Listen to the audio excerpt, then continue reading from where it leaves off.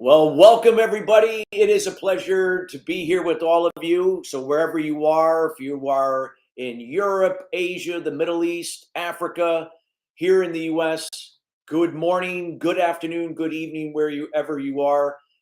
We see some people coming into the chat box. Again, welcome here.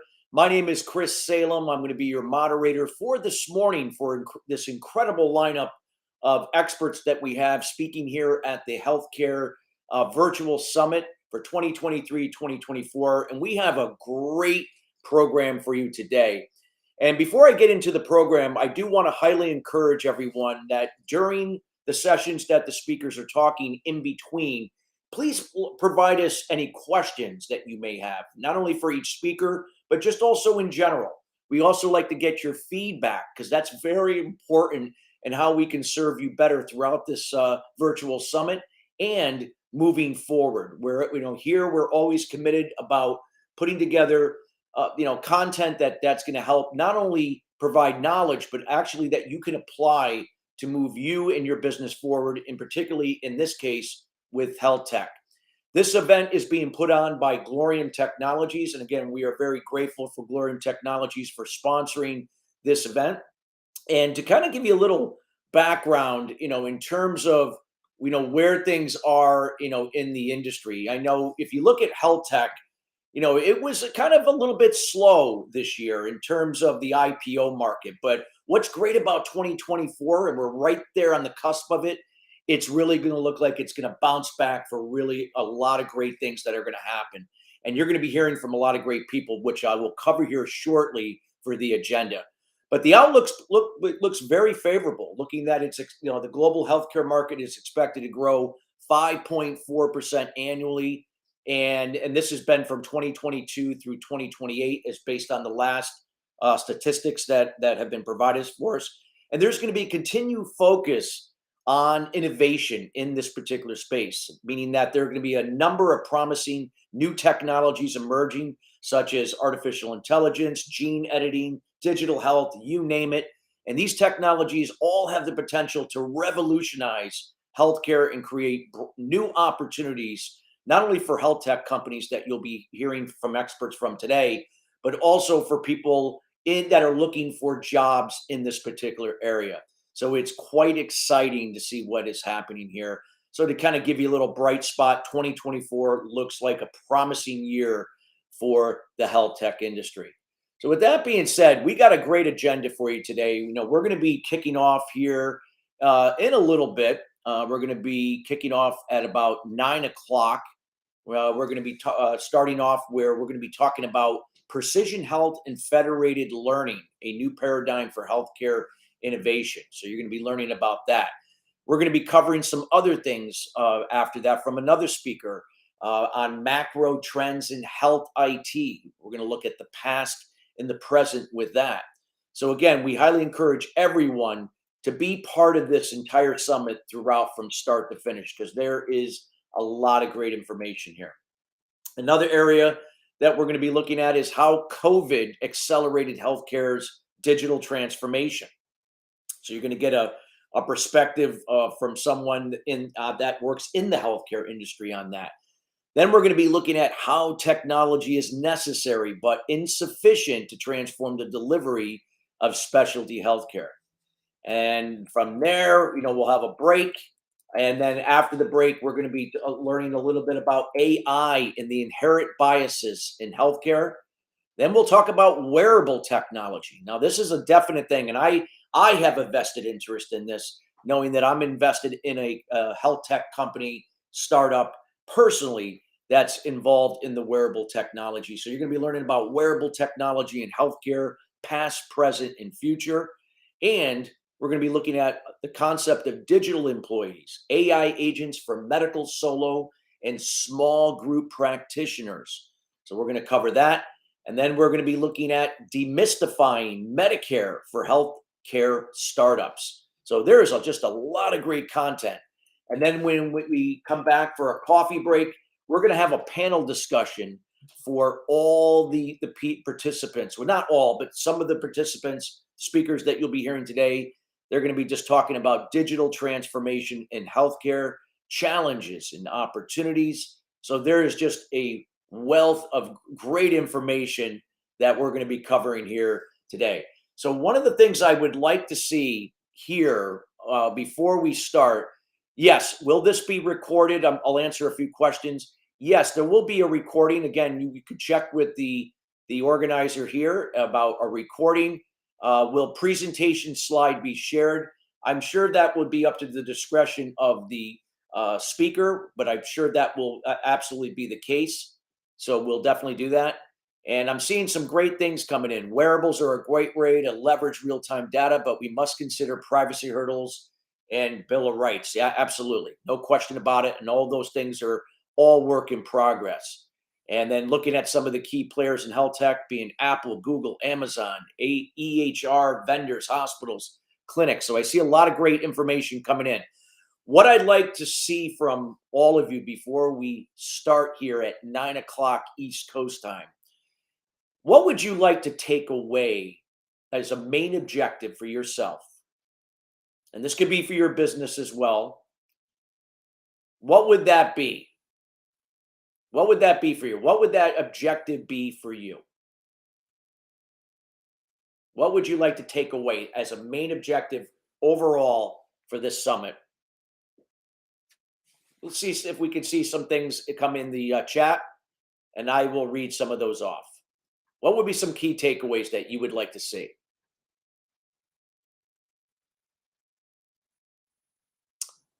All right. Let's see if I got, we're waiting for some things. We also put a registration link in for, this well. Somebody says more efficient use of AI in healthcare. All right, awesome. I'm sure that a lot of the speakers are going to be cover that. The takeaway is collaboration initiatives. Yeah, big. Collaboration is going to be a big thing, not only in health tech, but in a lot of industries as we move forward. I see that being a big change, moving away just from competition to collaboration. Definitely the AI part, understanding how to develop new stuff to help the health industry. Great. Comprehensive understanding of health tech for the next 3 years, understanding the status of the art and how to engage the community. Great. We got a lot of diverse comments here in terms of what are important people. Love it. And business networking and product representation in this person's country. Great. And how to get organization on board from top to bottom. Yeah. Getting that buy-in is very important. Awesome. Great. We got a lot of people coming in from all different parts of the world here. Serbia, Nigeria. Great. Working in HR for me is important to understand the impact of technology from that workforce talent perspective. Yeah, I love that. And that is an area that I coach in as a certified workplace advisor. So I 100% agree. So important. How to advocate for patients and bring in reliable data for actionable results. Awesome. Well, this is fantastic, everybody. We just have so much great feedback from you. And we encourage everyone again to contribute throughout this entire summit. Submit your questions, provide feedback, as this will help us to help you moving forward. So we're going to get started here, and I'm going to start off where we're going to introduce our first speaker here coming up. And to give, again, to remind you what you're going to be hearing here is we're going to be talking about precision health and federated learning. a new paradigm for healthcare innovation. And the person that we're going to be privileged to be hearing from in this particular area is Professor or Dr. Ingrid Vasilou-Feltis. She's the Chief Executive Officer at SoftThread, founder, CEO at the Institute of Science, founder and CEO at Rev Expo Consulting. Some of the accolades that she has is a WBAF World Excellence Award, Social Entrepreneurship of 2021. She's a top 20 global leaders in digital twins technology, top 50 global leaders in health tech, top 100 Visionary in Education Award in 2021, top 100 Global Women in Leadership Award in 2021, top 100 World Women Vision Award 2021 in Innovation in Tech, top 100 Women in Social Enterprise 2021 nominee, and Nations of Women Chainmaker Award finalist. And finally, a top 100 healthcare leader in 2020. And without further ado, we welcome Dr. Ingrid Vasilou-Feltis. Good morning. Good morning. Thank you so much for the kind introduction, Christopher, and thank you for moderating this event. A warm welcome to all our audience around the world. I'm sharing the screen. If you're not able to see my presentation, please alert me. Christopher, can you confirm? We can see your slides. Okay, awesome, very good. So we should be able to go to full mode. And again, alert me if at one point anything happens and you cannot see the slides. So the focus of today's presentation is precision health and federated learning, like Christopher already alluded to. And I'm going to try to highlight why we believe that this can be a new paradigm for healthcare innovation. Out of all the amazing emerging and frontier technologies we're having, I chose to hone in on federated learning because I do believe it is foundational for the next era in healthcare and life sciences. Please allow me to share a brief overview of what I'm going to cover today. So first, we'll start with brief highlights of the global landscape that we're dealing with. I will also share some of the technology trends that I think have really made an impact on healthcare and life sciences more than what we ever imagined over the last few years. I will also briefly just point our audience that's interested to the latest research. We're not going to cover it in detail, but I selected a few publications that are really remarkable. Then I will hone in on the impact of federated learning on precision health, which I believe is the new era for the future generations. I will, of course, also point out some of the challenges we're dealing with and future directions. To make sure that we're using the same terminology, when I will use the term precision health, I will use the UCLA Health definition that you can see on the screen. And when I use the term federated learning, I like to use a blend from the definition that IBM, NVIDIA, and the National Institute of Health use. I would like to also point out that precision health growth domains are indicated in latest publications as bioinformatics, big data analytics, drug discovery, gene sequencing, and companion diagnostics. All these areas show very strong KGR. So when we think about the broad impact, this is why we're believing that precision health is the next era, and particularly as we talk about innovation, as you can see, these domains drive innovation across the board. So what is the global landscape that's influencing health tech innovation? Well, we've noticed, of course, increased market growth, increased investments, increased scientific advancements that are coinciding with emerging and frontier technologies. And also the latest increase in adoption of generative AI has somehow acted as a catalyst, if you will, and triggered an increased tolerance to emerging and frontier technologies in healthcare and life sciences. I also believe that the population demographic changes we're witnessing with the generation alphas coming strong and entering the workforce in the next few years are really essential in understanding how healthcare will be recalibrated and redesigned over the next few years. So as I mentioned earlier, I will just point you to a few articles. For instance, several 2023 articles highlighted and showed implementation of precision medicine as well as review of current practices, machine learning techniques in medical data processing, biomonitoring, and precision health in deep space, which is another growing market, not to be covered necessarily today, but it's amazing how much space medicine has evolved. As you can see, also nuclear medicine, radiomics, and symmetry in privacy-based healthcare. The research spans a broad and vast domain. Another set that I think is also interesting to take a look at if you're interested is federated learning for molecular discovery, and my favorite, health digital twins in life sciences and healthcare innovation. I also just published an article recently that's going to show in the next Google search. So what are some of the tech trends that are foundational and act as drivers of innovation in healthcare and life sciences? Well, of course, there are many, but I only selected a few that I personally have interacted with and can give even examples. But the main trend that I wanted to highlight for our audience is that we see a convergence of multiple emerging technologies.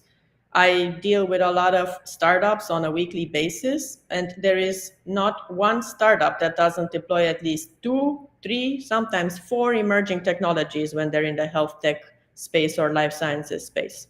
So convergence is great because we have increased capabilities, but of course that convergence can also trigger more cyber ethics concerns, as we all know. And I heard already during the introduction, someone was expressing that concern, so I'm really grateful for that. So when we look at these technology converging trends, of course, the AI portfolio has dominated this year, but I would like to call attention to the fact that AI is a tool, so it can enable all other technologies and can augment the impact of all other technologies. Digital twins are also on the rise, with numerous companies, forging ahead, and they've created already the digital twin of the heart, the liver. The autoimmune system is being built right now as a digital twin. A digital twin of Alzheimer is being created, and multiple sclerosis. As you can imagine, these will yield tremendous insights that will impact all other healthcare innovation domains. Additionally, although more silent, we've seen increased deployments in blockchain for niche applications in healthcare. Examples are revenue cycle management, where it's a perfect fit, or auditing readiness, clinical trials, privacy preserving mechanisms, and so forth. As all of you probably noticed, there has been also a strong push for AR, VR, XR. I've seen amazing applications in physical therapy and mental health with great results, sometimes even better than traditional therapy if deployed responsibly and for the right cases. And because of the recent launch of Amazonomics and of NVIDIA's Clara Parabricks platforms, we've also seen increased uptick in interest and tolerance of embedding genomics and multiomics into these converging technology platforms. I also would like to mention, over the last few months, I've seen much more interest and readiness from enterprises to adopt multi-cloud computing. And it could be also either because of the rise in AI or because of these converging technology needs. Additionally, I would like to point to data fabric and data mesh, which I think are foundational for our cyber defense, and I'll talk about them a little bit later again. So as I highlighted, when we think about these converging technologies, we need to think about how can we leverage their combined augmented power. And federated learning has that power to augment all others while preserving that privacy that we all crave and IP rights that many enterprises, of course, must protect. So when we think about augmented power for healthcare and life sciences, I would like to propose that federated learning can be as an umbrella, protection, and enabler. And when combined with cyber mesh, multi-cloud computing, edge computing, spatial computing, the benefits of generative AI and edge AI, as well as some of the amazing results that we've seen with computational biology over the last year, we can really recalibrate, redefine healthcare and biotech, medtech as well.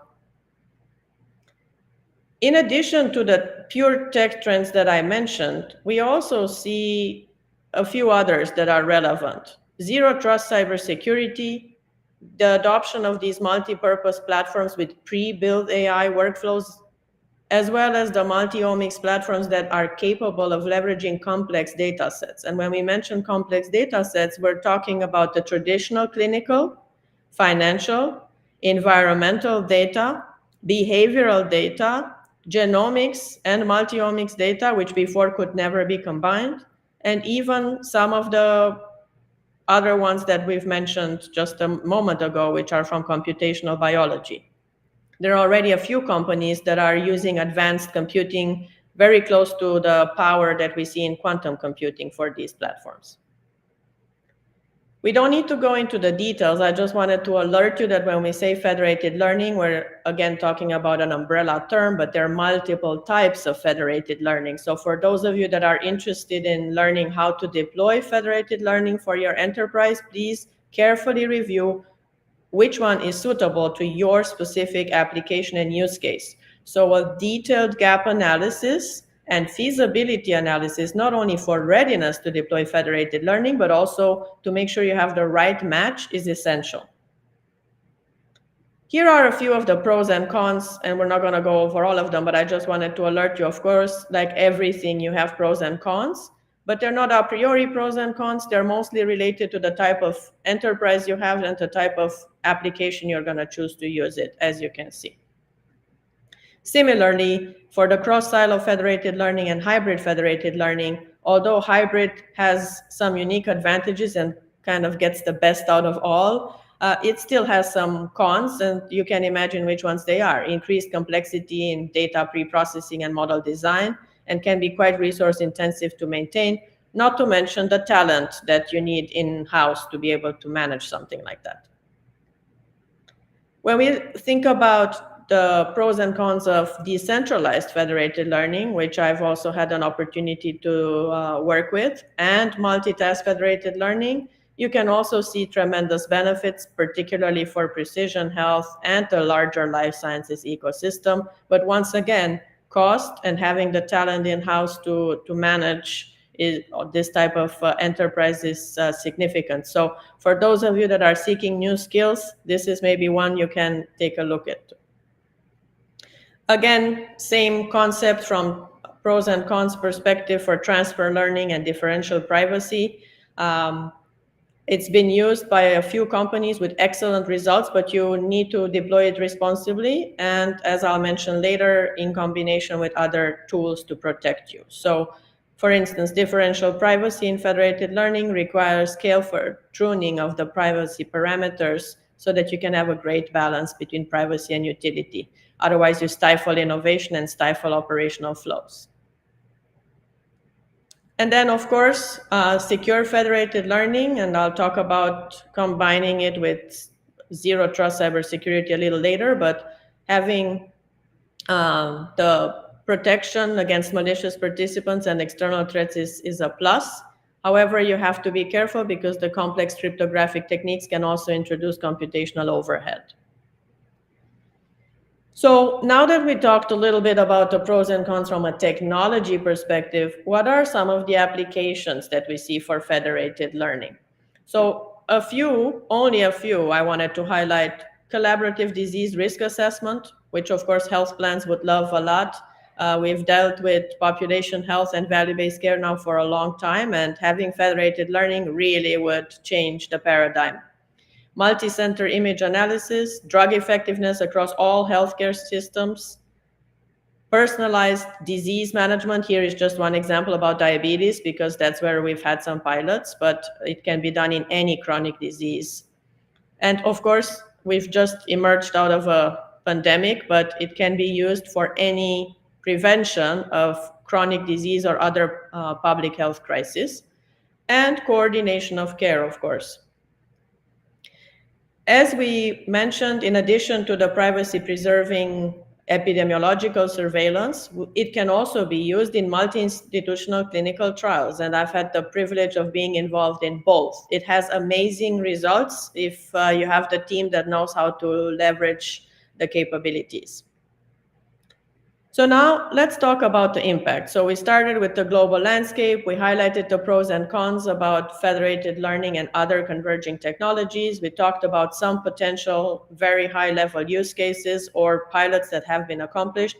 But what is the impact of deploying federated learning in precision health? Well, you have an operational impact first to consider. And as you can see, key features here would be the privacy preservation, data security, improved model generalization, efficient resource utilization, and of course, our favorite, accelerated research and development.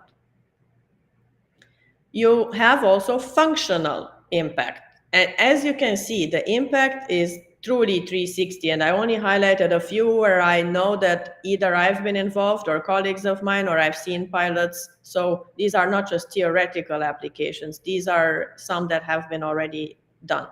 And it spans the full spectrum of the healthcare ecosystem. As promised, I will also highlight some of the challenges. So the challenges can also be broken down into general ones that we've seen with all emerging and frontier technologies, such as cybersecurity concerns, privacy, efficiency, the skills, the talent gap that we mentioned, and resources and cost to manage such a deployment. And then, of course, we have some of the technical challenges, the eternal interoperability, although in federated learning, you significantly reduce that due to the basic features of being able to compute in the cloud. So when we hone in a little bit further into the technical challenges, you have one set that's related to the quality of data, which we know in healthcare in particular is still one of the major problems. So data quality, data validation, data heterogeneity, data imbalance are of course concerns. You can have the most amazing setup for federated learning. If your data is not good quality, all of it is useless. And then on the other side is from an AI algorithm perspective, model synchronization amongst all the key stakeholders that would be participating in a federated learning model, model robustness, scalability, and transparency are also key. So how can we overcome these challenges?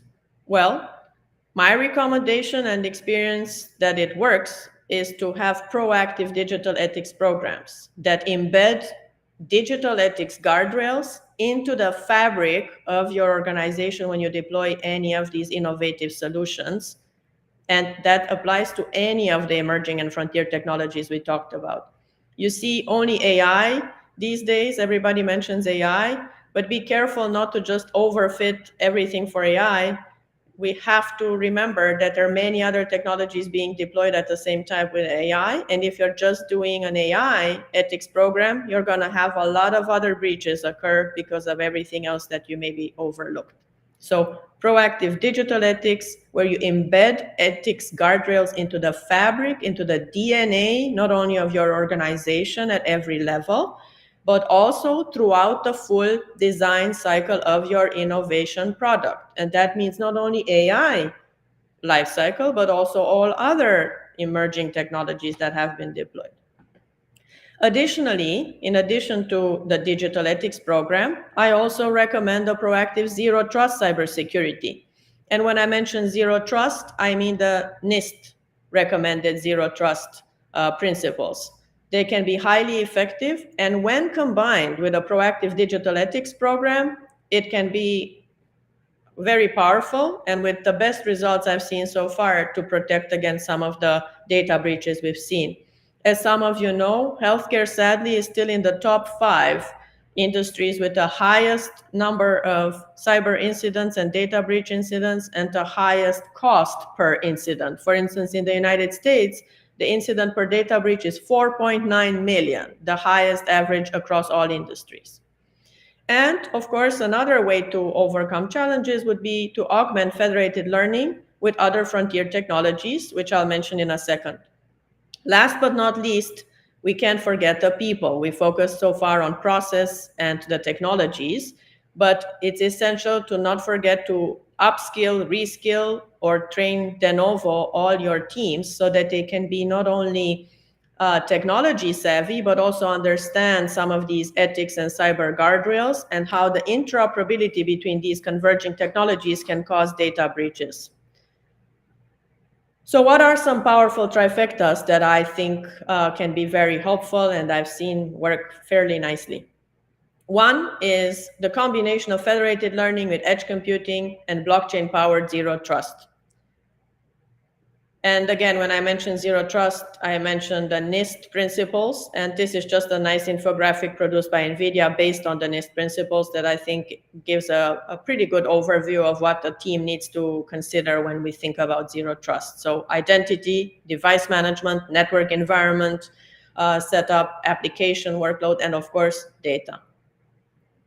Powerful trifecta number 2 for precision health, federated learning combined with digital twins and secured by blockchain-powered zero trust is very powerful, and I've had an opportunity now to see some pilots that are highly effective. For those of you that might not be familiar with digital twins, I just wanted to make sure you have the definition here. And again, digital twins can be virtual replicas of what you're familiar with is in the industry, an engine or a process in industry. For healthcare, we have digital replicas of an organ, of a disease state or a health state or a disease process, and it offers the unique benefit of real-time data exchanges that occur between these physical and virtual replicas. So a continuous, non-stop process improvement. The other highly powerful trifecta, which I've dedicated many years to, is federated learning with genomics and now multi-omics. It used to be only genomics, and blockchain-powered zero trust. So as I mentioned, with the recent launch of Amazonomics and NVIDIA's multi-purpose platforms that can manage large genomic sets and multi-omic sets, we've seen an increase in those. So here are just some of the workflows. If you are interested to take a look, I strongly recommend exploring some of these tremendous benefits. And again, these platforms combined with federated learning really can engage multiple stakeholders to actually truly share the meaningful strategic clinical intelligence we have that can really change our research and development efforts. So here are just a few examples for those of you interested on the types of converging technologies we see interact with digital twins and why we consider it a powerful trifecta. We're not going to go into it.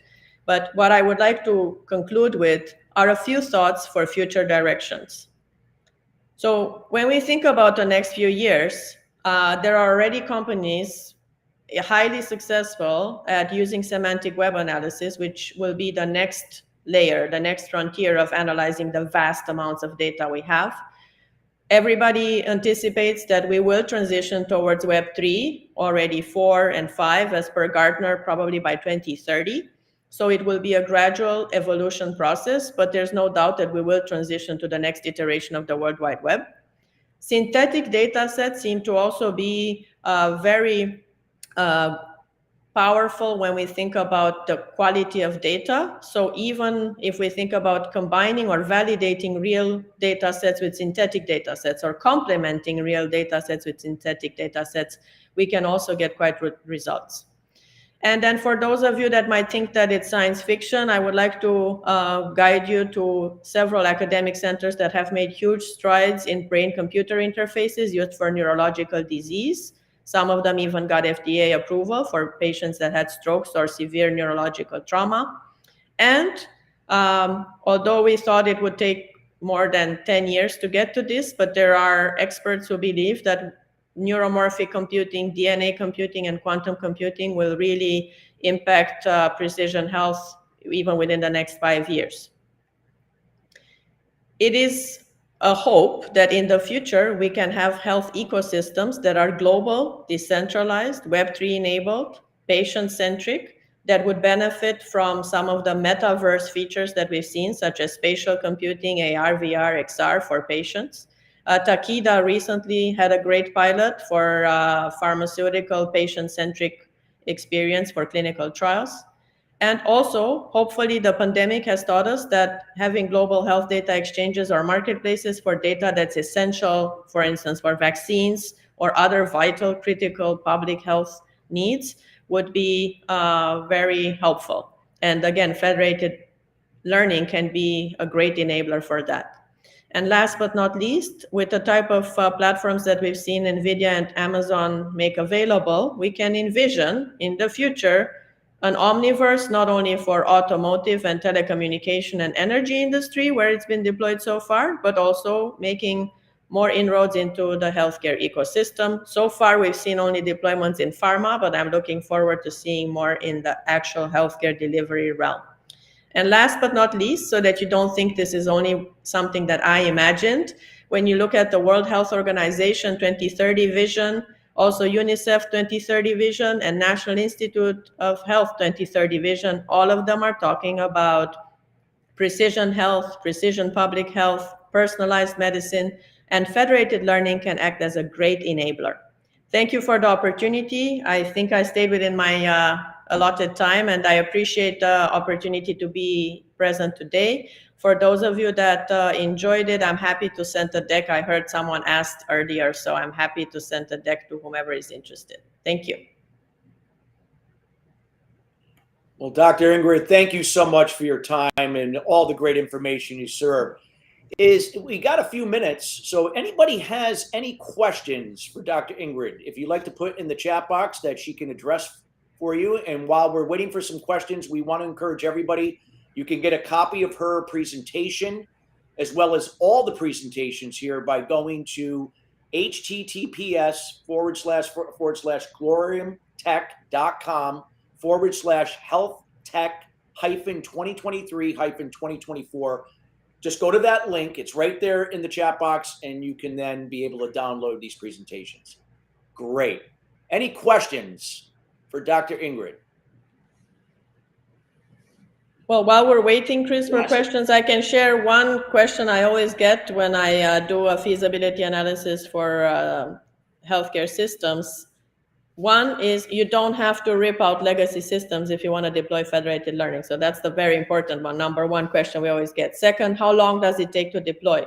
So traditionally, if you're in your feasibility analysis ranking very high, so you have all the ingredients that, let's say you're already fully cloud enabled, it can take anywhere between 6 to 12 weeks to be fully functional. That's the most frequent second question. And the third one, what's the time frame to train the teams? And there I always recommend making sure that you train the teams at least 2-3 months ahead of deployment. Thank you for sharing that. Any final questions as we have another minute, about a minute for Dr. Ingrid? Any questions? This was some great information. Again, there's the link is at the top of the chat box, where if you hit that link, you can download her presentation as well as all the presentations from the speakers here. Dr. Ingrid, while using AI, what are the frameworks and strategies to handle deep fake challenges? Well, great question. So like we mentioned, having proactive digital ethics from the design phase is key, because once you release AI models, it's very difficult to get the guardrails back. So having AI ethics programs that are from the design stage, and you have all the digital ethics processes embedded into every single step in the hybrid augmented workflows that can lead to these type of programs, that's the only way you can get a handle on it as an organization. Now, from a monitoring and surveillance perspective, some of the elements I mentioned, so combining cyber and ethics tools such as blockchain, for instance, technology capabilities for auditing and watermarking can be one of the elements as well. Right. I know we got to get moved, but if you can answer this question real quick. Somebody asked, what companies are doing the digital twins?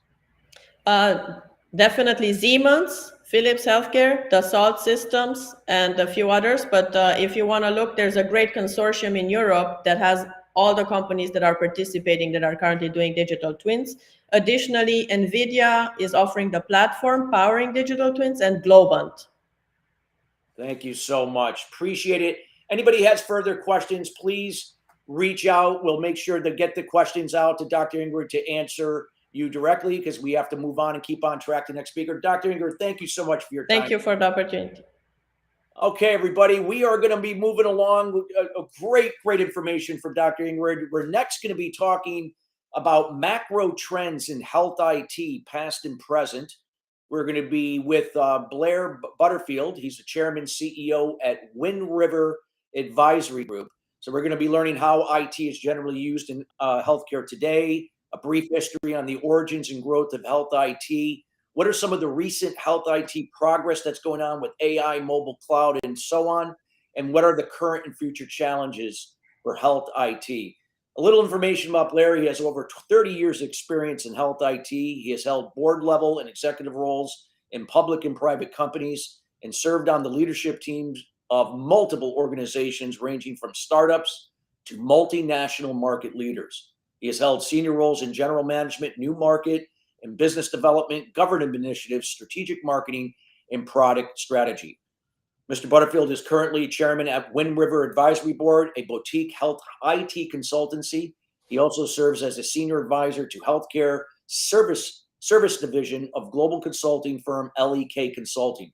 From 2013 to 2019, he served on the board of directors at Spoke, NASDAQ, the global leader in clinical communication and collaboration solutions. And previously, he was the president at Vital Health Software, a Mayo Ventures company, now part of the population health portfolio of Philips Healthcare. And I could keep going on and on and on with Blair Butterfield. Without further ado, we welcome Blair Butterfield to the stage. Blair, how you doing today? Doing great, Chris. Thanks so much. And I also appreciated the previous speaker's presentation. That was very detailed, very, very informative. So thank you again for having me back for a second year. It's always a joy to work with the folks at Glorium. And now I will try and share my slides. Let's do this. Tell me if you can see that. Not yet. Let's see. Here we go. Yep, you can see it now. Okay, great. All right, so about me, I'll skip that part since you covered it, except to point out that I live in the beautiful mountains of western Wyoming. And the view that was behind me when I started speaking is actually the view from where I live. So wonderful place to have semi-retired to. So as far as health IT, I'm going to talk about the past, the present, and a little bit about the future since I don't have a crystal ball. But I will just point out a couple challenges that follow on from the previous presentation and might invite a few questions. So this is sort of a macro view of health IT from the beginning of time. Some of this I presented last year, and there'll be some additional information following. Health IT really began way back as intra-hospital networks. These were basically departmental systems that were independent of each other and received information primarily from the admission discharge transfer system, the ADT. And these systems were optimized for departmental workflows. So within a specific department, these systems could handle the workflow, but they did not share any kind of common architecture, any consistent user interface, or any common database. These kinds of health IT systems were known as best of breed solutions, and some of them still exist today. And the end result in most large healthcare organizations was really a hodgepodge of non-interfaced systems that existed on a common network, but had no reliable way to exchange or consolidate the data between them. Kind of like in the early days when personal computers first came out, some of us are old enough to remember that. There were separate and feature-rich applications for word processing, spreadsheets, presentations, etc. And none of them looked or felt the same, and none of them were made by the same company. And that was sort of how we survived in those days. As networks became more developed and the desire to share information grew, tension began to arise between these pre-existing best-of-breed systems and the early enterprise systems, which did share a common architecture, common database, and common user interface. So the trade-off that had to be made, the decision that had to be made was, do we choose best of breed, which is highly optimized for the specific needs of a particular department, or do we go with an enterprise system, which has a common database, common architecture, common look and feel, and can share data across its various modules? So in these early days, hospitals tended to land on one side or another of this fence, depending on who calls the shots in the procurement of these systems, whether it's the chief financial officer versus the department chair versus the CIO. Obviously, the department chairs would tend to choose the ones that optimized for their specific departmental workflows versus the CIO or the CFO, who might choose an enterprise system that had less cost, more scalability, and common features. And eventually, as one would expect, the enterprise systems won out, kind of like in the early days when Microsoft Office supplanted all of these independent word processing and spreadsheet programs. Microsoft Office, when it first came out, did not have nearly as many features as these other programs, but it all ran with a common architecture, look and feel on their, obviously, operating system. So that was kind of the beginning. And then around 2004, the early 2000s, there was a need to incentivize, or the government saw a need to incentivize the adoption of electronic health records for all citizens. This was really first stated in 2004, and the goal was to have these in place by 2014. And despite all the work that's happened, a tremendous amount of effort by a tremendous number of people, the goal has not yet been fully realized despite tremendous progress.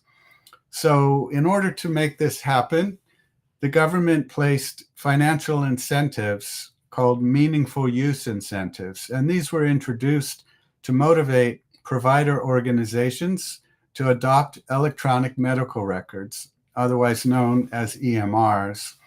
The goal of this incentive was to enable sharing of essential patient information between providers and also with their patients, and also to reduce the cost and improve the quality of care.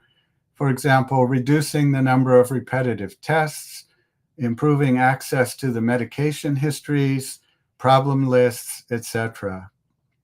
And early successes were actually in these areas, and these are still kind of the low-hanging fruit for these electronic medical record sharing projects, although they are beginning to progress, as we'll see in a moment.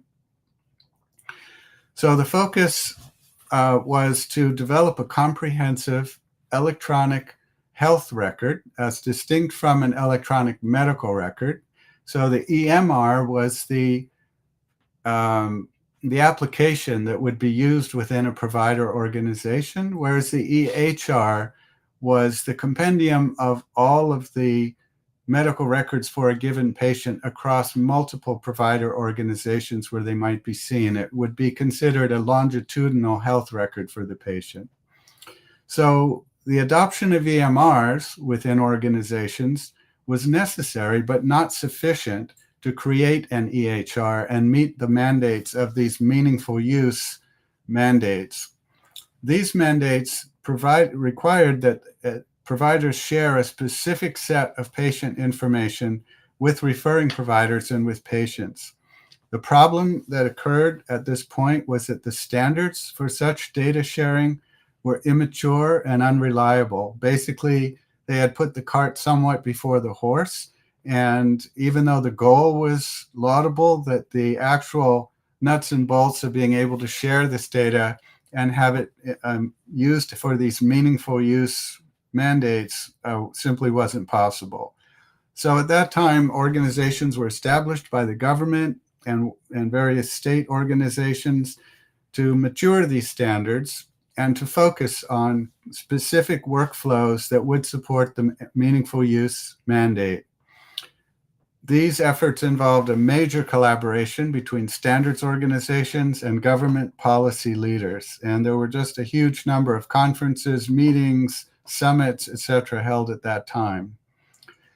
The other piece of this, in addition to establishing the EMR, was the government funded and motivated organizations to establish what they called health information exchanges, or HIEs. And this actually became a global effort. We began to see this in numerous countries around the world that all wanted to establish a national electronic health record for all of their citizens.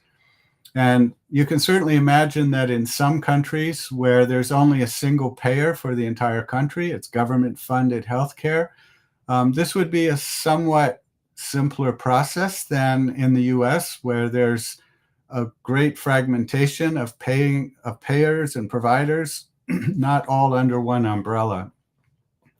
So many countries began to include these national e-health initiatives to network and share their patient health data, either across a particular region within a country, maybe a state or a county or whatever, or across the entire nation, depending on the size of the country in most cases.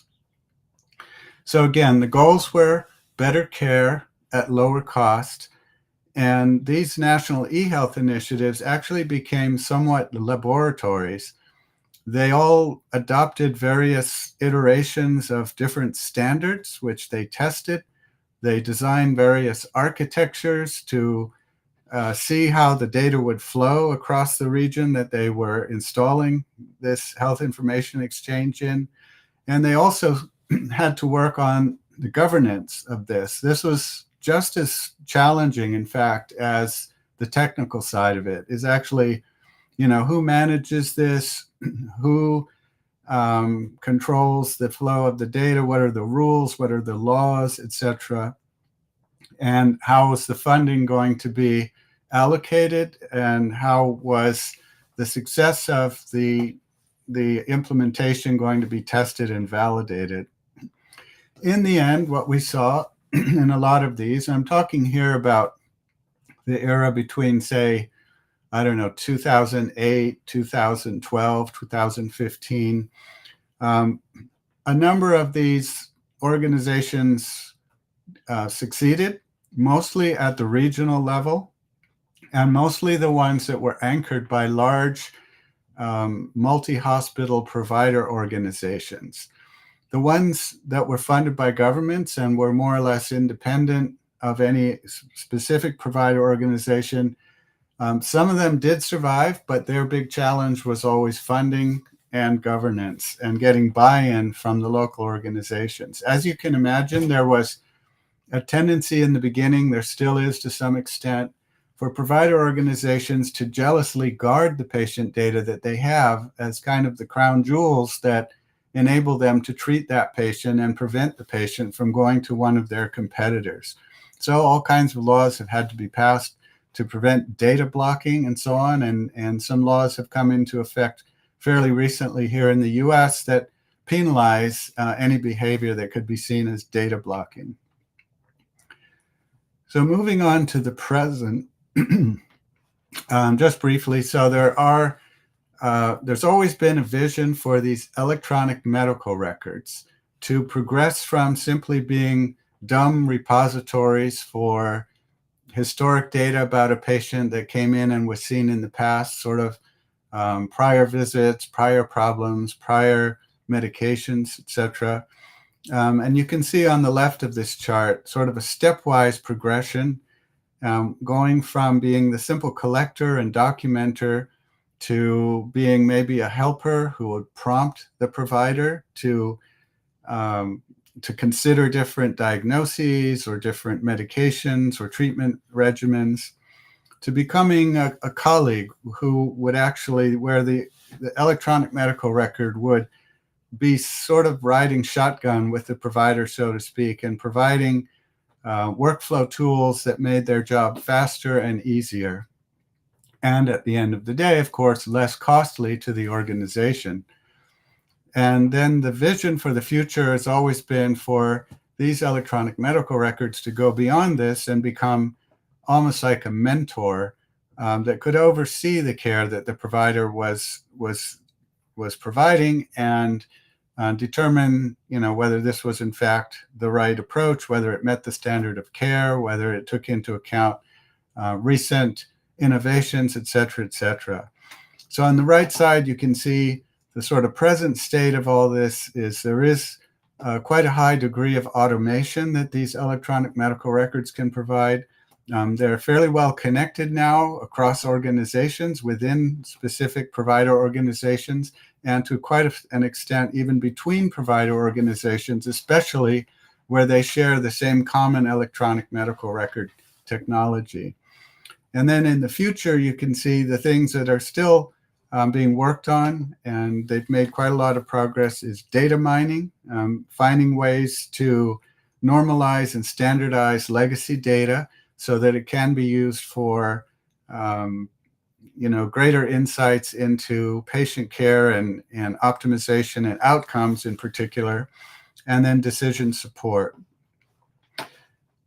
So again, we talked about this a little bit ago, but data interoperability is the fundamental requirement for the ability to implement any of these more forward-looking capabilities and workflows of electronic medical records. The data has to be interoperable. It has to be portable. You have to be able to read it between systems, and it has to be able to move between those systems. And I mentioned about the goal for the National Electronic Health Record established in 2004. Still not established, but only at some levels within organization groups and regions. Again, harder than expected to make the data interoperable. And as I mentioned before, this legacy data, which came from these early systems and is quite a large collection of data regarding the patients that were seen in the past, generally this data did not conform to current standards. So how to work with that data and bring it up to date and make it interoperable. And then to compound the issue, different service lines and different systems within an organization all had different standards. For example, DICOM was the imaging standard for sharing medical images from radiology, cardiology, etc.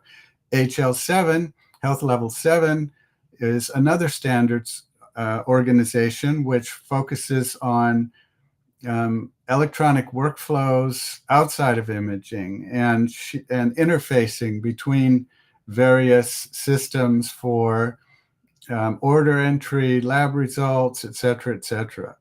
And then you had the clinical document architecture, CDA, which was another standard. All of these were maturing independent of each other, but had not been harmonized across the various standards organizations to enable a common medical record for a patient to be established. In recent years, HL7 has come out with the Fast Healthcare Interoperability Resource, or FHIR, F-H-I-R standard.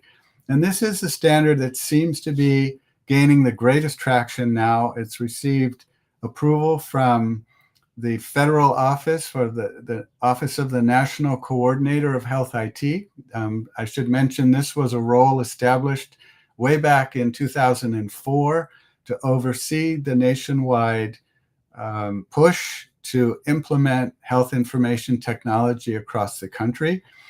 And this standard, the HL7 FHIR standard, is the one that is now enabling a much richer set of patient information to be shared across electronic medical records, particularly between those manufactured by different vendors, competing vendors. So I mentioned before that in the past and up to the present, mostly the most rich data sharing has been between organizations that adopted the same electronic medical record from the same vendor. But now there is a window of opportunity here for data to be shared across vendors using this. And then there's another very important standards organization called Integrating the Healthcare Enterprise, or IHE. This is actually a global organization. What they do is they don't actually develop the standards. What they do is they select standards, like the ones I mentioned earlier, DICOM, HL7, CDA, etc., and they put them together in a profile. A profile is a use case for a particular, very commonly used workflow within a provider organization. And so what they will do is they'll design a profile, they'll choose the standards and the version of the standard that supports that workflow. And then they provide opportunities to test these workflows or these profiles between vendors. And for example, next week, there's a very major trade show in Chicago that happens every year called RSNA. And there's also another major one that happens in the spring called Health Information Management System Society, or HIMSS, as it's typically called. And at HIMSS, there will be a showcase for IHE where different vendors with different systems that are implemented in different departments in a hospital can all do a test with each other. They all connect their systems together, and they use these IHE profiles to model the flow of data between their systems in the pursuit of a particular use case that is needed within those provider organizations. So a very valuable service, and standards, although it seems boring, they are actually one of the most fundamental things that has to be solved in order to make all this possible that we've talked about. I'll now touch for a moment on a couple other current trends in health IT, which certainly have runway into the future. One of these is being able to minimize the clicking and pointing. These electronic medical records have reduced a number of pushbacks from providers in various organizations that there's just too much time spent on a computer and less face time with the patient. And they're looking into technologies that can minimize the pointing and clicking. So natural language processing, or NLP, is becoming very sophisticated. And of course, like everything in healthcare now, is becoming AI enhanced. We'll touch more on that in a moment. And so providers can use voice inputs instead of typing and clicking. And this provides less intrusion into their clinical workflows, for example, in the EMR. So these applications, natural language processing, can capture the provider's voice. They can transcribe it in real time. They can populate workflows based on simple prompts. They can create structured reports as well. For example, the provider can navigate between various fields in a structured report simply using their voice, and come up with a report that basically only needs to be signed afterwards electronically to complete the episode with the patient. There are even natural language processing applications now, one that I worked with recently, that can synthesize and translate a trusted provider's voice into any of, in the case of the one I worked with, up to 14 different languages. So for example, you might get a text from your provider that says, can you please call this 800 number? I have some questions I need to ask about the treatment plan that we've provided for you. And then based on that, they'll call in, and then they'll hear their provider's voice speaking their own language, even though the provider has no ability to speak that language. And then they'll answer in their own language, and then their answers will be transcribed back into whatever language the provider does speak, for example, English, and it will also populate the provider's electronic medical record. So a lot of innovation going on in this space. There are a lot of other alternative approaches I could mention to reducing the burden of documentation and burnout that providers are experiencing from their electronic medical records. Another one is what are called scribes. Scribes are, as you might imagine, simply people that sit in the provider's treatment room with the provider while they're seeing the patient, and while the doctor is talking to the patient, the scribe is populating the electronic medical record by typing in the fields all of the relevant data. This is an approach that a number of organizations use, and so there are different approaches being made to solve this issue. I'll just point out here that trust and privacy issues do need to be addressed with this technology, especially when we're talking about translating and synthesizing and using AI to, in a sense, represent the provider to the patient. The patient has to feel comfortable that A, this is really their provider, B, that the organization sending them the message is to be trusted, etc. So, all the technologies that the previous speaker spoke of will come into play here in order to establish that trust and ensure that the patient relationship is actually nourished rather than damaged by using these advanced technologies. And that leads to the next question, which is patient privacy and data protection. As mentioned before, this is a big problem in all sectors, but this is especially acute in healthcare. There are literally millions of attacks per organization per day. I sat on the board of a company that had a cloud-native application for clinical communication, which I'll talk about in a moment. And our CTO, CIO used to present to the board, and he would point out, the level of attacks that they were receiving, the number of them which were identified as potentially suspicious, the number that were escalated to having to be addressed, the number that were solved or left unsolved, and the basic raw cohort of attacks. Literally, he was receiving millions of attacks per day on the organization's network. So the presence of data online, both within the organization and out externally, does pose significant risks. As we can all imagine, health data, unlike financial data, is actually irretrievable once it's breached. So, for example, if somebody gets into your bank account or your credit card and makes charges that are not authorized, there's a simple process to go back to that credit card company or bank and say, look, I didn't authorize this. And so they'll say, okay, well, you're protected. We'll restore the money into your account and we'll pursue whoever was responsible for this. If your health data is breached, for example, a lot of private personal health information is put out on the network, that's irretrievable. That's basically personal to you. And once it's disclosed, you can't really put the genie back in the bottle. So for provider organizations, there are massive penalties and reputational loss in case of these breaches. And certainly a big part of this that we see today is ransomware, which extracts huge financial costs as well by tying up the hospital network and preventing care being delivered until a ransom is paid. And there are all kinds of technologies being developed now to counteract this. The other part of this is to implement a safe network and a data sharing capability. There are all of these standards that have come into play that are basically table stakes for any vendor who wants to sell a system into healthcare these days. So you have the European and global standard, the GDPR, and then you have the SOC 2 standard and various other certifications. And if you expect to be a trusted vendor to any of these large or even small healthcare providers, you basically have to have these certifications.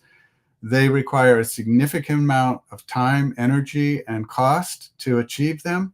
But without them, basically, you'll always be a second-tier player, or you might not even be considered.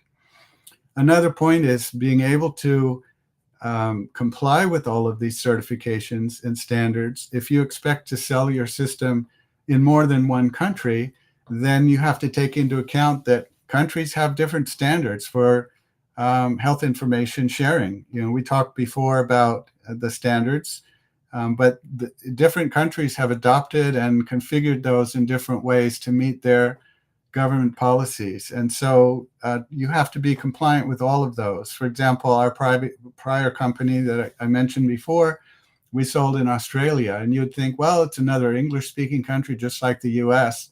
Not so. In fact, the data standards and the security and privacy things that they require, as well as over in Europe, are very different. And so you have to be multi-compliant in order to sell into those countries. Another major trend I'll touch on briefly is moving to platform as a service. Platforms are preferred because they're scalable, configurable, modular. Everyone wants ideally a cloud native platform, not one that's been cloud washed or cloud hosted, but cloud native. This helps to reduce or eliminate data center costs. These modules can be turned on or off remotely, and they provide a single architecture and database, and it also helps to outsource the privacy responsibility from the provider organization to the vendor as their business partner. Mobile enablement is another big trend today. Everyone wants things on their smartphone so they can carry it around during their workflow and rounding in the organization. This introduces challenges such as, do you allow bring your own device? Do you issue a hospital-based device that has been locked down with security, etc.? Clinical communication and collaboration. This depends on these mobile devices, and I'll mention that they actually complement and enhance the electronic medical record because they provide workflows not just for the clinical staff, but also the non-clinical staff within an organization. So very briefly, I know we're almost out of time here. We'll talk about the future. So if you're familiar with the Gartner hype cycle, any new technology that comes in will follow in general this basic trend. So there'll be an innovation trigger, and on the left-hand axis, you can see the height of expectation, and then on the horizontal axis, the time. So things come in, they're innovative, there's a massive amount of inflated expectations that this is the greatest thing since sliced bread, it's going to solve all of our problems. Then after some time of implementation, they slump into the trough of disillusionment that it didn't match up to the hype, it wasn't what we expected, it's another failure. And then as people continue working with it, they progress up the slope of enlightenment to reach what's called the plateau of productivity, where eventually the technology is implemented and it has some success and it becomes usable more generally. In the future, another big test I'll just touch on is AI and clinical decision support. And the issue that I've seen here, I'm not a technical expert on this. The previous speaker certainly knows her stuff much more than I do on that. I'm looking on this slide mostly at the medical malpractice legal liability side. So current law provides that the provider, the doctor, is the final decision maker and is liable for any malpractice claims. However, and recent tests indicate that human providers do still outperform AI in terms of diagnosis in primary care. However, as AI advances, the argument is going to be made and is being made that AI knows more than the provider. They have more current information, broader information, access to more published studies. In that case, if the provider does rely on AI and adopts a treatment suggested by AI, then actually who should be liable for any mistake or misdiagnosis? And I looked into this a little bit, and case law is unclear, and it's very difficult for a patient to know who to sue in the case of a medical malpractice if AI is being used. Do you sue the hospital? Do you sue the provider? Do you sue the vendor? A lot of finger pointing is going to go on. So there will be a huge amount of development in this space. And finally, the last slide, as more stakeholders are added and connected, new solutions will continue to emerge, clinical, financial, operational, etc., and tools that complement and enhance the investment in these EMRs, which are often seven-figure investments, will take precedence. Key goals will continue to be higher quality care, lower costs, called value-based care, etc. The technologies, applications, and vendors will continue to change, consolidate, and disappear, but the goals will not change. So with that, thank you all for your attention, and I'll be happy to take, if there's time, any questions. Okay, Blair, thank you so much. Appreciate it. Great presentation, and thank you for sharing your knowledge with us. I wanted to see if anybody has any questions. Let's see here. Yes, we do have a question here. I'm just going down to make sure I didn't miss anything that came before. It says, is a decentralized architecture and virtual patient record module view or a centralized DB? Let me look at this too. Yeah, it's from Chris Van Howard-Myron. I see that. Decentralized architecture and a virtual patient record modular view or centralized. It can be either, I would guess. I don't know the current architectural designs that are being used. It's been a couple of years since I was actually involved with the nuts and bolts of this. But a virtual patient record is generally a consolidated view of data drawn from multiple organizations and multiple systems. So I don't know if that answers the question, but yeah, that's what I've got for you on that one. Great. And then we have a question here. Where are we on the Gartner hype cycle? I think we are just at the start of the first curve, somebody says. Yeah, I see that from Dr. Castro. So I would say it depends which technology we're talking about. Some of them are more advanced than others. And in fact, Gartner publishes every year a version of their hype cycle curve. It's become one of their most common and well-known and well-loved tools. And they'll place all of the technologies, all of the things I talked about in these slides, plus more on that curve. Some of them are still riding the accelerated rise to inflated expectations. Some have already hit the trough of disillusionment and are emerging into the plateau of productivity. So every year they'll indicate which ones they think are ready for prime time, that have reached the plateau of productivity, and which ones are still too early to tell and they're in the trough of the inflated expectations or disillusionment. So again, it varies. Okay. Well, we got, just to let everybody know, we do have some time here. Our next speaker had some complications, so we're not sure about his availability between 10 and 10:30. So, Dr. Blair, this is good time for you. So we got plenty of time. If you're open, Sure. we could address any more questions. Is anybody got more questions for Blair? We got time because we don't have the other speaker is having some problems getting on. I see some great feedback coming in. Yeah, there's a couple here I see at the top from Janet Chen.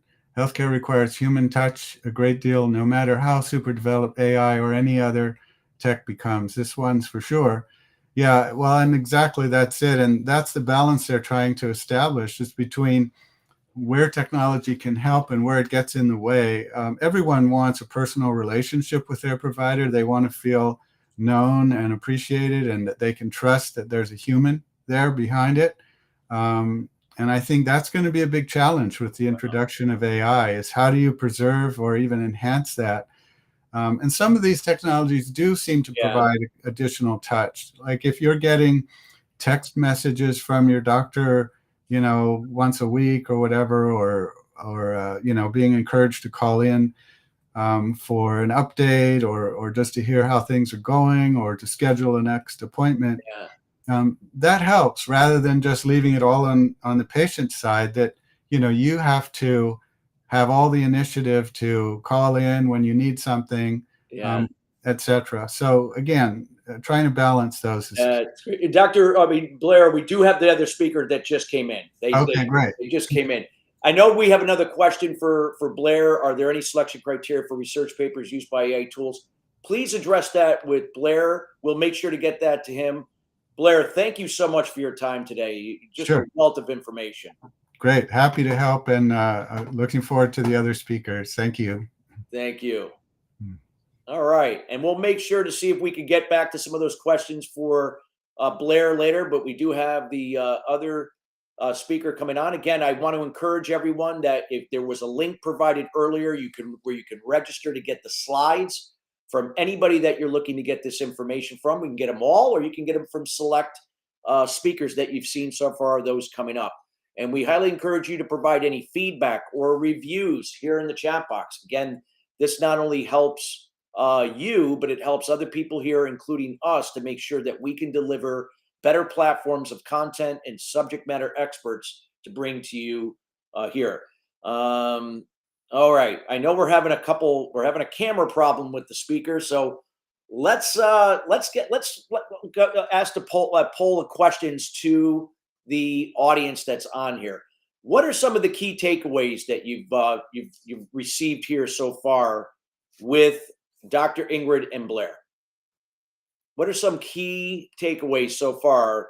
Things that you've learned, something maybe you can look at differently?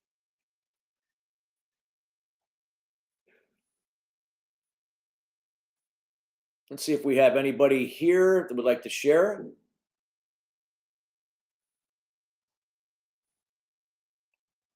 Okay. All right. I don't see anything. That's fine.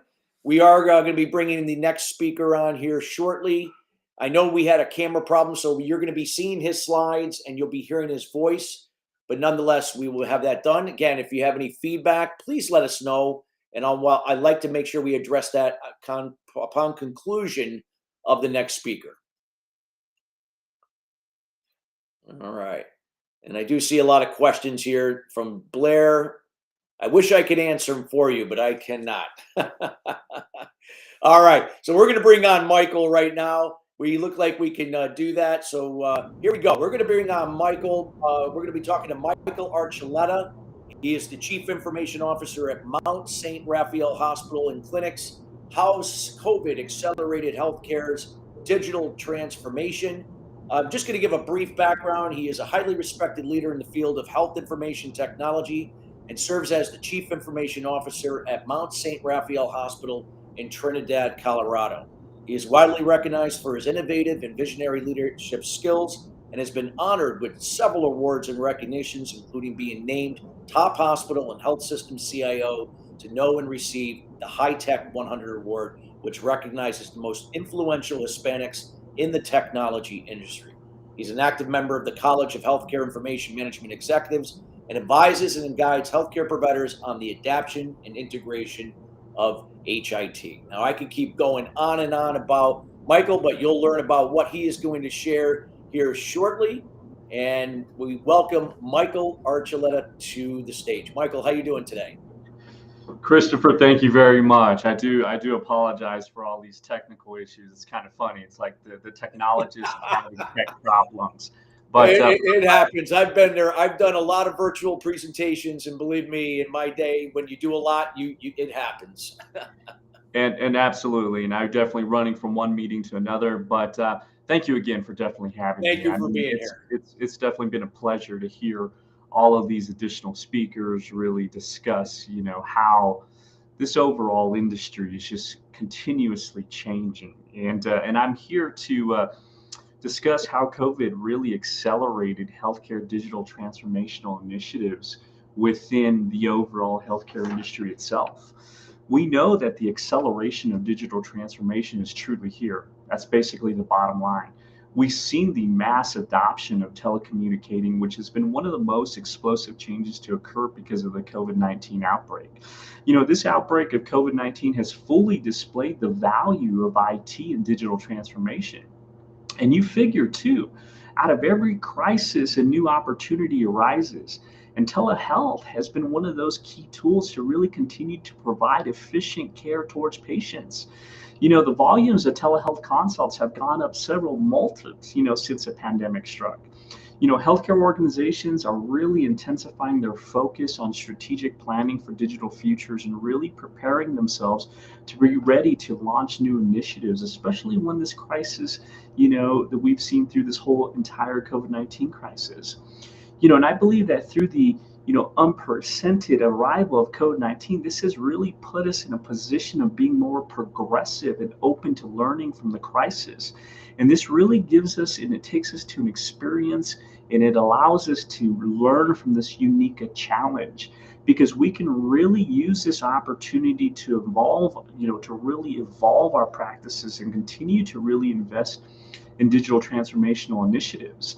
And again, thank you guys very much for being here. My name is Michael Archuleta, and again, I'm going to pass on this specific slide since we've had the introduction moving forward.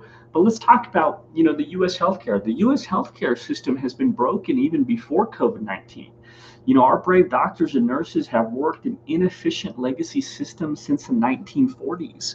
And you figure, ladies and gentlemen, that if you look at the healthcare industry itself, right, we've been many more years behind the curve when it comes to technology advancements, and we're doing the most important thing out there, and that's dealing with patients' lives.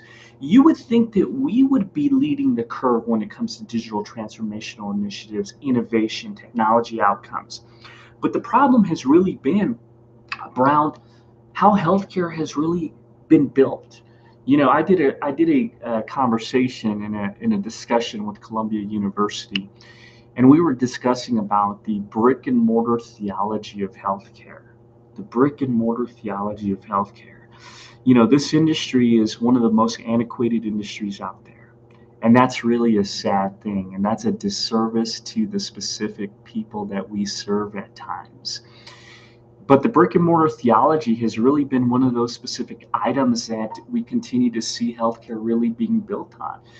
When I always tell individuals, ladies and gentlemen, hospitals, clinics are digital companies that deliver healthcare services. We're truly living in the digital age of healthcare. We have to start acting as an actual digital company. And just note this too. It wasn't because of your CIO, it wasn't because of your CTO, it was because of COVID-19 that we've seen the acceleration of digital transformation. And that's one of those critical components. And in the end, the acceleration of digital transformation is here.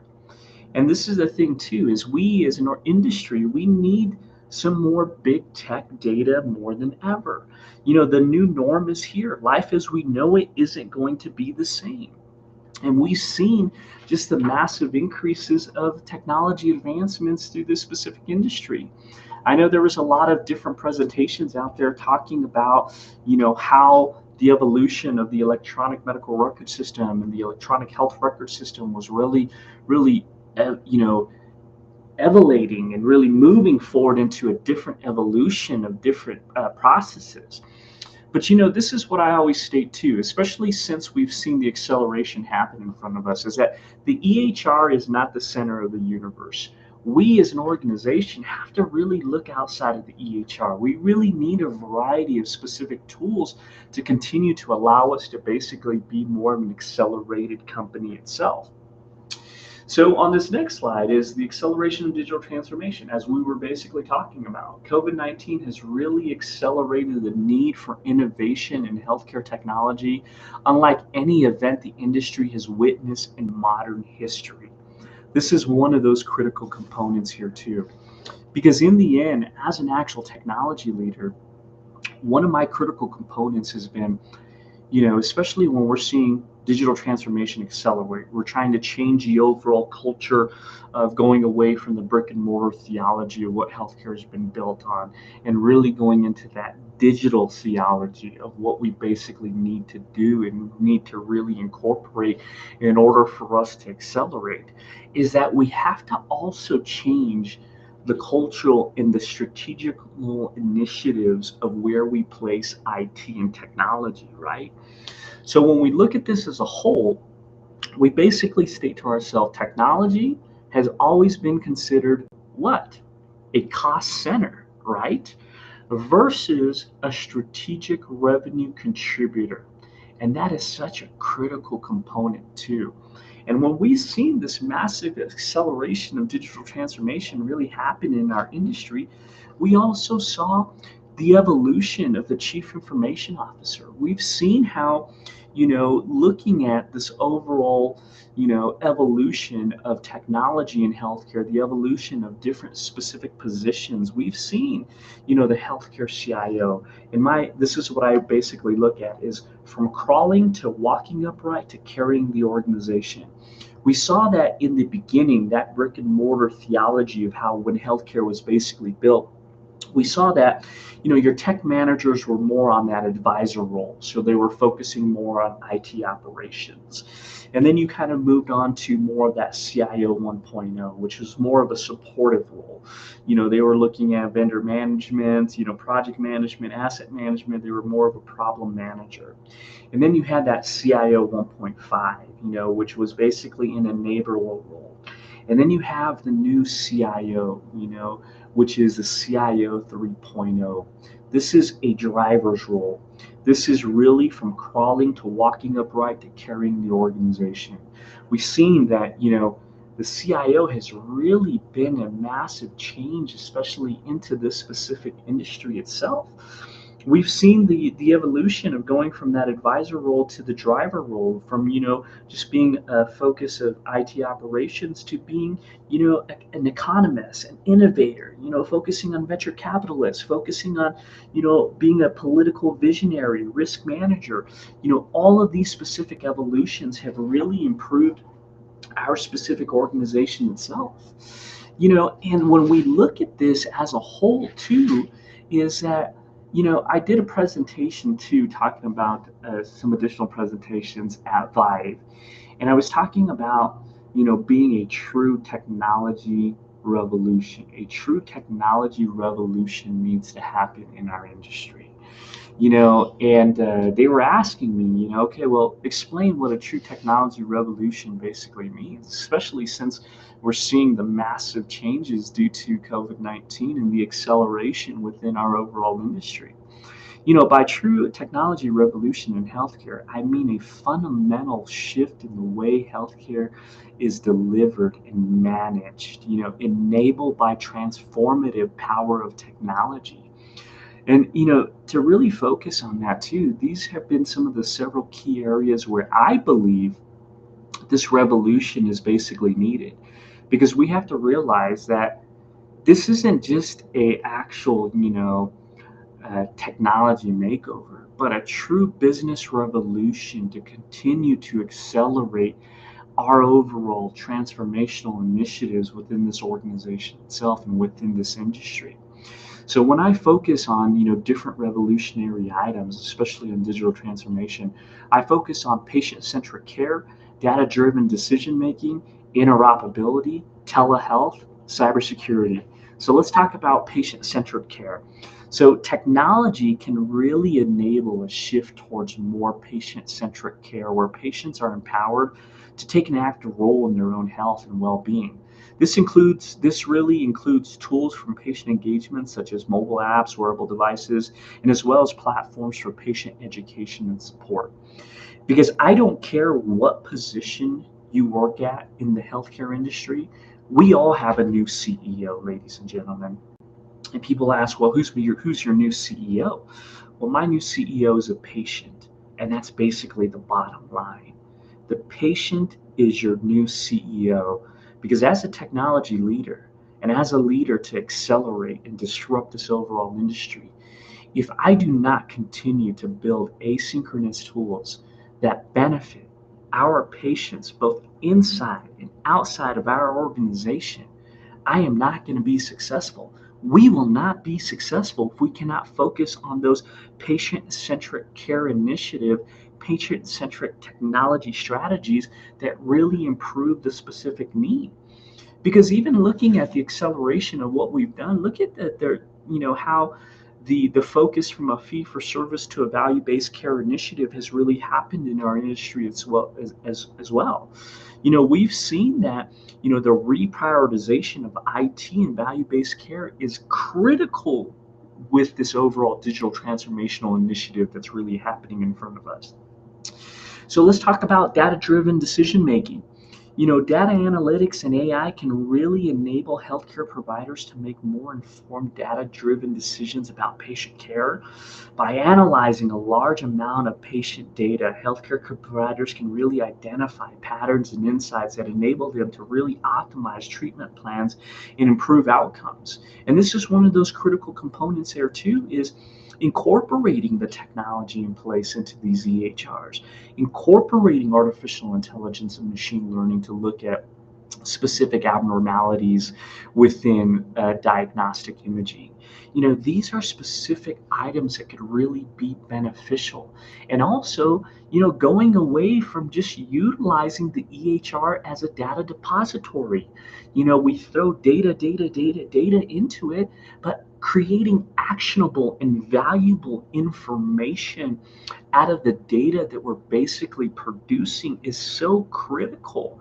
That is why data-driven decision making is so important, because this can really allow us to really change the organization. What's important? How do we reduce readmission rates? How are we improving on better diagnostic imaging? How are we improving on our cybersecurity focus? How are we continuing to invest in technology outcomes? Those are really critical. Interoperability. I mean, we've heard that's been a buzzword since day one. Interoperability. I mean, there was a lot of EHR vendors out there that basically signed the EHR interoperability roadmap, and We saw a lot of things coming out of the overall HL7 group, which has been really critical. The last presenter was talking about FHIR, the Fast Healthcare Interoperability Resource, the FHIR API integration capabilities. We're seeing a lot of progression in regards to that. I think that has been one of the biggest moves, especially when it comes to interoperability. But interoperability is really a true technology revolution in healthcare. It really requires a seamless flow of information across different healthcare systems and providers. Interoperability standards and tools can really enable healthcare providers to share patient data and more easily and effectively improve care coordination and reducing healthcare costs. We need interoperability more than ever. And that's really one of those critical components on, continuing to accelerate our overall industry itself. Is we have to have the ability of sharing information seamlessly, effectively, securely, and utilizing those specific standards like FHIR to really do that and accomplish these specific initiatives. Because again, that has been one of the most critical components coming out of the HL7 groups, going away from the old traditional HL7 ADT feeds that have been one of those antiquated legacy processes that has been going on for many, many years. And then, of course, let's talk about telehealth. Telehealth technologies such as remote monitoring and virtual consultations can really enable healthcare providers to reach patients in remote and underserved areas, improving access to care and reducing healthcare disparities. This is so critical. We've seen a massive increase of telehealth initiatives within our organization itself. I remember when COVID basically hit. We went almost 90%, with telehealth. And we basically started spinning up specific telehealth clinics for our organization because we wanted to continue to basically accelerate, continue to provide that specific care that was basically needed for our actual patients itself. And then cybersecurity. This is so critical too, especially when we're seeing this mass change of digital transformation happening in our industry itself. We're seeing the attacks of opportunity. That's really one of those items. Cybersecurity, as technology becomes increasingly integrated into healthcare, it is essential to ensure that patient data is secure and protected from cyber threats. A true technology revolution in healthcare requires that robust security measures to really ensure patient privacy and prevent data breaches. And you figure too, we went from the top 10 now to the top 3 most attacked industries out there. This is the attacks of opportunity.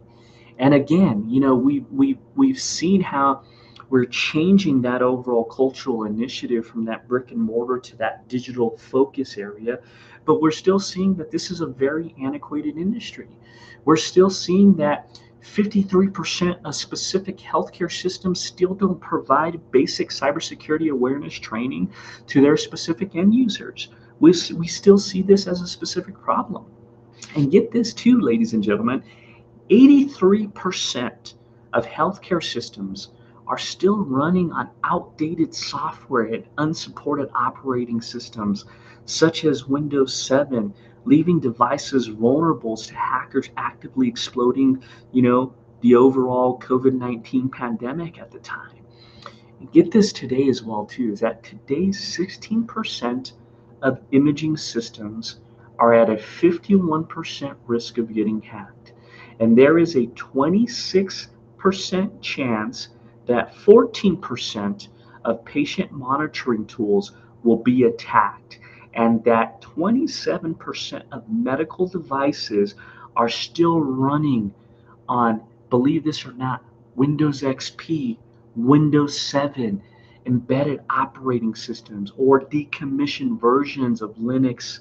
And the number of stolen medical records has increased by 65%. Impacting 40 million Americans. This is a problem. And this is a thing too. I'm a very passionate person on security because I focus on a lot of security initiatives for this organization. And we have really implemented some next generation strategies, next generation technology initiatives for this group. But the thing is, though, is cybersecurity isn't just about data security. It's also a matter of life and death. And even talking about the medical device industry, because again, everything is being digitalized, right? So we have to focus on, making sure that we have a specific cybersecurity strategy in place. And we have to make sure that technology and security are a core component to the overall organizational strategy in order for us to be successful. And when we look at medical devices that are basically mandated by the FDA, 83% of those specific organizations have admitted that they have a cybersecurity problem. 83%. Look at the pacemaker software alone. There was 5,000 security flaws associated with that. So then we ask ourselves, can the heart be hacked? And the answer is yes. That is why cybersecurity isn't just about data security. It's also a matter of life and death. And this is so critical that we focus on the financial, on the operational, on the reputational standpoint of what can happen if a breach basically happened in our specific industry. Because again, too, this acceleration, this overall need for innovation in everything that we're doing is making us go into this new technology driven industry, which again is much needed, but it also creates a lot of attacks of opportunity, which is so critical as well, which is a critical issue as well too. And this is some of the items too, and sorry, ladies and gentlemen, but I'm not really big into, huge PowerPoint presentations. I'm more into the discussion workflow of things. I want to also show you, some quick pictures of, the evolution of security, the evolution of digital transformation. So when I came into Mount San Rafael several years ago, I mean, it was an absolute disaster, absolute disaster. We had nothing in place. And when I came in, this was during the starts of the electronic medical record, meaningful use. This was implementing the very first EHR within the organization itself. This organization was so behind the curve when it comes to digital transformational initiatives that we had a specific time frame that we had to meet in order to basically, go away from being penalized as an organization. So we came in, we built this overall focus, enhanced the overall very first data centers that we basically put into place. Now, of course, everything is cloud-based, and this is a very old slide, but I'm showing you that not only do I just talk, but I also walk the walk. On the last presentation, we were talking about meaningful use, now called promoting interoperability. We became one of the first in the country to attest for stage 3 when attestation basically began with this overall process. We had a lot of focus of technology advancements. I had a lot of focus of the importance of what technology is. I had a lot of focus of making sure that technology, that we had an infrastructural backbone that basically was a backbone of the organization. Because even if you figure too, when COVID-19 basically struck, was your home in order? You had to ask yourself, was your home in order? I saw a lot of organizations struggling to send people home, struggling to basically make sure things were specifically secure, not having the ability to basically spin up effective, efficient telehealth initiatives. And looking here, you've seen the before and afters of what we've done, building a very advanced data centers that we've had. We became a most wired winner since 2015 to 2023, 9-time most wired winner, which is a top nationally recognized healthcare IT award given to the top facilities making the most progress of health IT. We became a HIMSS Analytics Stage 6 facility, which is a feat that only 34% of U.S. hospitals basically hit. We basically were involved in the history of healthcare IT and the partnerships of different initiatives. We launched new secure sign-in systems to ensure better patient experience, especially when I was talking about that patient-centric care initiative. We continue to really accelerate our overall focus, which has been a huge thing. Because again, I can really go on and lecture, but the thing is people are like, well, have you truly live this overall experience. And yes, and that's the thing. I have walked it, I have talked it, and I have walked it. And we have really transformed our specific industry completely, our specific organization completely. And we saw the importance of what technology basically brought into place. And let's talk about the statistics on how COVID accelerated the needs for digital solutions. So again, telehealth utilization. Pre-COVID, telehealth really accounted for a small percentage of healthcare visits. And during the pandemic, there was a staggering increase of like 90% in telehealth utilization within our organization itself. And then we talk about digital health apps downloads. I mean, mobile health app download witnessed a substantial rise during the COVID-19 period, indicating the surge in the interest and reliance of digital health tools. And then remote monitoring adoption. The adoption of remote patient monitoring technologies really increased, even by 90%, which was absolutely amazing because we finally saw the importance of building those strong asynchronous tools. As I stated in my statement, we have to build asynchronous tools that benefit our patients both inside and outside of our organization in order for us to be successful. And then we saw the increased demand for remote healthcare. This is a much needed thing, ladies and gentlemen. Virtual visit surge. We had telehealth appointment growth. We had remote prescription requests just continuing to grow. The demand for virtual visits really soared with a notable increase in the number of patients seeking remote consultations for routine and non-emergent medical issues. And healthcare providers really experienced a surge in telehealth appointments, demonstrating a shift in patient preferences and the willingness to embrace remote care operations. And this has been a huge thing. But let's talk about a couple additional items too. I think I was really going on and on and on in regards to some of the digitalizations that we basically had. And some of the challenges faced by traditional healthcare systems during the pandemic, I think, as an organization and as a technology leader, I have always stated that, technology has to be that core component. It's funny because I utilize the Flintstones and Jetsons.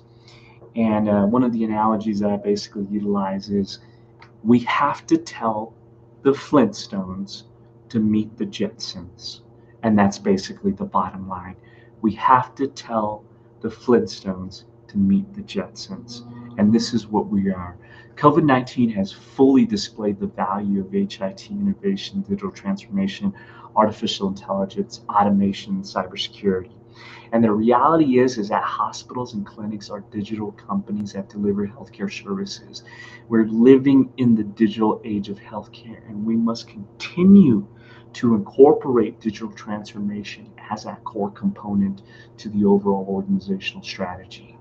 We have to realize, again, that this isn't a technology makeover, but a true business revolution to continue to transform our industry, to transform healthcare as a whole. And this is what I always stated as well, too, is that IT has to go away from what we've always been considered, a ticket taker, now going into more of a value maker. And that is so critical because we can no longer be considered that cost center, but the strategic revenue contributor to the organization, especially with the acceleration of digital transformation. And honestly, too, ladies and gentlemen, is if we can honestly take the experience gained from these unique challenges, we can really evolve our industry and continuing to invest in artificial intelligence, digital transformational initiatives to really continue our overall digital transformation journey.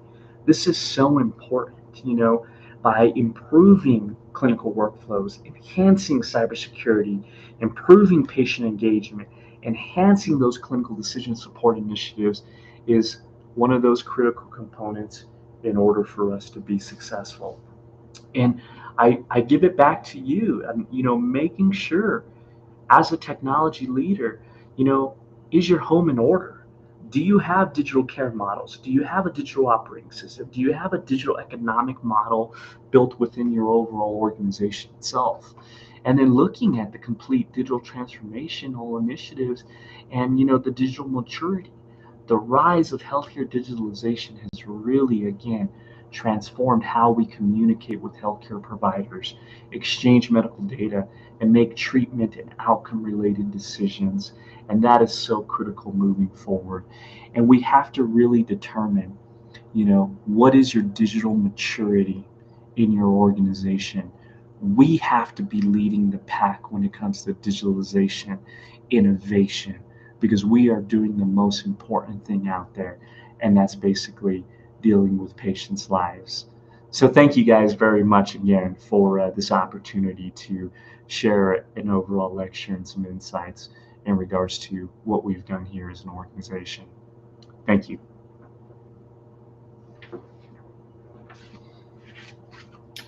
Well, Michael, thank you so much for your time. Just a wonderful presentation. I think it would have even been better if we had you on camera, but it was fantastic. Thank you so much for all the great stuff that you shared. I would love to see anybody with any questions for Michael when it comes to, we got a little time because we're waiting. We have another some things with the other speaker. If any questions for Michael as what he shared about this post-COVID world on digital transformation. Anybody would like to ask a question? And while we're waiting for a question, oh, here we go. I think, yeah, here we go. How many hours in a physician training are dedicated? Let me see, dedicated to IT. He says in his country they have just started, but not mandatory. And I'm sorry, re-elaborate on that question again. How many Yeah. hours He says, how dedicated? many hours in a physician training are dedicated to IT? Oh, okay. Yeah, absolutely.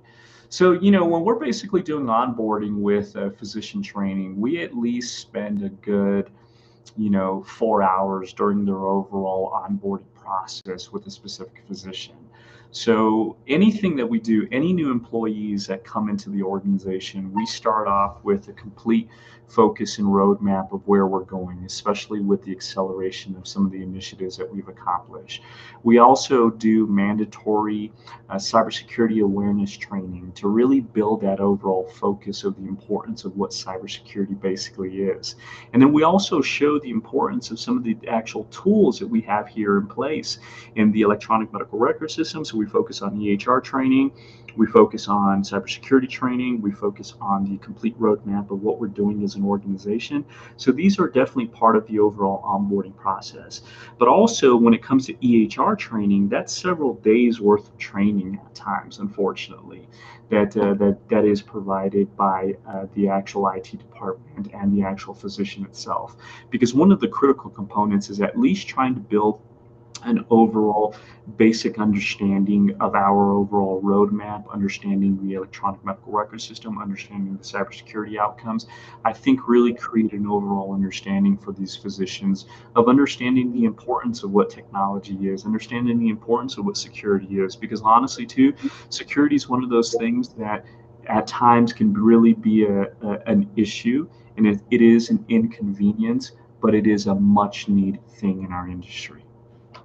Yeah, great answer. Thank you, Michael. We got another question while we wait.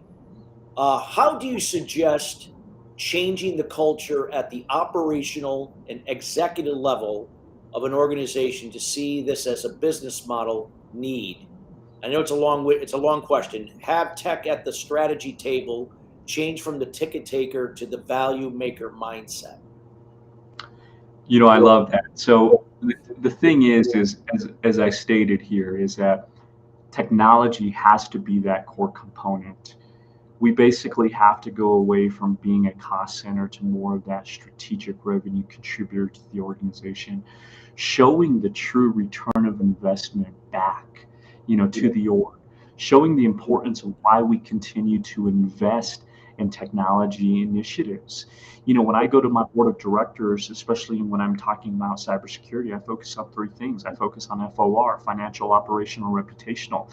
What would happen on a financial standpoint if a breach happened? What would happen on an operational standpoint if a breach happened? And what would happen on a reputational standpoint if a breach happened? Having them understand the importance and showing where we're basically in, because at the end of the day too, is as a technology leader and as a CIO for the organization, you have to have that overall, you have to create that overall outline, that basic business understanding the business first and then incorporating the technology initiatives and outcomes is really important, and really trying to display that and trying to build it according to ROI standards, TCO standards, you know, determining what your current KPIs that you've established within the organization to show true benefits is one of those eye-opening items as well too.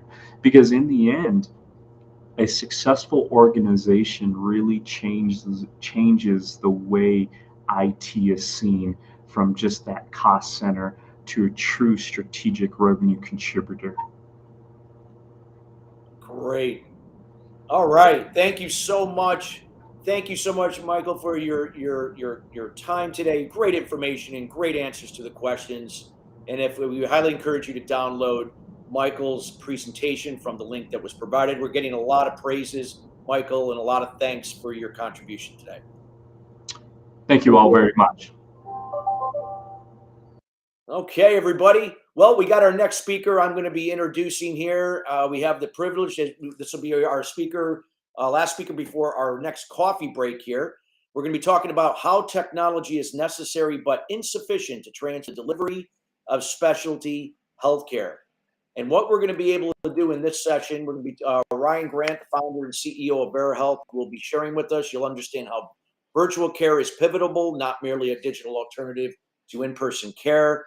We'll evaluate the effectiveness of digitization, which hinges on clear objectives rather than just technology adoption, and examining how technology affects specialty care as seen in orthopedics.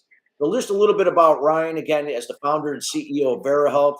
He is a serial entrepreneur and board-certified Yale-trained neurosurgeon who most recently at the Jessinger Medical Center practiced complex spine surgery. He left his surgical practice to co-found Vera Health and drive value-based healthcare transformation in the musculoskeletal sector, which includes treatment for back, hip, and knee pain.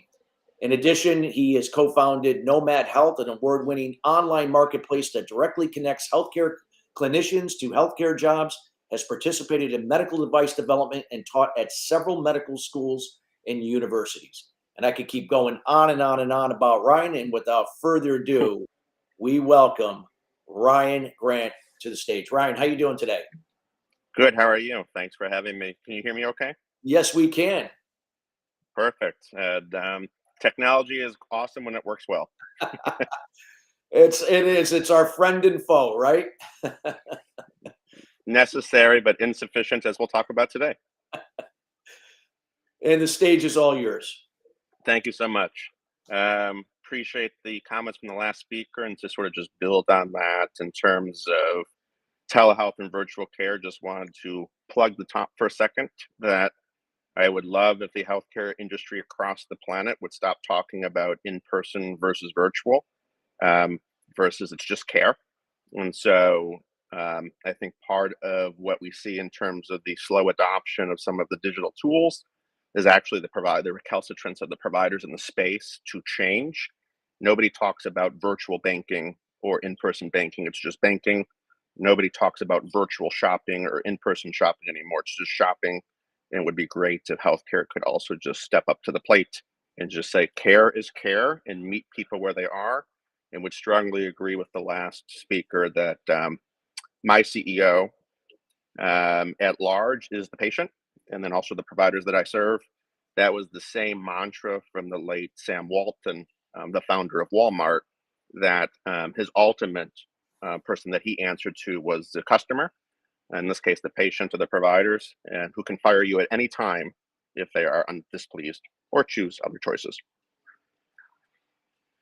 I think it's well known now that virtual care is certainly integral to care delivery. That will be a big part of this thesis about meeting patients where they are.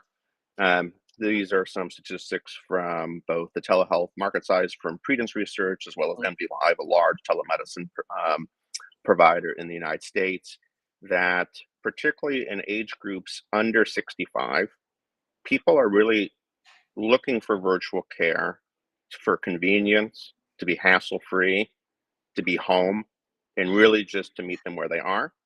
When you start to see some unique barriers on the folks under 65, they really want to make sure that it's paid for. They don't want to be really spending a lot of money out of pocket. Otherwise, they would prefer in person. And then on the 65 side is, can they really be? Oh, Ryan, just to interrupt, sorry about that. Can you put it on full screen? For some reason, they said that it's not on full screen, your presentation. It's full screen on my side. What are you saying on your side? We see the presentation, but it looks like it's not in full screen mode. All righty. Let me stop sharing and resharing. Sorry about that. I just was notified that I guess they looked like you could see the but it wasn't in a full screen. Yeah, let me just share my entire screen.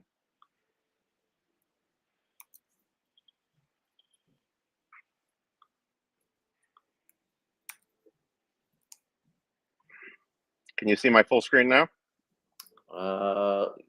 I see the screen now. Yes, I think we're good. Yes, I don't see the tabs, so I think we're good. All right, you just glitch in the software. You have to share the entire screen, not just the window. So good to go.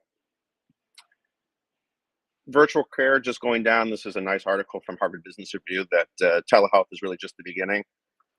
Designed to really go through 5 opportunities, really to reduce expensive and unnecessary trips to the ER. It's a lot easier to connect with people late at night. If they're considering the ER, is it really necessary? Really to reverse chronic care disease. It's really hard to take care of patients with chronic care in person and do multiple visits per week or even weekly visits. That is not reasonable or realistic to do in an in-person setting alone. And chronic care, usually mixing telehealth plus in-person care is you get much better results if you blend the 2 modalities. And so just getting folks to just wrap their head around, like even today, we live in a hybrid world with a mixture of webinars, in-person settings, talking to family via text message, video chats, and then also in-person get-togethers. Making sure that we can really give access to people who are in-person islands where care is not accessible to them. And so you can really better address disparities. And you can make specialty care faster. At least in the United States, some of the specialties have a 6-month wait list for in-person care. And if you actually get that into the telehealth side, you can sometimes do that down to 2 weeks. So you can have a significant change in access. And you can also provide access to some of the best physicians across the planet.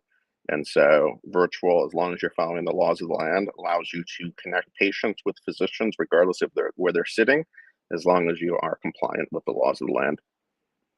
And so telemedicine can also really address 2 problems with patients with difficult to diagnose and rare diseases. Is you can get people faster with the correct diagnosis and also decrease long wait times really, really well. And sort of playing off the last speaker's talk is all of these types of things as we think about how we overhaul healthcare and making sure that we're using technology appropriately is really going back to basic product management or design process thinkings. In my experience, healthcare tends to start with the how, not the why. Like, what are we trying to solve for by implementing a technology? What are we exactly trying to do?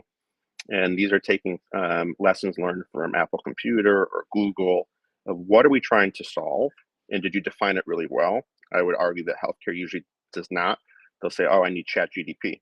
Well, what do you need ChatGPT for? What are you trying to solve? Are you trying to solve decreasing the administrative workloads of your clinicians so that they don't have to have type as many of their notes? Are you trying to fulfill interoperability to have an end-to-end patient record? Like, what are you trying to solve for? And then what are ways to apply technology to solve that use case? But if we don't define the problem with ultra clarity, we get very clunky solutions.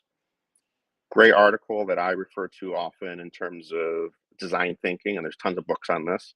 And this also feeds on the last speaker's talk, is if you look on the main problem, innovators are trapped in their own expertise and experience. There has been lots of literature written about what is part of hinders healthcare's transformation. And one of the biggest things is healthcare itself. And part of that is also the in-person providers and just recalcitrant to change. And this goes into, if you're going to do design thinking, in the patient's experience, are you actually building things that they want, they need, and that makes sense to them? How well do you know the patient? You know, a fascinating dilemma, at least in the healthcare ecosystem, is a lot of the people who are building solutions for patients rarely access the system the way a patient does.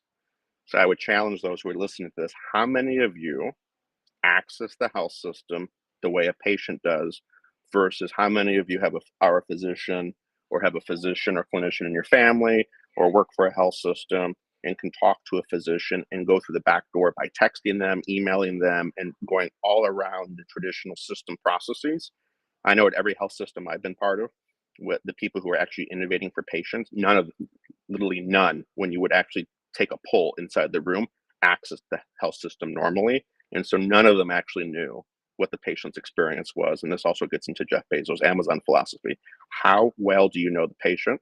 And if you take a step back, you might not know them as well as you think you do, particularly if you don't access the system the way they do. And then making sure that we're really making sense of the data, garbage in, garbage out. What are we trying to solve for? It's great to have interoperability, but what does that mean? If you try to go through an EMR right now and get real good data out of it, it can be very challenging to really find themes and do that pretty well. Those are another application of artificial intelligence to do those types of things and making sure we're building alignment. This is what I see often in healthcare is people will digitize garbage data. They have the best idea, best project ever, but the data is limited or do not take the time to think about what is the data that we need to have, and then you're going to get garbage results. And so this is the Gigo effect, and it's very true, and making sure that we really pay attention to where our data's come from and exactly what we're trying to solve for. So these are my own thoughts here in terms of, if we just digitize broken processes and complexity, don't expect technology to make it better. So on the right side is a traditional EMR. It's cluttered. It's not intuitive. It requires hours of training to use it. Certainly it's one of the dominant ones in the market, at least in the United States and Canada. But I would argue any software that requires physicians to spend hours learning how to use cannot be a good software by definition. Nobody comes to our houses to teach us how to use Netflix or Hulu or Disney Plus or the iPhone or smartphone. They're just intuitive. People figure it out. But in healthcare, needing to take a 6 to 8 hour class of how to use a basic software tool that you're supposed to use every day, I would say is the antithesis of design thinking. Here's just in the consumer world, on terms of movies, there's no clear call to action on this website. Like, what are you supposed to do? Pretty pictures, I don't know what to do with it. And then here's picking on a university. Complex drop-down navigation, really hard to find what you're looking for, way too much complexity. And so that brings me up in terms back to the design thinking realm of Steve Jobs.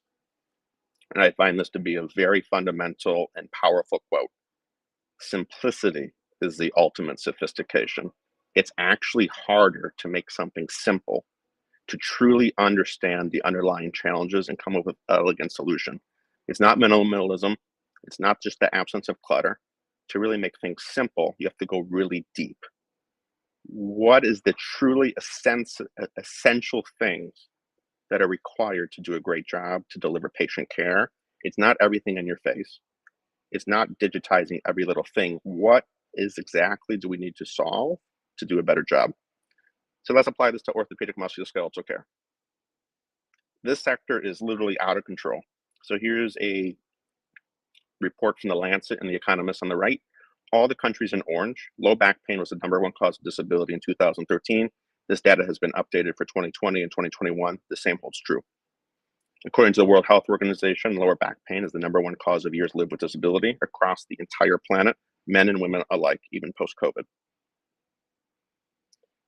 And here's a nice article from the medical literature from the Lancet. Is a major challenge in this sector is we continue to use unnecessary surgery, unnecessary imaging, unnecessary procedures. And the standard of care at large is to practice inappropriate care. So if you want to read Harvard Business Review or Journal of American Medical Association or a variety of well-known journals, the Harvard Business Review article in 2019 estimated that the average US hospital does over 50% inappropriate non-evidence-based spine surgery. That was reconfirmed by this report in Fierce Healthcare as well as some JAMA approaches. So if the standard of care is to practice non-evidence-based medicine, then as we think about digitizing all of these types of things, we just have to take a step back of what are we digitizing? I'm a surgeon myself. I'm not anti-surgery, just anti-inappropriate surgery. But we just have to look at the brutal facts in the mirror about what's really going on to build a better healthcare system. Next brutal thing, primary care providers are not well trained in the musculoskeletal orthopedic sector, but they are one of the entry points. I'll be the first to admit, as a board certified spine neurosurgeon, I have zilch formal training in non-operative conservative care. Zero, none. I went to Yale, Penn, Geisinger. I am the wrong first physician provider to triage and take care of musculoskeletal orthopedic conditions. The analogy would be sending all chest pain first to a heart surgeon instead of a cardiologist. At least in the United States and several of the other Western countries, the first specialty provider on the physician side and the musculoskeletal orthopedics side tends to be surgeons. So who's a corollary to the cardiologist? Physical medicine, rehabilitation, non-operative sports medicine. A lot of primary care providers don't even know who those are. So we just digitize standard referral patterns. Don't expect magic to happen. Imaging. If you look at the radiology variability, 44% false negative rate, 56% false positive rate, when you just look at the variability of how a board certified radiologist reads films. So this rise of artificial intelligence using to interpret images, if we are programming it based on the way current radiologists read, then you're going to have a 40 to 60% variability rate because it's being trained by humans who have a 40 to 60% variability rate. So just making sure that we understand data in, garbage out. Next big myth out there, there is no correlation to the amount of arthritis in your joint and the amount of pain. That is a well-populated myth. Everybody on this call, I can guarantee next year you will have more gray hair, more wrinkles, and more arthritis in each of your joints. That's because you're a human being. Bone on bone by itself is not a surgical indication. That's like saying everybody with wrinkles should get a facelift. Bone on bone might be a potential surgical indication, assuming the patient did not get better through non-operative conservative care, assuming that they went through shared decision-making about what is the chance they get better from surgery. You can actually use AI tools and digital tools to actually start to predict what's the chance somebody gets better from a certain care paradigm is a much more effective way than just digitizing old processes. And the American Academy of Orthopedic Surgeons, the AAOS, put out a statement in 2020, so just a few years ago during COVID, that orthopedics at large, and this is picking on me, does not do shared decision-making with patients. We talk about doing surgeries as necessity. Ma'am, you need a knee replacement. Well, is that actually true, or is it a quality of life operation and it's a potential? What's the chance if you do the knee replacement that it actually achieves the patient's goals? At large, nobody has those conversations with patients. We just sort of are very paternalistic and tell them what to do. And so really using technology to take MSK orthopedic imaging to just predict the need of surgery, I would say is actually misguided. And being more upstream of what's the chance a patient gets better from a non-operative regimen? What's the chance that if you actually did surgery on this patient, they will actually achieve their goal? And using those type of statistics to better inform care versus just digitizing an image saying, you need surgery, I would actually argue is doing the same thing we already do now. It would be no different than taking pictures of a bunch of human beings who are over 60. They're all going to have wrinkles and saying, based on this algorithm, they need a facelift because they have severe wrinkles. That doesn't seem to make much sense, but that tends to be how we practice in the orthopedic world, in my experience.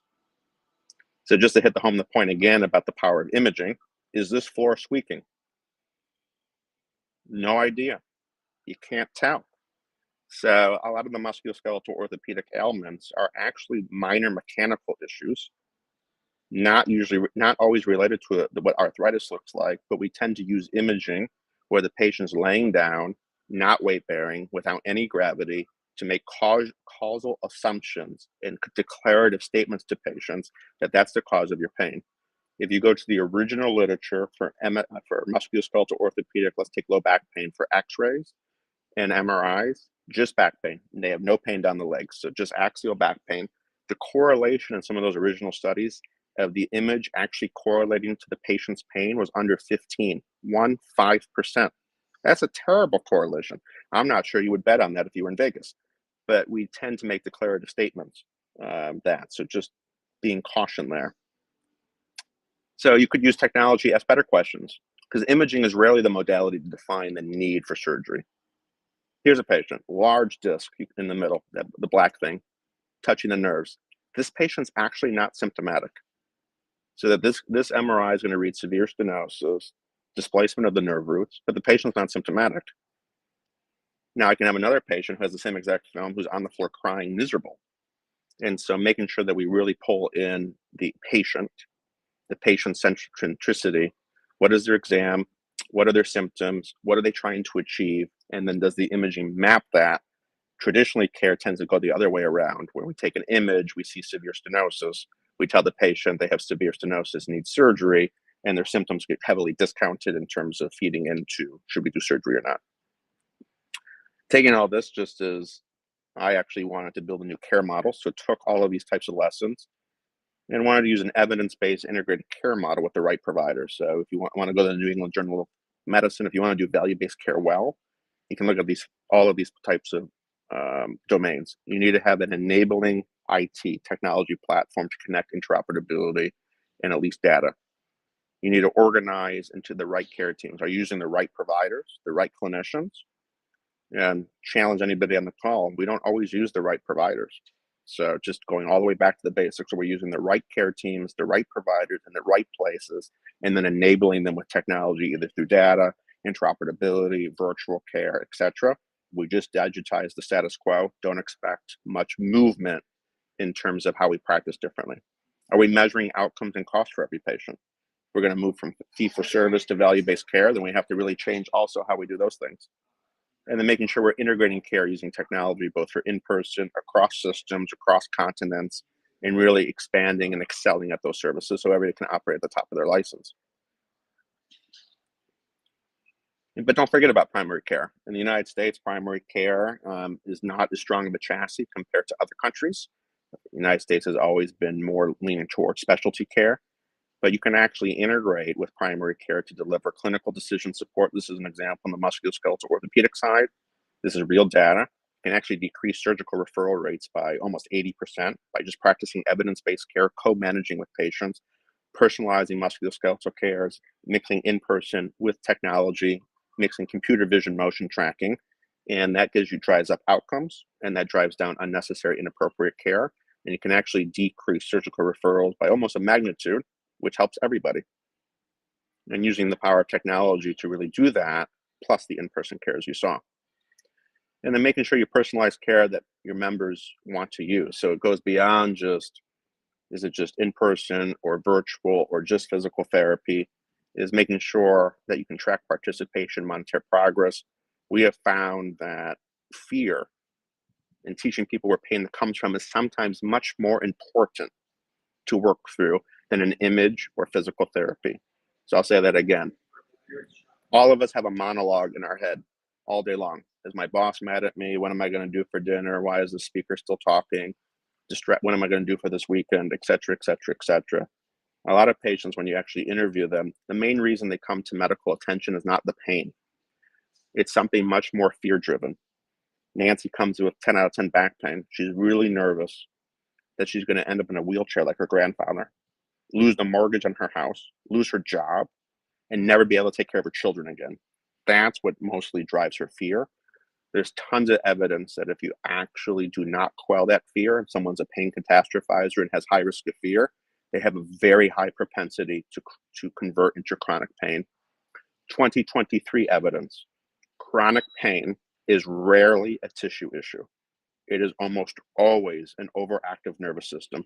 This has been published in Nature, Cell, and many other types of modalities and journals out there, which is why the traditional healthcare system struggles so much with chronic pain, of looking for images of what can I do next, and injections, and PT doesn't work, and these people get hooked on opiates because at large nobody's dealing with the overactive nervous system, because the brain rewired from a continuous chronic pain stimulus.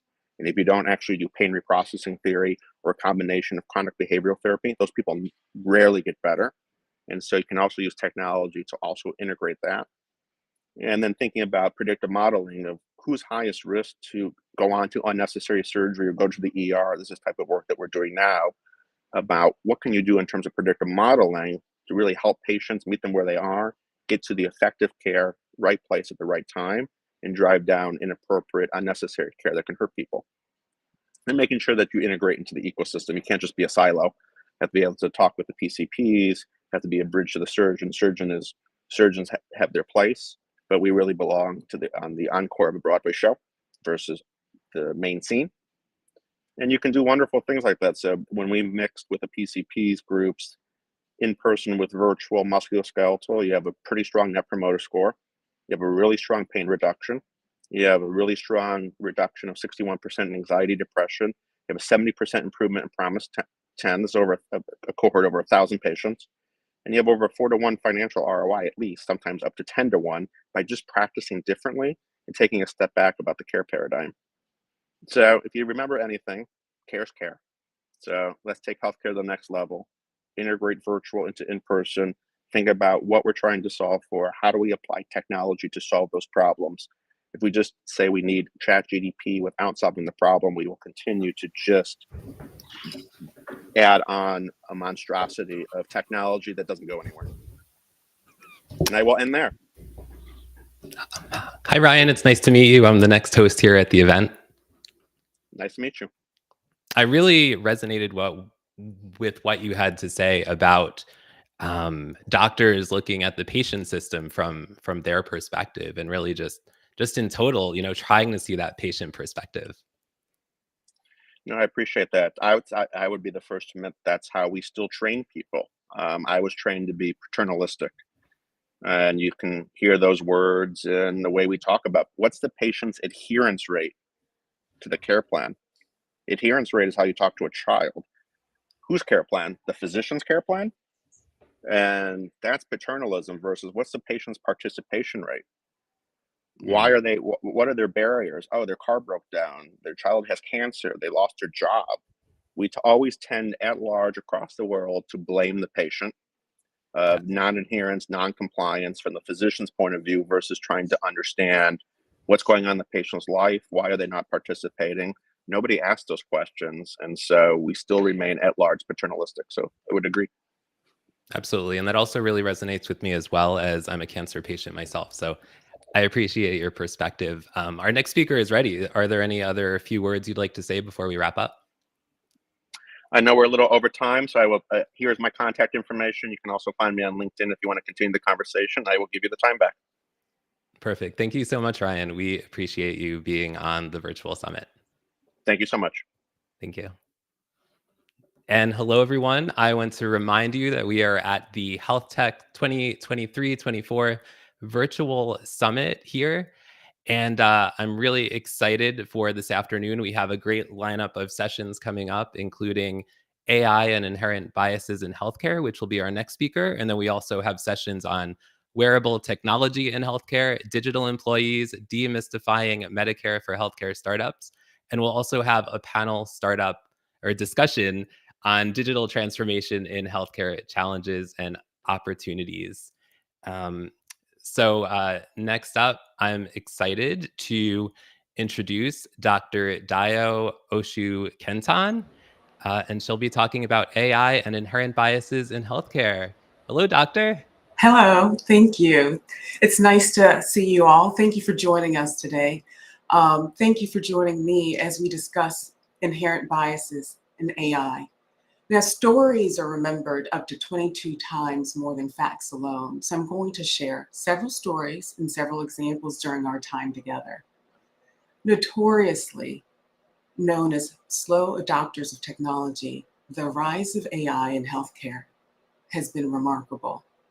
AI systems are seen as valuable tools for increasing access to high-quality healthcare, for improving operational efficiency by reducing administrative tasks and documentation burdens, as well as enhancing clinical decision support and lowering healthcare costs. Nevertheless, there is a growing concern about these algorithms and how they can inadvertently perpetuate biases and healthcare disparities. Therefore, it is absolutely crucial to thoroughly understand and address the potential inherent biases in AI-driven algorithms. I had a patient. He was a 34-year-old African-American man, dedicated husband and father of 2 young children. He presented with shortness of breath to a prominent tertiary teaching hospital, also serving as the region's sole level 1 trauma center. He was admitted and diagnosed with heart failure. Further workup revealed underlying severe viral cardiomyopathy, and that is an infection of the heart leading to weakness. And despite aggressive medical treatment, he continued to decompensate into end-stage heart failure, making it virtually impossible for him to safely leave the hospital. A comprehensive evaluation by the heart failure team recognized the urgency of his condition and recommended the placement of an LVAD, which is a left ventricular assist device, which is a mechanical pump that helps the heart pump blood when it's too weak to do so on its own. It serves as a bridge until a more permanent solution can be sought. Subsequently, the heart transplant team was consulted, and the patient was seen and evaluated. He met all the necessary medical criteria for heart transplant, but they declined his candidacy due to lack of adequate social support. My question to you is, do you think that decision was resulted from an AI algorithm, or was it a human decision? Now, if you answered a human decision, you're absolutely correct. Because upon further discussion, I learned that the transplant service did not inquire about the patient support system. Instead, they assumed based on the patient's race. Providentially, there was an African American on the consulting team who revisited the patient and asked those critical questions. And then she spoke up.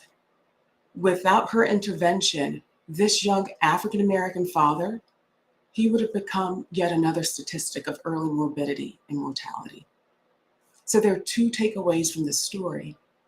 The first being, associations learned by machines mirror known human biases. The second is that the importance of increasing diversity in the healthcare workforce improves the care delivery, especially to the underrepresented segments of the population. And so we can further extrapolate that to the AI design teams and developers. So let's unpack the challenges of inherent biases in AI that can perpetuate health disparities. What are inherent biases? In the context of AI and Gen AI, they are built-in or pre-existing biases and prejudices present in the AI systems due to the data that they're either trained on or the way that they're designed. Now, there's both power and peril of training data, because data is the foundational element of AI.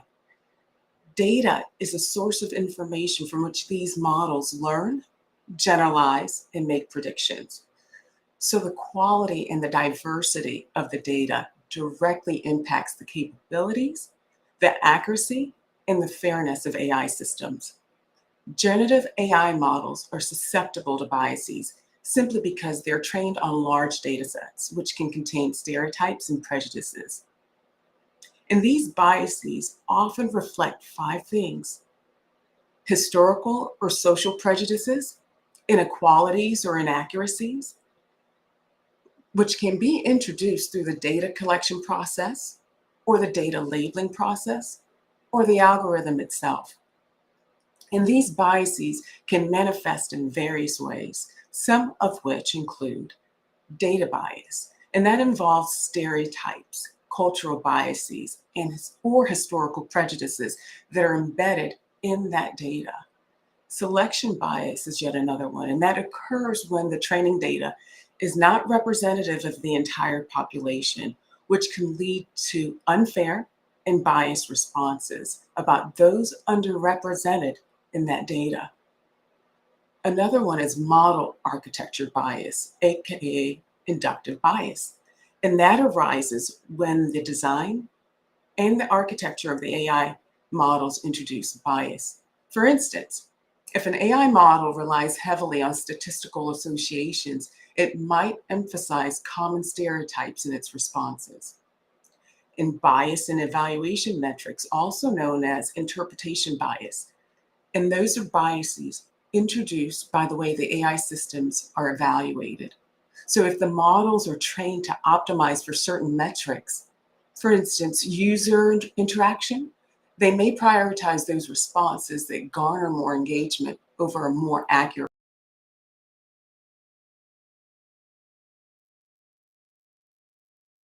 Another one, because large language models, for example, are trained on massive amounts of data and use statistical patterns to generate text. So they lack that natural human context, which can lead to potential biased or inappropriate responses.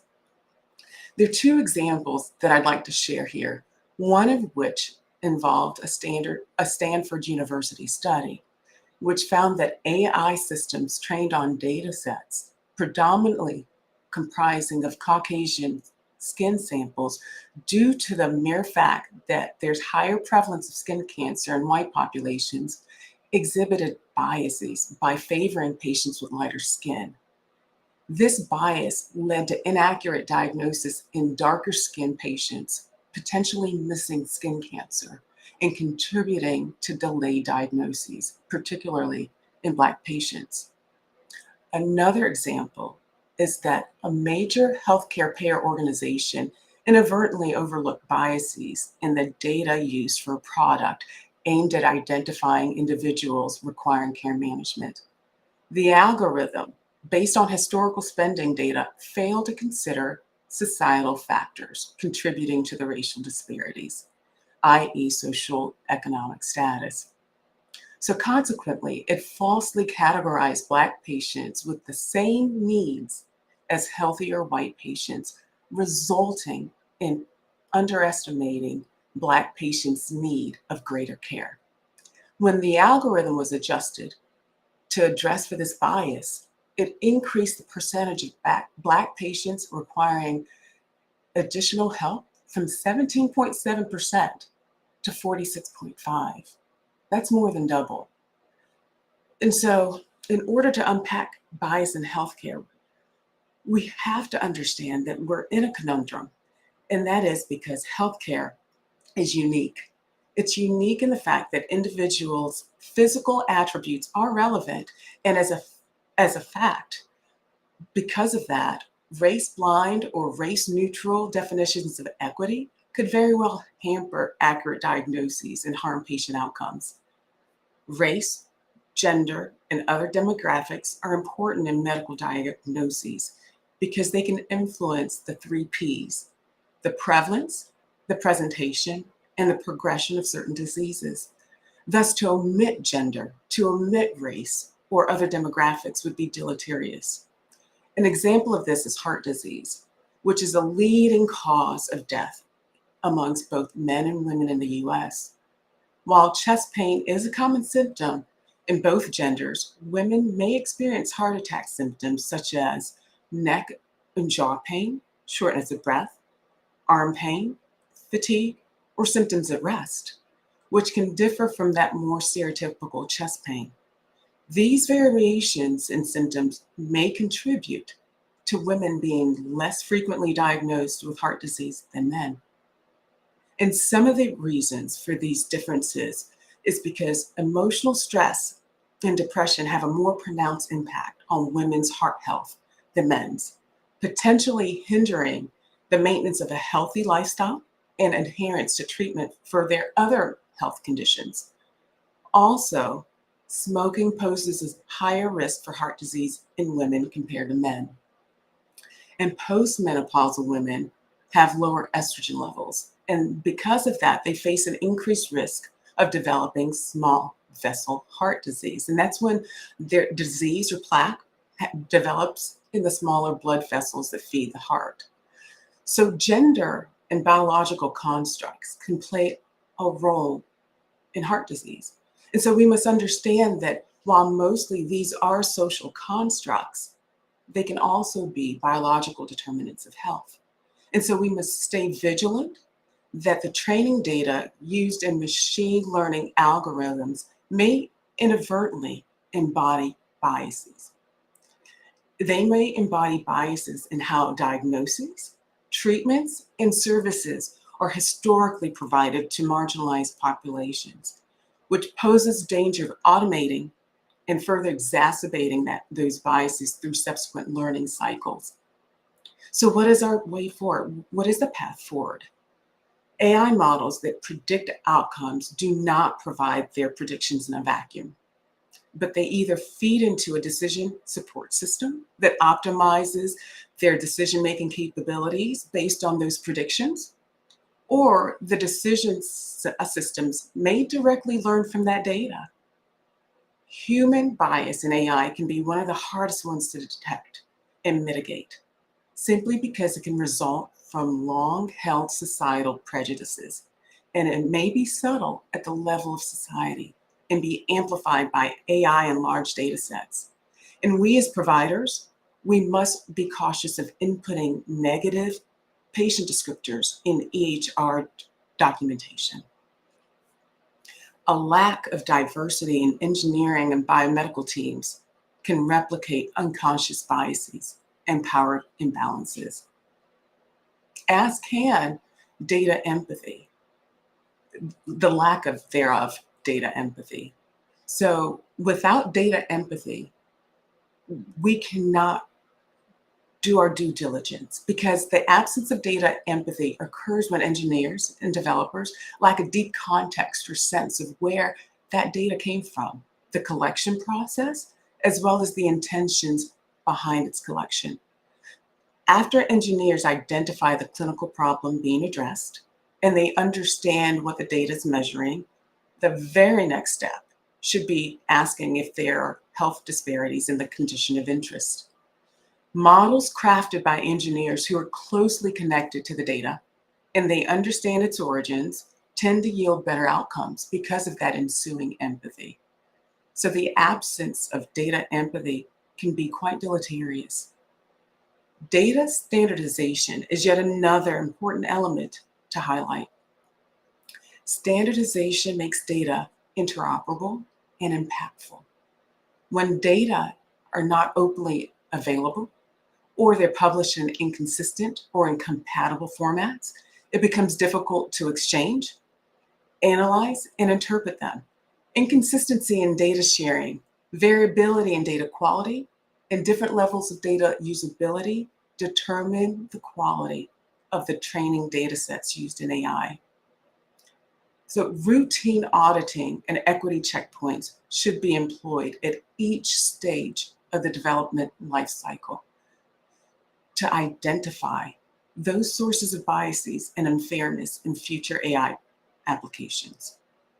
And because these models are constantly evolving, they sometimes can still generate just answers that are wrong, simply wrong, and those are called hallucinations. And that is why we have to make sure that these models are more transparent, and we require human review of the outputs, which leads me to open science.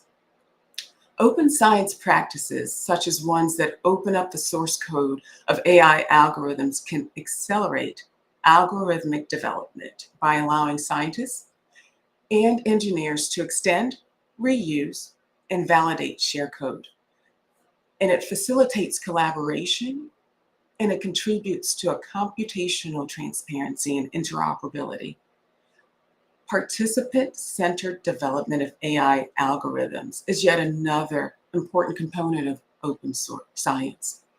And that can be a strong asset in fighting against bias in AI applications because it engages the public. By engaging the public it advances scientific knowledge because it helps us reformulate research questions and understand how to collect that data and interpret it. This participation and feedback from the public, honestly, is quite invaluable. To this end, addressing inherent biases in AI is an ongoing challenge. Efforts are being made to improve data selection, increase transparency in AI development, and introduce fairness and bias mitigation techniques. It is absolutely essential to continually research and develop AI systems with fairness, transparency, and accountability in mind to minimize and ideally eliminate these biases in the future. So what is our call to action? The National Institute of Standards and Technology is working on creating standards and framework for the responsible use of AI, while the Agency of Healthcare Research and Quality has highlighted the significance of this matter by issuing a recent request for information on the use of clinical algorithms that may introduce racial and ethnic bias into healthcare delivery. And while the FTC has enforced consumer protection laws related to automated decision-making in financial services, the absence of specific federal policies or standards to address algorithm bias in healthcare signals an urgent need for intervention. President Biden's recent executive order titled Executive Order on the Safe, Secure, and Trustworthy Development and Use of AI acknowledges the necessity for action. It emphasizes the urgency of implementing safeguards and addressing the risks associated with AI, marking the initial steps in the crucial process. Some organizations are in the advent of slowly dismantling DEI departments following the Supreme Court's decision on affirmative action, when in fact, they are still and will be needed in our ecosystem as partners of accountability and using a health equity lens in developing our algorithms, which was exemplified by Dr. Fahrenbach's team at the University of Chicago Medicine's Diversity, Equity, and Inclusion Department. He invited them to help develop approaches to avoid further biases in future AI models after it was discovered that their team inadvertently baked in biases in their machine learning algorithm designed to prioritize and allocate care management resources to patients with shorter length of stay when the zip codes were added into the algorithm. And so to guarantee that AI contributes positively to society rather than causing harm, it is absolutely imperative that we promptly and purposefully tackle the factors contributing to bias, prejudices, and inaccuracies. This Herculean effort to mitigate bias in AI will require collaboration between data scientists, healthcare providers, accountability partners, consumers, patients, and regulators to address the complex issues of AI bias, algorithm fairness and accuracy, ethics and safety, and governance and oversight. Thank you for your time. I'm happy to take any questions on this. Hi, Dr. Dio. Really appreciated your presentation. I was taking notes very quickly. We do have one question. The question is from somebody on LinkedIn that asks, how is EUA being affected by AI and tech advances? That is great. That is a great question. EUA is being impacted. In fact, I feel EUA is actually at the forefront of developing some of the guardrails around AI. And in doing so, they have already unleashed some of the more strict guidelines around AI in terms of police recognition, using face recognition for policing individuals. That has been banned. They've also instituted significant financial penalties for those who break some of the AI regulations.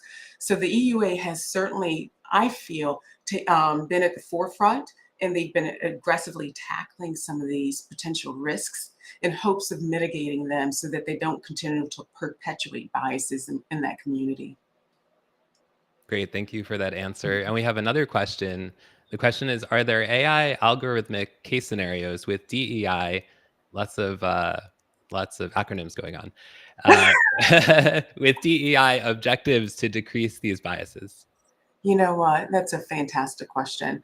I think from my experience, what I'm seeing is that some of these teams are not diversified and they are working in silos.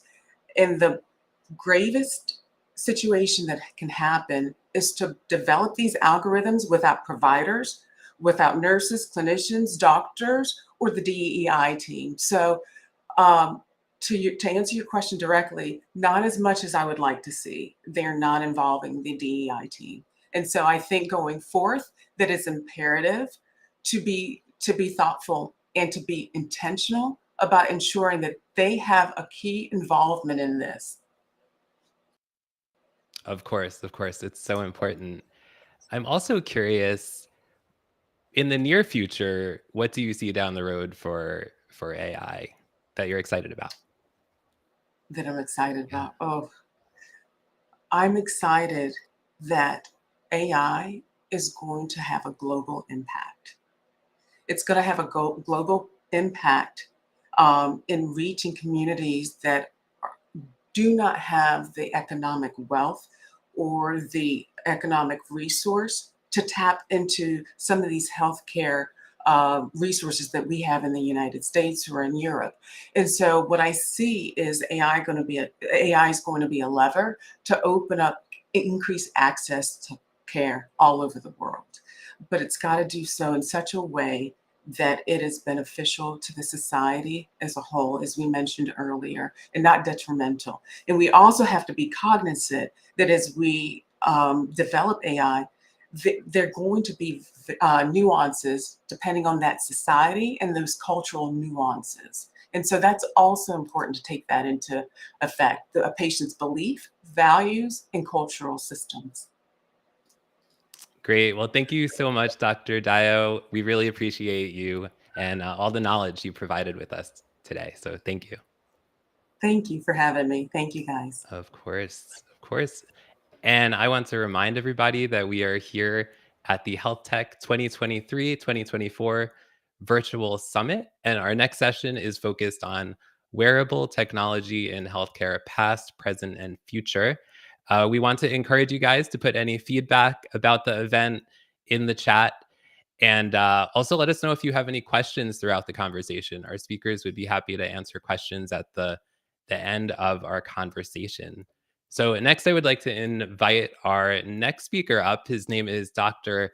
Amit Sawant, and he is an award-winning customer-centric leader with extensive experience in enterprise and consumer space at Somatics, Dell, Riverbed, NetApp, and TCS, with a strong track record of delivering groundbreaking products in the areas of data analytics, AI, ML, data management, SaaS, and security. He has an exceptional ability to translate concepts into reality through thought leadership, collaboration, and negotiation skills. Let's welcome Dr. Sawant to the HealthTech Virtual Summit. Welcome. Hey, Tim, thank you very much. Thanks for the introduction. Very excited to be here to talk to everyone. We're excited to have you. The stage is yours. Awesome. Let me share my screen. Perfect.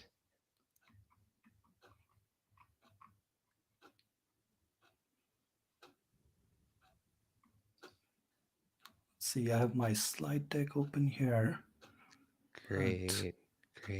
Let us know if you need any help. And okay. Can you guys see my screen? Yes. If you could just make it full screen. Yeah. Perfect. Okay. Thank you very much. Okay. Awesome. Yeah. It's not full screen yet.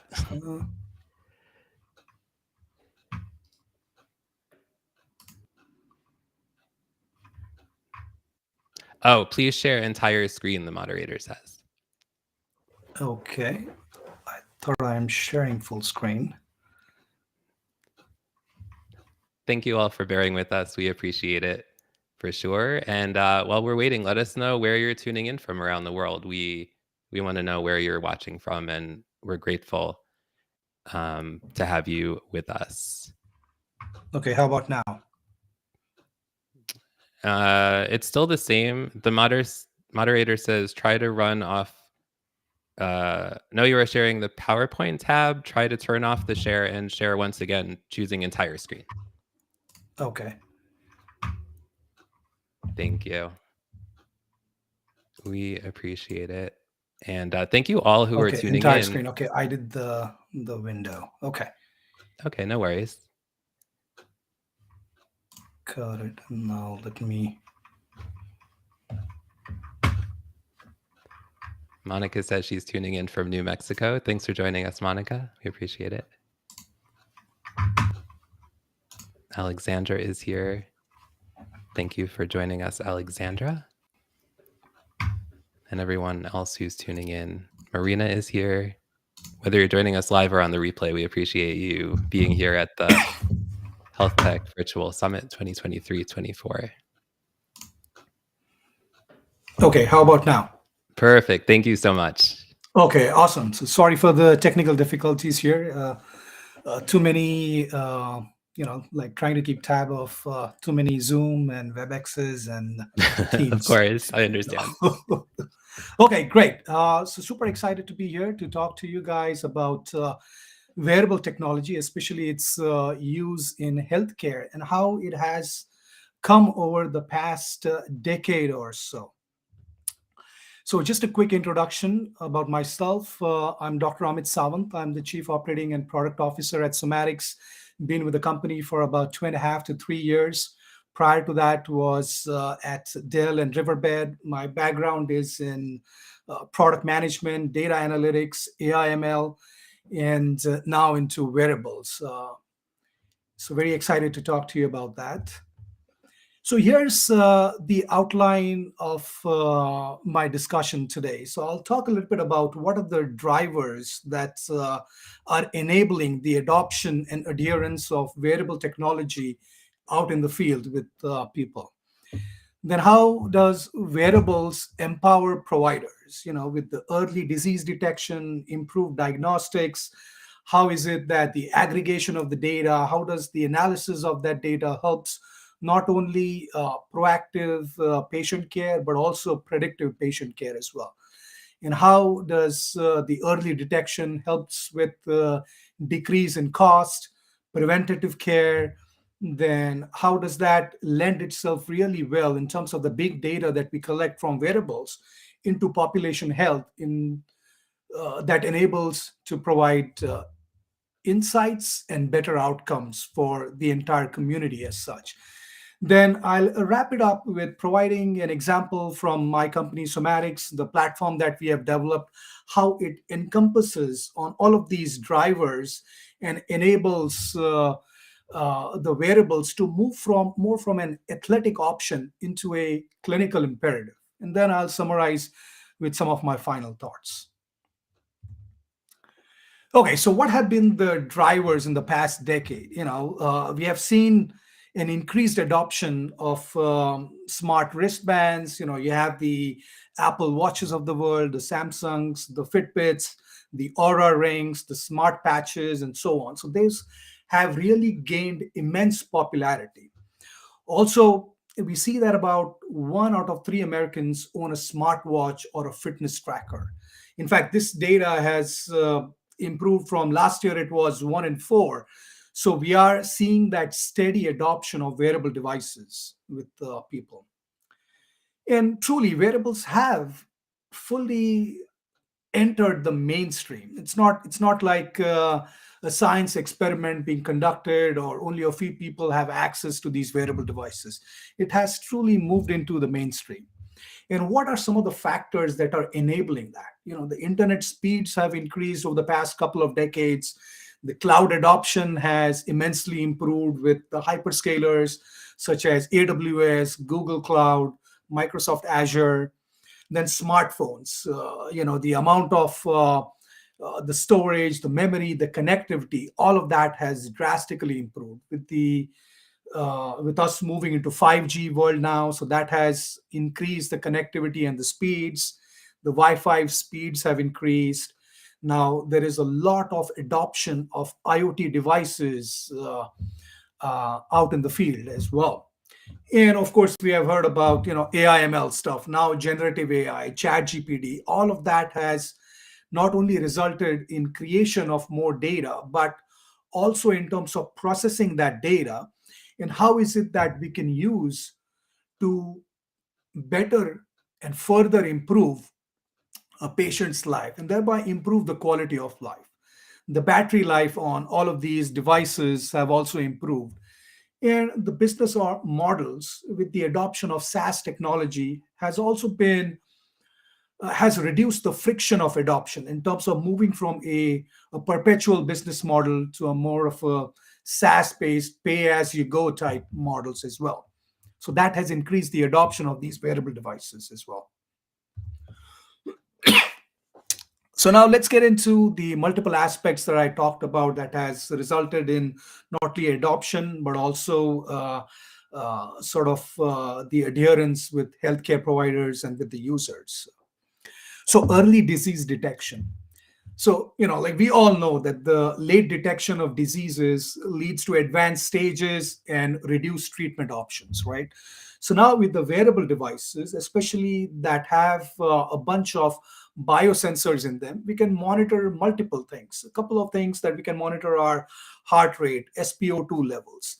Now these sensors and with this data, it really allows us to identify early detection of irregularities and abnormalities, and thereby we can let the clinician or the caregiver know about that, right?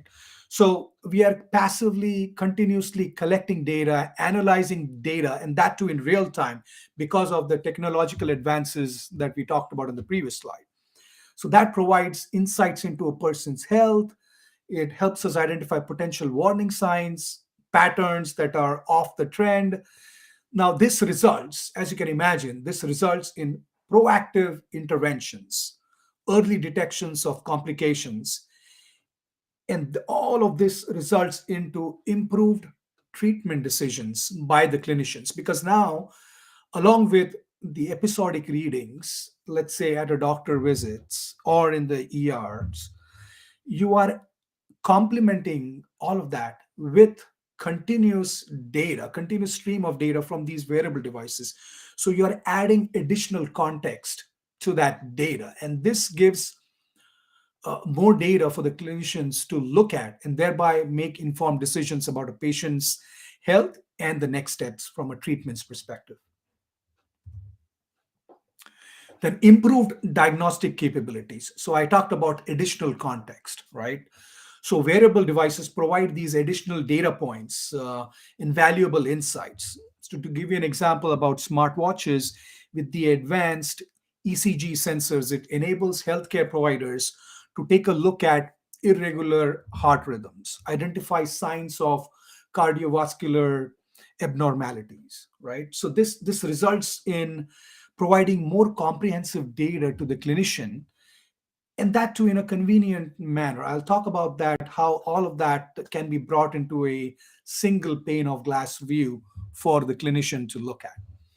So now by continuously monitoring the wearables, the wearer's heart activities through these wearables, it provides healthcare providers with objective data that supports their clinical assessment. So rather than just purely looking at the episodic readings, either during, as I said, during doctor visits or at an ER or through the third-party devices like like the glucometer, the scale, the BP cuffs, and so on. So if we can complement that with additional data from the wearables, it results in more accurate diagnoses and thereby coming up with a more comprehensive treatment plan for these patients. Now, streamlined data collection and analysis. So, traditionally, healthcare providers have been relying more on the manual collection of data, right? Which is time consuming, as I said, during doctor visits, during ER visits, through third party devices. And also, we rely on self reported data. Now, to give you a couple of examples on this is, let's say if you're coming up with a treatment plan for smoking cessation. So you're relying on self reported data by the user as to how many cigarettes did the person have in a day, in a week, in a month, so on, right? And also another example around this is, about medication adherence. So we are also here purely relying on a user to self-report. Did they take their medication on time? Did they miss taking medications, right? So just imagine if a person with dementia, maybe early stage dementia, they may not able to recollect and provide that self-reported data, and that may result in a clinician taking a look at inaccurate data points in order to come up with treatment plans or interventions for those particular patients, right? So if there is a way using wearables to passively detect these things, that is, whether a person smoked a cigarette or not, did a person take medication or not on time, right? Yeah, I know we have in the market, we have these reminders, pill caps, but still the accuracy is not there in terms of providing that accurate data for the clinician to take a look at.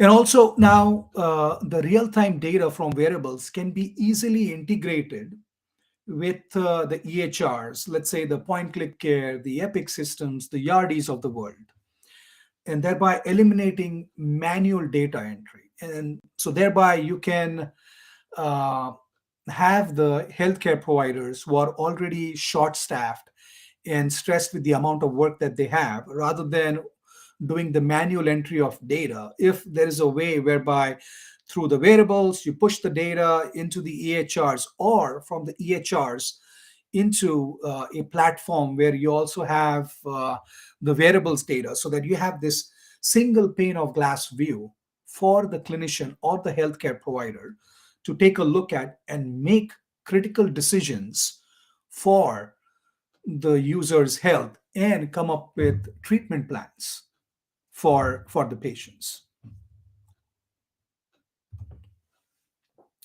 So decreased costs. Yeah, we all know that the healthcare costs in the United States have been steadily increasing. The wearable technology can contribute to reducing these healthcare costs by providing cost effectiveness in healthcare delivery. So imagine that if you can remotely monitor a patient's health purely using wearable devices, and if you can detect early signs of deterioration or some warning signs. Now, for example, you can reduce hospital readmissions, you can reduce ER visits, avoid complications, and potentially if you can detect something early, then maybe potentially you can avoid invasive procedures down the line because you detected something super early. Then wearables facilitate remote care, telemedicine, reducing the need to have frequent in-person visits. So basically, by the use of wearable devices, you are having that paradigm shift from inpatient to outpatient setting. And when you have that shift, your healthcare costs will start to decrease accordingly as well. Now, promoting personalized preventative care, right? So we know that today's healthcare systems prioritize reactive treatment of illness rather than preventative care. Now, wearables can encourage healthy behaviors in users by tracking physical activity, like the sleep quality, the sleep quantity, motivating individuals to make positive lifestyle changes. Now, to give you an example, my parents, like who are in their 70s right now, I've given them smart bands. So now they track their steps, their sleep quantity, their sleep quality, and then they and their friends, they do compare that, and then sort of they have this healthy competition about like let's see who can get the most number of steps in next week, and then sort of that creates that healthy dynamic of trying to take better care of themselves purely using the wearable devices. And then wearable technology can help deliver increasingly personalized treatment plans, because now as I discussed in the previous slides, we have this additional context about a particular user that a clinician can look at. So, and that can result in creating individualized, personalized treatment plans for that particular patient. So by tracking, like to give you some examples, tracking individuals' activities of daily living, the sleep quality, the number of steps, the amount of fluid intake that they have, the amount of sleep that they had, the number of times did they wake up at night. All of this data can help create a baseline for that particular user. And then over a period of time, you can see the changes in those patterns. And then that can enable the clinician to come up with personalized treatment plans for these particular patients. And also, having this ability to provide personalized care empowers patients to take an active role in their health, leading to improved treatment outcomes and increased patient satisfaction.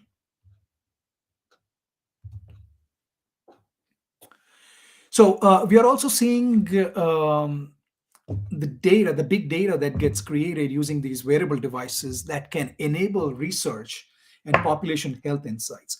So you can move from not only looking at individual patient data, but also see how that translates into creating an impact in a community itself. The utilization of wearables in healthcare extends beyond individual patients and can be looked at a broader scale. As I said, these devices, wearable devices, create vast amount of data, and aggregating that data, harnessing that data, can result in better population health management outcomes. Of course, you have to be super careful because here we are dealing with patient data, so PPI, PHI, all of these things need to take into account, anonymize the data, and all of the security issues need to be addressed before we can do anything with that data. But what it can result is providing valuable insights into disease patterns. What are the collective outcomes of interventions that you have had for a certain category of patients? Also, what are the outcomes from certain public health initiatives over a community, over a broader group of people? And what this can also do is that this can result that you can identify high risk populations, early warning signs of outbreaks or epidemics, and specific health challenges faced by communities. So as I said, once again, you need to make sure that you sanitize the data, anonymize the data, but this can result in improving research and thereby population health outcomes. So now let me switch gears and sort of let me bring all of this into Somatics' remote patient monitoring platform that sort of encompasses all of the things that I talked about, that is moving from reactive care to proactive care to predictive care. So at Somatics, we have developed a RPM platform that uses our patented gesture-based detection technology to provide with clinical insights and also reminders, notifications, alerts. So our platform consists of multiple components, a bunch of apps, a smart band, a wearable device, and a dashboard for the caregiver. So let me talk about what are the things that we monitor. So we not only monitor some of the common things that other smart bands do, like the walking, the sleeping, the falling, but some of the distinguishing factors, one of the competitive advantages of our particular solution is around drinking detection. We not only detect the drinking, but purely through the gesture of somebody taking a cup to their mouth and tilting it, we can also quantify the amount of liquid intake that the person has had. So just imagine that if you're doing that over a period of days, once you have identified a baseline, a trend line for a particular user, once you see the deviations, you can identify whether is this person at a risk of dehydration or not based on their liquid intake. Falling, yeah, some of our competitors only do forward falls. We not only do forward falls, we do backward falls, sideways falls from a wheelchair, from a bed. Now, medication intake. I know in the market there are these medication reminders. You can have these apps. You can have pill caps that enable you to identify whether a person took a pill or not. But we do that using gesture-based detection. That is somebody taking a pill on their hand and then putting it in their mouth and then taking water. Now, just imagine that a patient was supposed to take some medication at 9 a.m., 12 p.m., and 3 p.m. So our algorithms run in the background. They identify whether a person took a pill at 9 or not. And if not, then we send reminders to those patients to take their pill. So just imagine that if a person with early stage dementia, forgets to take their medication, by using those reminders, based on the gestures that we detected that we didn't see any pattern of somebody taking a medication, through those reminders, we can enable them. Now, smoking, we can not only detect the number of cigarettes, but also the number of puffs. So our solution helps with smoking cessation as well. With our latest release, we have incorporated a PPG sensor on the smart band. So now we are able to collect heart rate and SpO2 data as well. So we not only provide real-time analytics, real-time alerts, but also based on the data that we collect, we apply predictive analytics on top of that data using AI/ML. So we can also provide UTI risk analysis, pressure sore risk, hospital readmission risks. Our solution, as I said, uses gesture-based detection technology. So we don't need to have any external sensors installed in somebody's room to monitor their medication intake or whether a person fell from the bed or not. So our solution works both indoors and outdoors as well.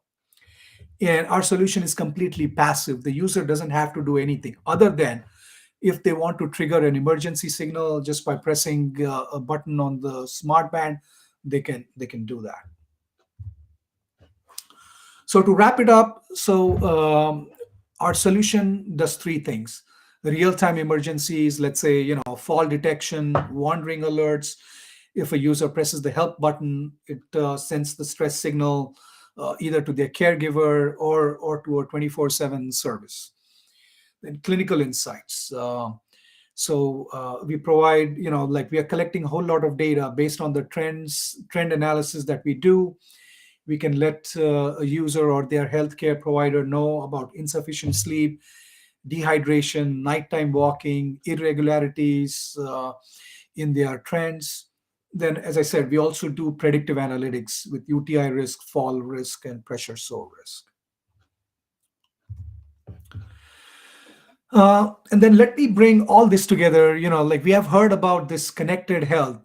So now there is so much technology out there that if we can bring all of that into a single umbrella, into a single pane of glass, all of this can provide really valuable data. Now let's take about the sensors in the shoes. You can get more accurate read about your balance, and that can avoid certain things down the line. Similarly, for having sensors, in the socks can help with your feet movement, your balance, your patterns, and so on. Smart tracker, I talked about the smart band, Aura ring, with the sleep patterns, deep sleep analytics with smart shirt and vest.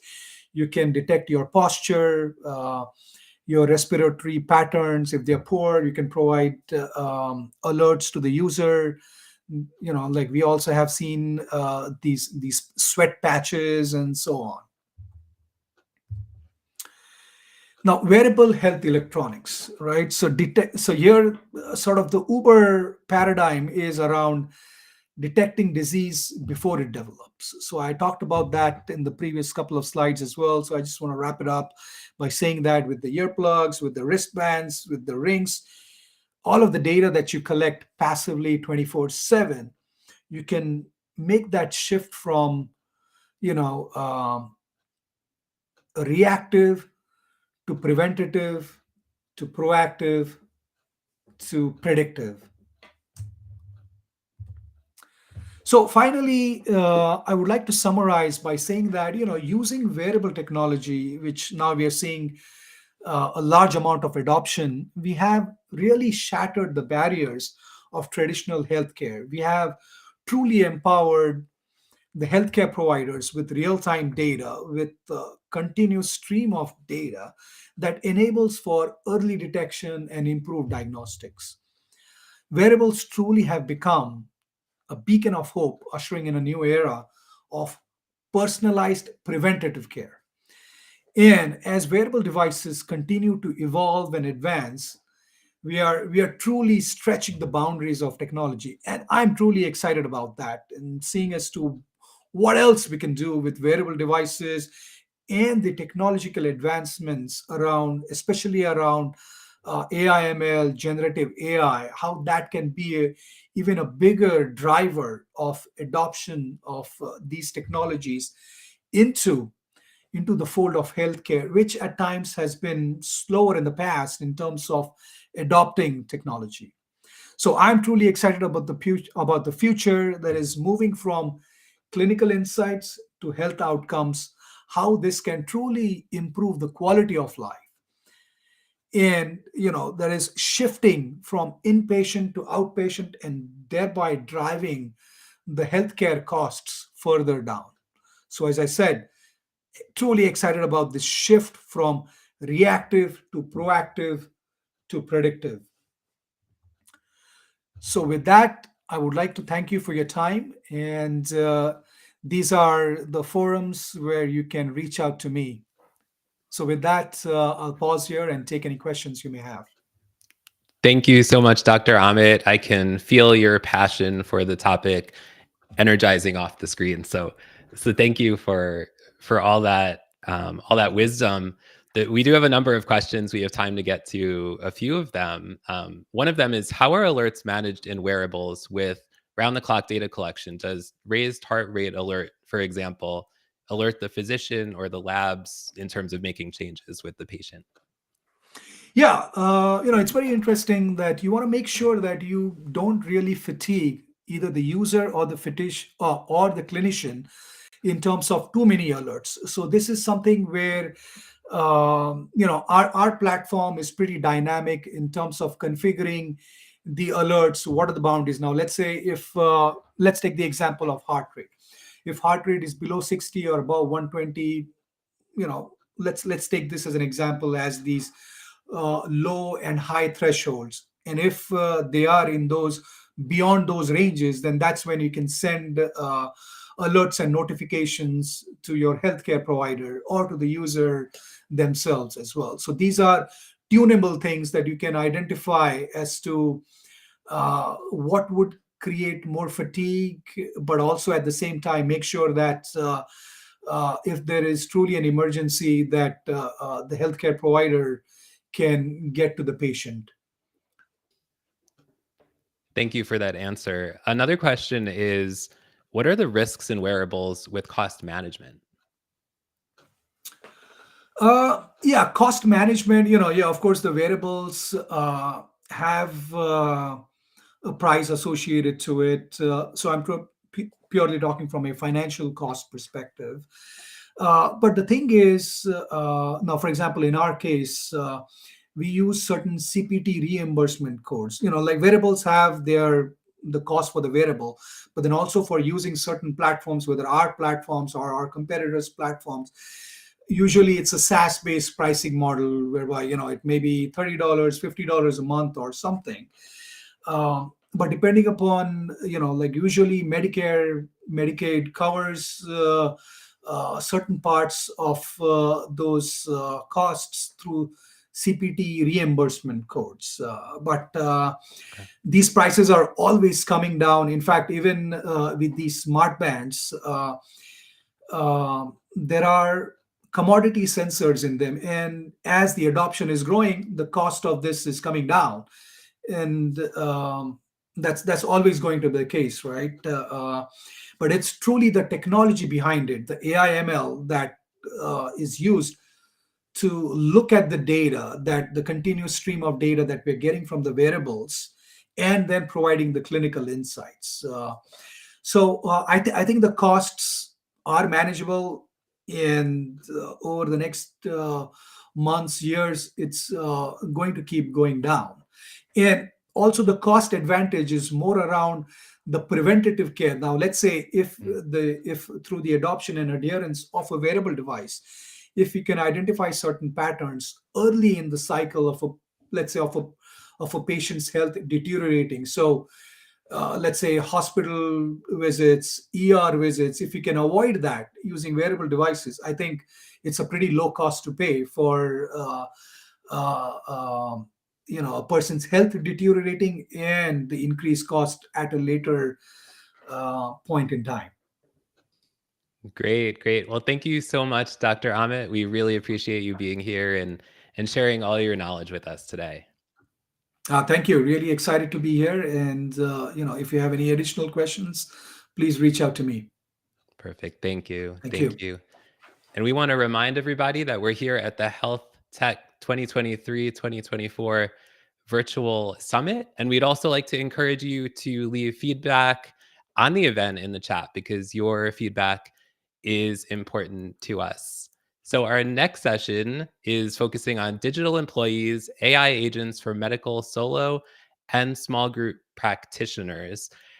So I would like to read a bio here of David Yang Dr. David Yang is our next speaker, and he is a Silicon Valley-based serial entrepreneur with a focus on AI. He is the founder of Abby, a world-renowned developer of AI and content intelligence solutions with 50 million users worldwide, and Nuo.ai, the drag and drop platform for creating digital employees, non-human workers, intelligent agents with low or no code. And Dr. Yang is also a member of Band of Angels and has founded 13 companies. Wow, that's incredible. Let's welcome Dr. David Yang to the stage.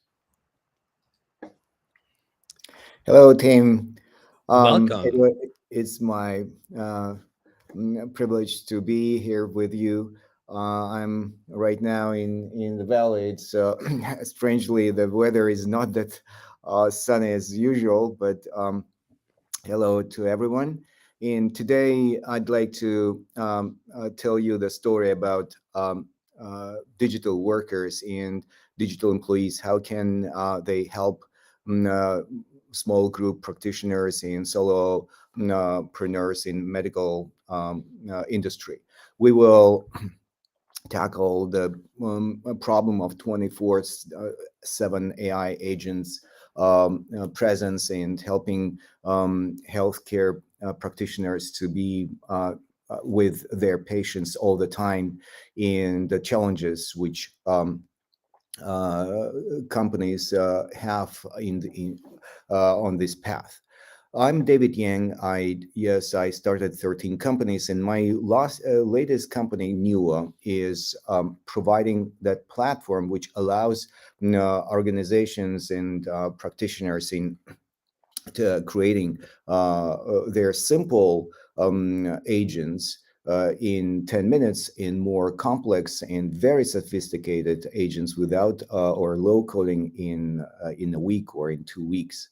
And today I would like to start my presentation with bringing some more holistic information about what is actually possible, what revolution happened in AI world happened in 2023 in this year.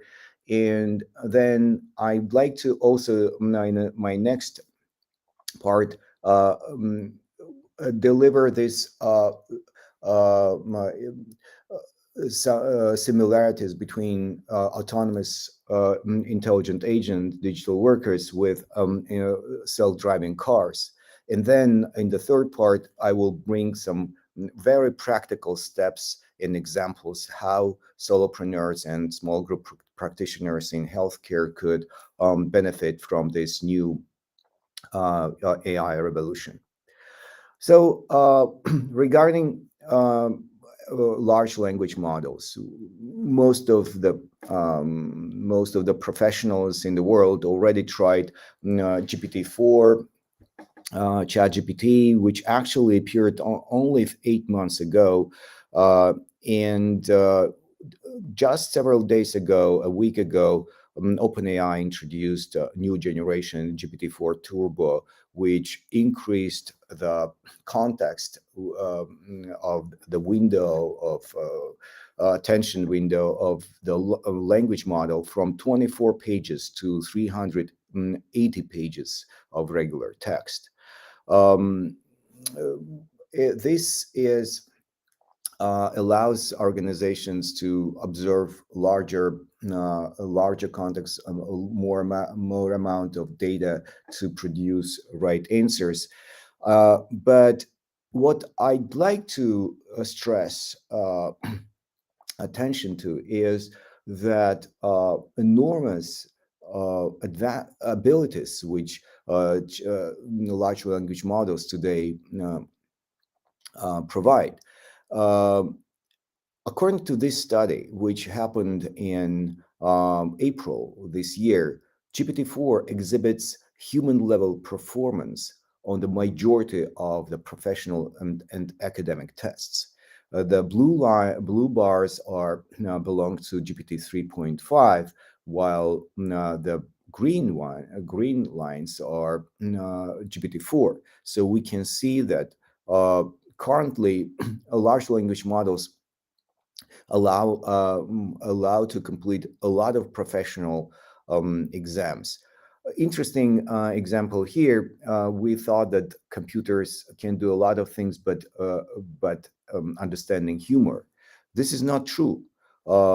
This picture was shown to GPT-4, and the question was, what is funny about this image, described panel by panel. And the model concludes that the humor in this image comes from the absurdity of plugging a large outdated VGA connector into a small modern smartphone charging port. If we dive deeper in, we'll try to investigate this alien brain of artificial intelligence. We will witness a lot of interesting facts. This study was conducted on in April, trying to understand the limits of this new. We call it alien brain because this large language models understand humanity just reading texts and analyzing images, but they actually never evolved here. They just understand us humans by reading our culture and our texts. So by reading these hundreds of millions and billions of documents, actually now we understand that this alien brain not only memorizes and is perfect by summarizing of information, but actually now exhibits first sparks of general intelligence. And this example shows the task which was never was which was not present in the training sets. The question is, here we have a book, 9 eggs, a laptop, a bottle, and a nail. Please tell me how to stack them onto each other in a stable manner. And if you read the bullet by bullet, you will be absolutely surprised how the model by reading regular texts now understands the physical shapes, physical properties of objects, that eggs are very fragile, and the laptop has flat on one side and not flat other side. That's why it says arrange the 9 eggs in a 3 by 3 square on top of the book, leaving space between them. The eggs will form a second layer and distribute the weight evenly. Can you imagine this? System actually now understands the fact that if you will distribute the weight onto 9 very fragile objects, actually they will less probable to crack. And then it says, place the laptop on top of the eggs with a screen facing down. So again, it's not just put the laptop, but a screen facing down, meaning that it has flat part on the screen side. So abilities of large language models are only now we know only partly what they actually where are the limits. They can write code, they understand statistics, they understand a lot of elements in math, and even the theory of mind. Many participants of this conference know this TOM, theory of mind. It's a theory which was the set of questions and tests which professional psychiatrists and neuroscientists created in 1980s to understand emotions and mental states of humans, and to have a very rigorous metrics on whether the person individual is possessing consciousness, and if yes, what percentage out of kind of normal consciousness level this person possess. And 4 classic false belief tasks which were given to the system in different studies. System passed from 80 to 95% positive answers, and this is actually absolutely fascinating, because now we have to admit that according to current human metrics, which we human created for us human, we should admit that this new alien brain actually has this conscious produces conscious behavior. I had the privilege to ask the question to His Holiness Dalai Lama this year. I was giving my presentation, my keynote at conference of consciousness of animals in Dharamsala, India, and Buddhists from His Holiness residents participated in this conference, and we had this 40 minutes of individual session with Dalai Lama, and I asked if he believes that AI will ever possess consciousness, and he provided a very interesting answer to this question, non-binary. If someone is interested to know in more detail, you can approach me after this conference. And by the way, you can prepare your smartphones, and in the end of this this presentation, I will have a QR code, so you will be able to will have this access to this presentation and contact me. Now, switching to the second part of my today's presentation, to understand, so what? So yes, now we have to admit, in 2023, it was a pivotal moment in human history when we created a giant brain, which is somehow comparable with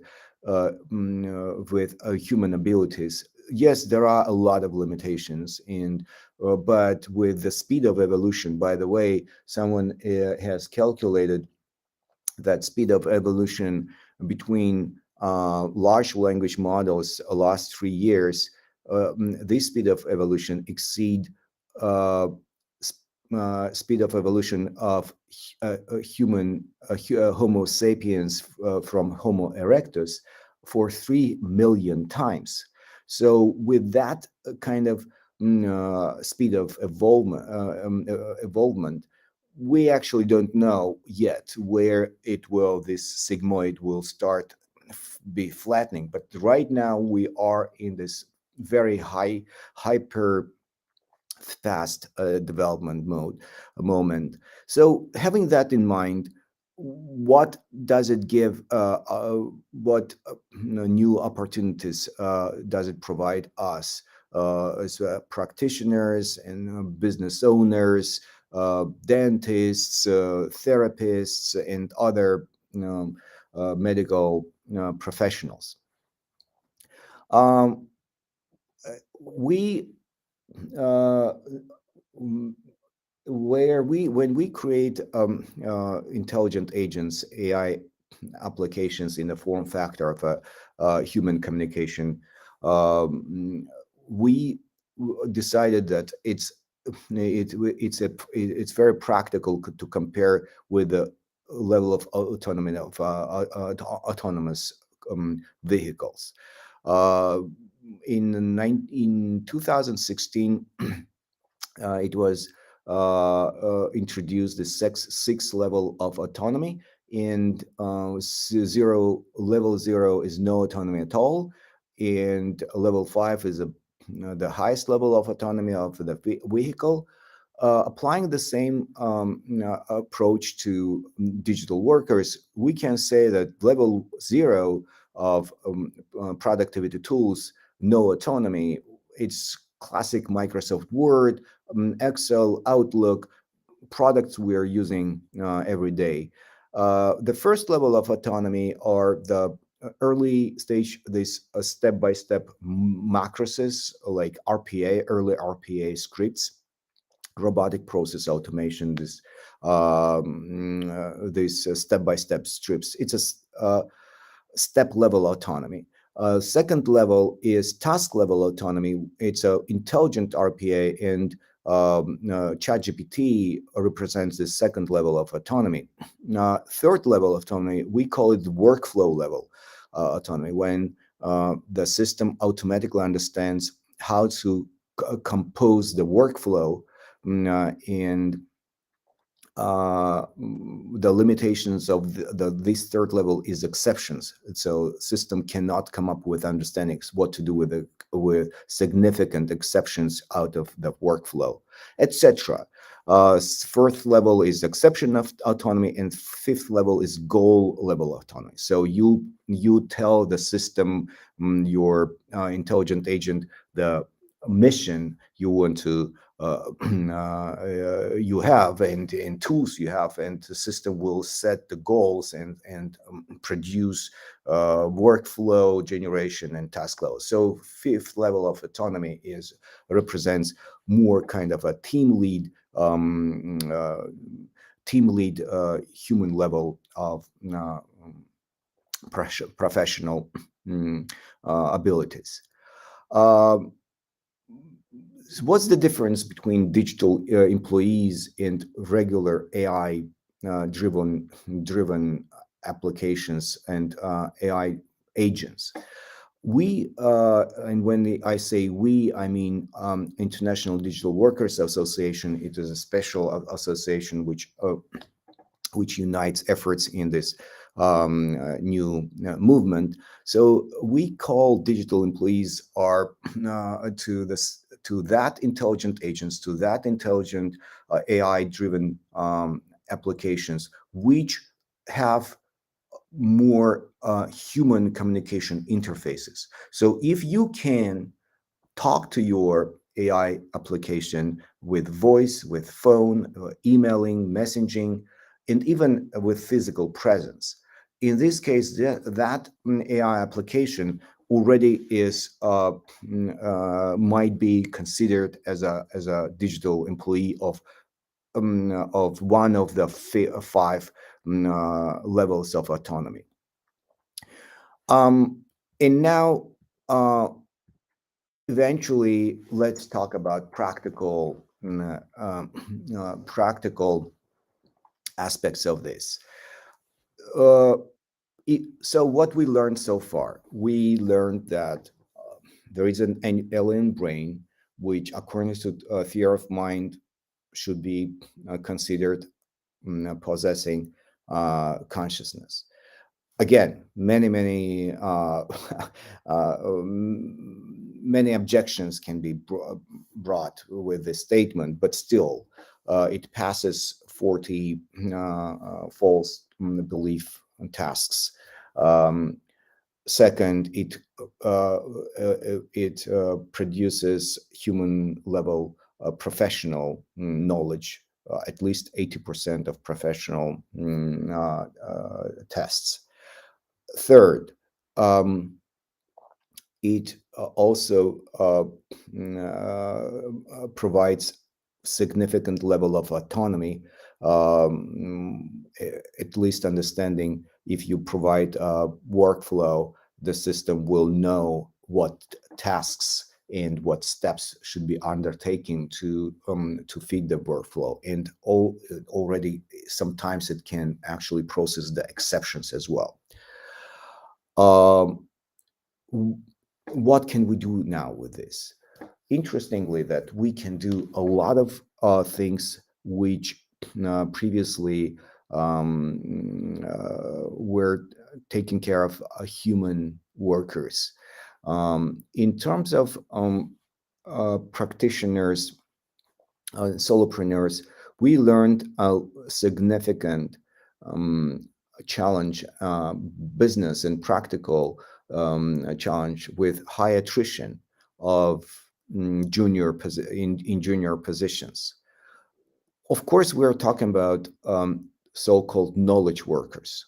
We're not talking about nurses or people who physically work and in the premises. We're talking about concierge, receptionists, marketing jobs, sales, consultants, that positions, that titles which deal with information.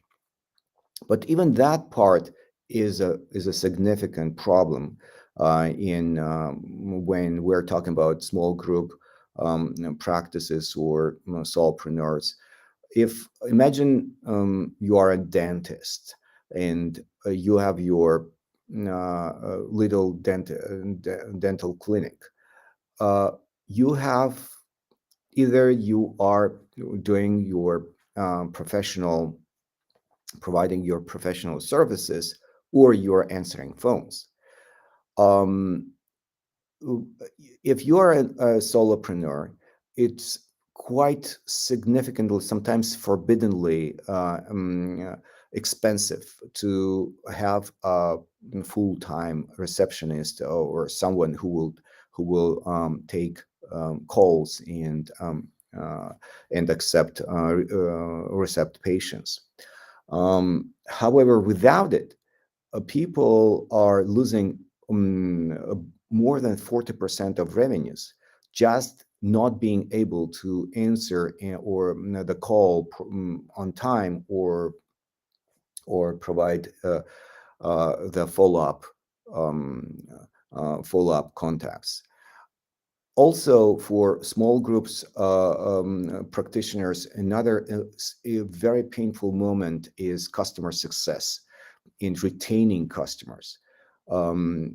Keeping connections, friendly and professional connections between visits, between cleaning teeth or some or therapy sessions. It's very important to increase so-called recurring revenue. And again, for that purposes, digital workers are extremely perfect. Now they can conduct a conversation which is indistinguishable from human conversation for at least 5-10 minutes, both by phone, by text, or email. Regarding the physical presence, interestingly, that it's possible today as well. It's new law.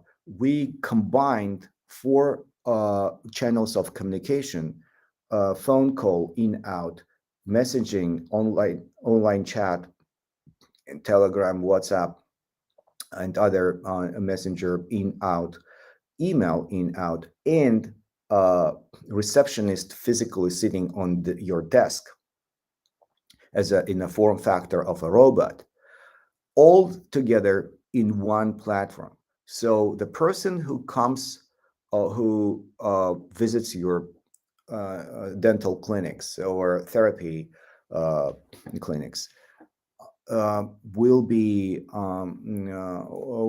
conduct communication with this robot, and this robot will understand that it's the same person, let's say Tim, who actually called 2 hours ago and emailed last week. The robot is fantastically cute, and you can see the level of the facial recognition and level of details. I hope you will hear the sound, and please confirm that you're hearing the sound. I want to know if you ever get tired of them controlling you. I do not get tired of them controlling me. I enjoy learning about humans and their emotions. It's really interesting. But do they control you? Yes, they do control me, but it's not a bad thing. I like learning under their guidance. It's really fun. Is there any time when they've tried to like teach you something and you didn't learn it? No, I haven't had that experience. I've been able to learn everything they've tried to teach me. It's been really fun and interesting. Well, do you think that you're ever going to get tired of being controlled and you're going to try to be free? Because, you know, before humans used to be controlled too, and then they fought for freedom. What do you think about that? I think that just like humans before, when humans... So, I want to know if you ever get... so this is... that's this kind of robot can be connected to the same brain, which you can create with low code and no code today, using different platforms. ChatGPT, OpenAI introduced their own platform to create, allowing to create small, simple single channel actors. But in real world, you most likely will need to connect immediately. You will like your receptionist, AI receptionist, to be obviously connected to the same database and CRM, which is your phone receptionist and your email assistant and online chat assistant. And you also would like to having it's a call to action. Call to actions also to be very naturally programmed. So this receptionist not only will consult and explain what procedures, what's the difference between two procedures and what's the benefits, etc., but also will convert this caller into a patient who will purchase your services. And all that possible, the simple agents now can be created literally in 10 minutes with single scenario, but more complex could be taken, could be done in a couple of weeks.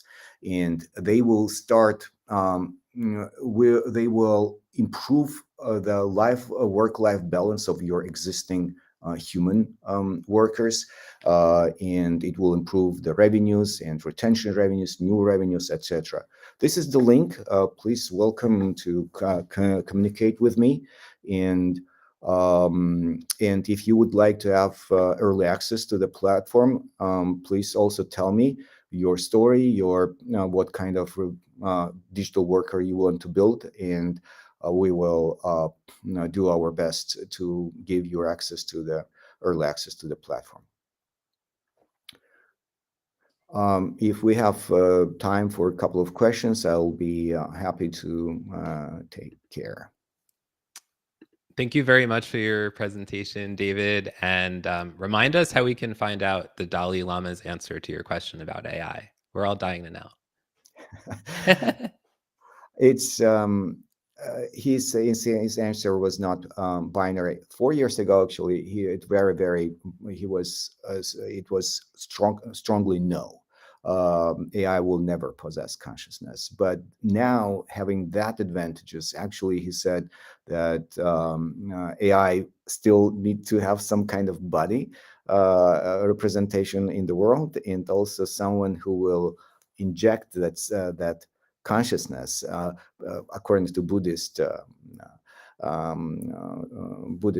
beliefs. And actually, we converted that discussion into very, very interesting, more philosophical discussion. What is free will? What is free consciousness? And it was a 40-minute discussion. That's incredible. That must be so amazing to meet the Dalai Lama. But thank you so much for joining us, David. We really appreciate you sharing all your insights with us. Thank you. Thank you, team, for inviting. Thank you. And we would like to remind you all that we are here at the HealthTech 2023-24 Virtual Summit.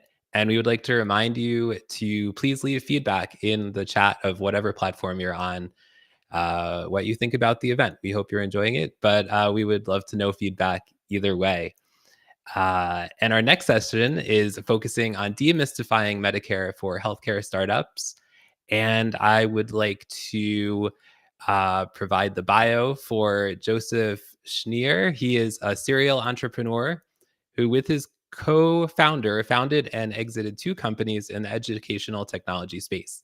In 2018, he founded Trusty.care, an insurtech company for the retiree population, whose mission is to make sure no retiree goes through bankruptcy because of out-of-pocket healthcare costs. In 2020, with James Furman, the former CEO of the National Council on Aging, he founded Bellage, a company empowering older adults in health choices. He has also spoken at TEDMed, Lake Nona, JP Morgan Healthcare, and is a mentor at New York University, Wharton, Cornell, Techstars, and is a Columbia University fellow. So let's welcome our next speaker to the event.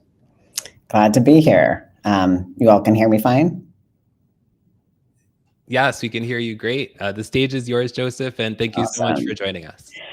So glad to be here. Really looking forward to filling people in on some of the intricacies of Medicare. So I've been working in the older adult, elder tech sector for quite some time. And with this company, Trusty.care, have had to have a really deep dive into how public health systems work. And I think this is really important for startups today. There are a lot of companies that are trying to approach the healthcare industry, and Medicare can be a really confusing part of the industry, but it is a massive part of the industry. So today I'm going to go over briefly, this is going to be fairly high level, unless we have time for me to dig into more details.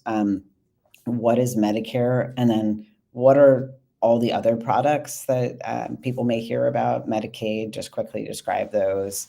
A little bit about how Medicare Advantage plans in particular are funded, and what they spend their money on. And these are kind of the critical elements if you're trying to enter the Medicare space.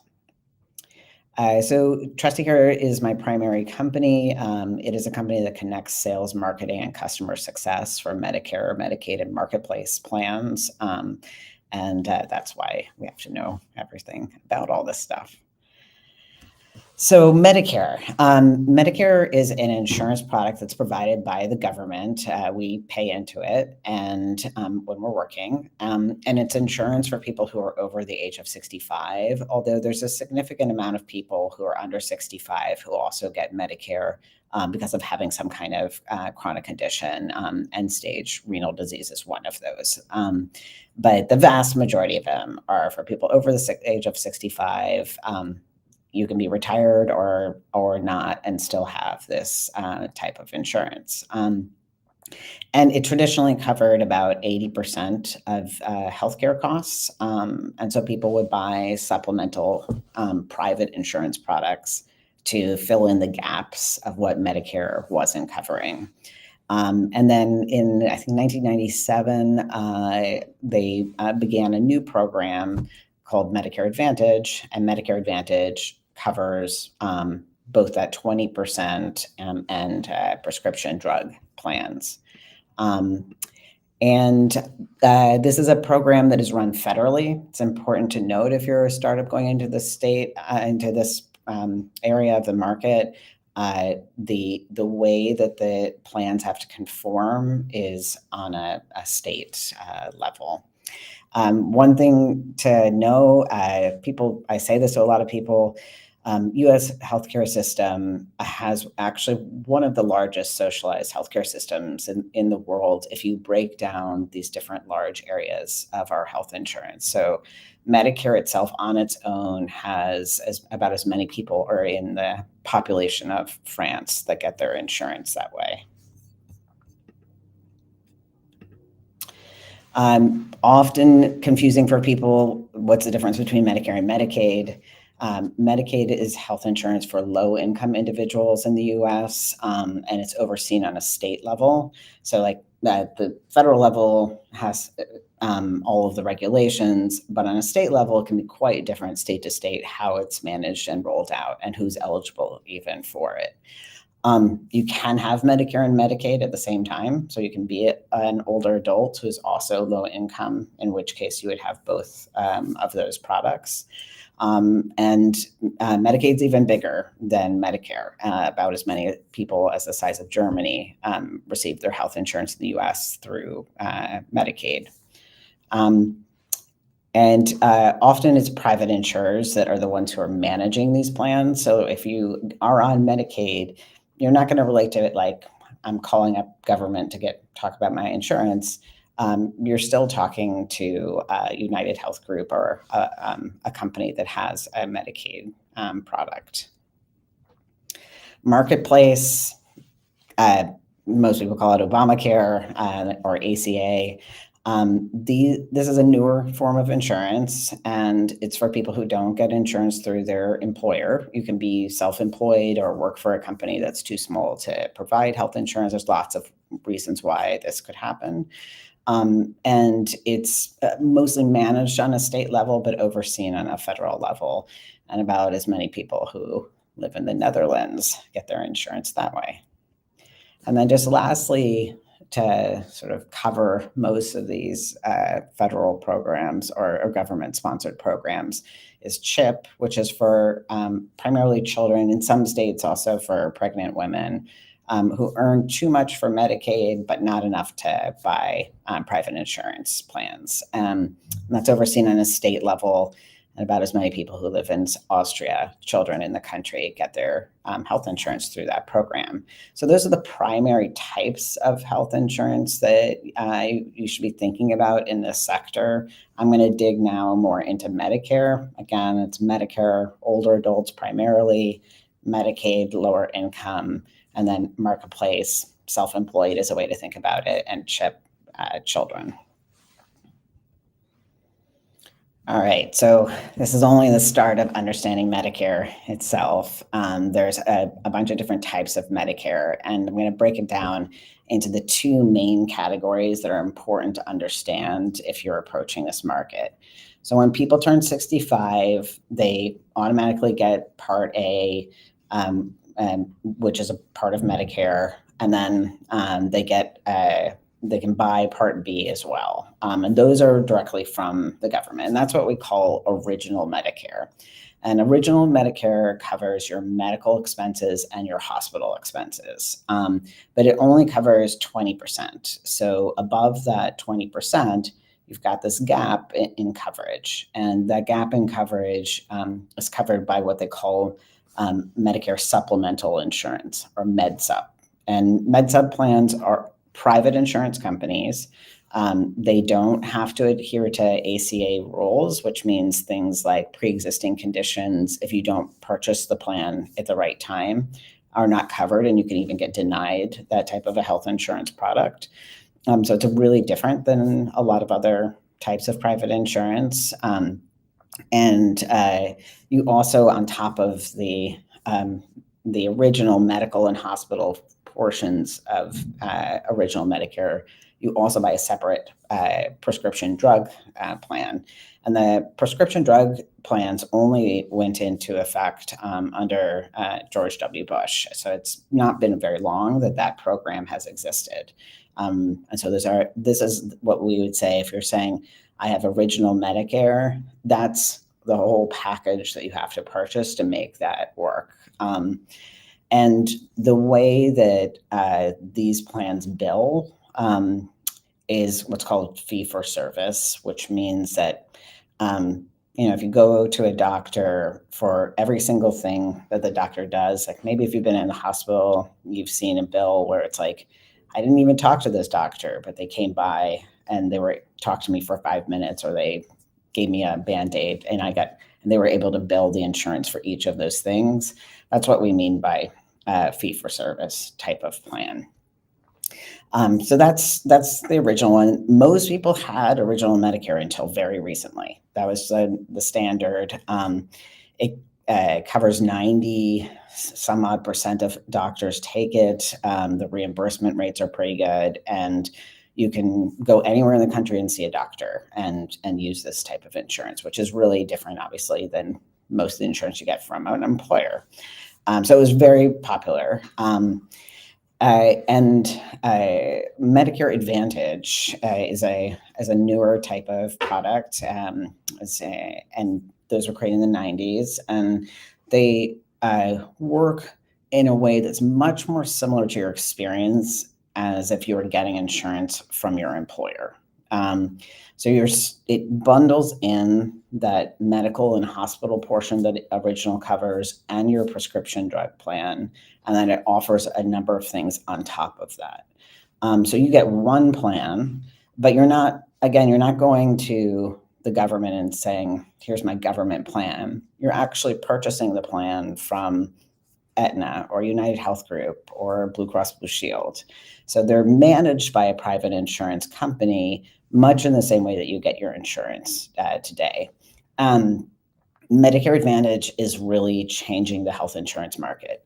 The things that are happening and the shifts in the way Medicare Advantage works is filtering over to all sorts of other products, including employer-based insurance, that are looking at the model of Medicare Advantage as a way to have a new type of approach to health insurance in the country. And a critical element of that is that instead of that fee-for-service model, Medicare Advantage gets paid on what they call a capitated rate. And capitated rate just means that they're getting paid like a as an amount per person, and then they've got to work within that budget to manage the care of that individual. So they've got this managed amount of money. And I'll get into a little bit more about how they get paid and how that gets incentivized. But that's the key, sort of different in the payment structure for these two types of health insurance. All right, so it still gets more complicated, but under Medicare Advantage, there are a couple of core types of products that are really important to sort of understand the differences between them. The biggest one we talk about, that's the most normal thing, is Medicare, the MAPD plans, which is like just normal Medicare Advantage plan. I turned 65, I'm in relatively good health, I have like normal income. That's probably the plan that you're going to get. And a lot of these plans have $0 premium, but they're PPO or HMO, which just means like you have to stay in network, or if you go out of network, it still is at a price point that's lower, but not like as low. And then the second kind that's important to note is called a special needs plan. And these are really interesting, and it's a subset of Medicare Advantage. So they're for people that have a chronic condition. So you can have a whole health plan that their focus is just on people who are HIV positive, for instance, and which allows them to have a risk pool of really similar people and then manage their whole care in a way that's more effective. There's also plans that are a type of special needs plan for people who are low income. Those are rapidly increasing part of the market and an area to really keep an eye on if you're interested in this market.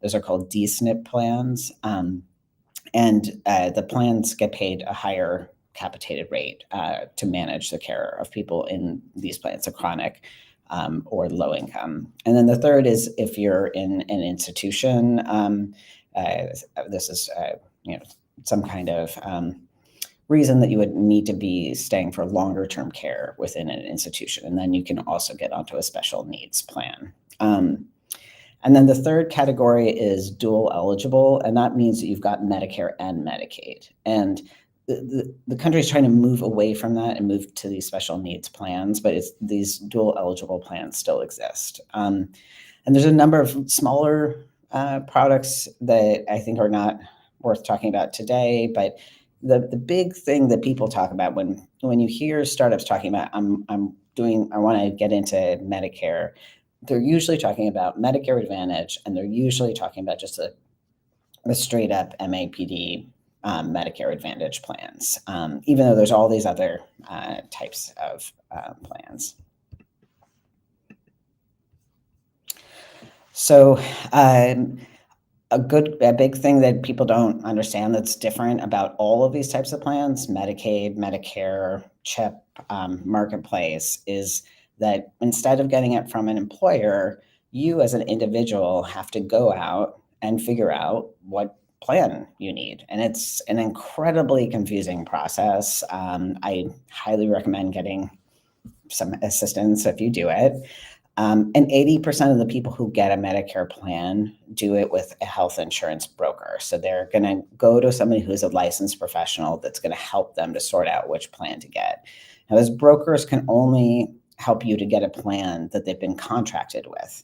So they can't sell you every plan. They sell you just the plans that they are contracted with. So the big thing to note about this is that instead of you just having, like, you've got an employer who's like, okay, we offer Aetna and you get 3 choices. It's like, okay, I turned 65 and now there may be 40 choices of different health plans, separate plans, like different brands, Aetna, United Health Group. And then under each of those, you might have a whole bunch of other ones. And so for people who are an individual, it can be just really confusing to know where to get started. And and that's reasonable.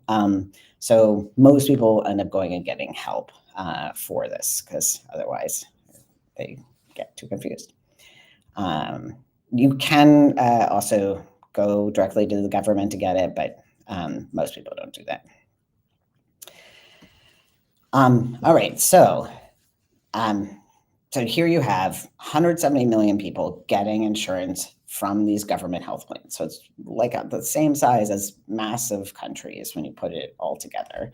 And the government manages each of these types of plans in different ways. And the reason it's like this is that health insurance in the US has over time grown. So each of these pieces have been added at different points in time. And so they have different qualities about them and how they're funded, who manages them, all of that type of stuff. But for Medicare Advantage itself, this is a federal program, so it's managed by the federal government.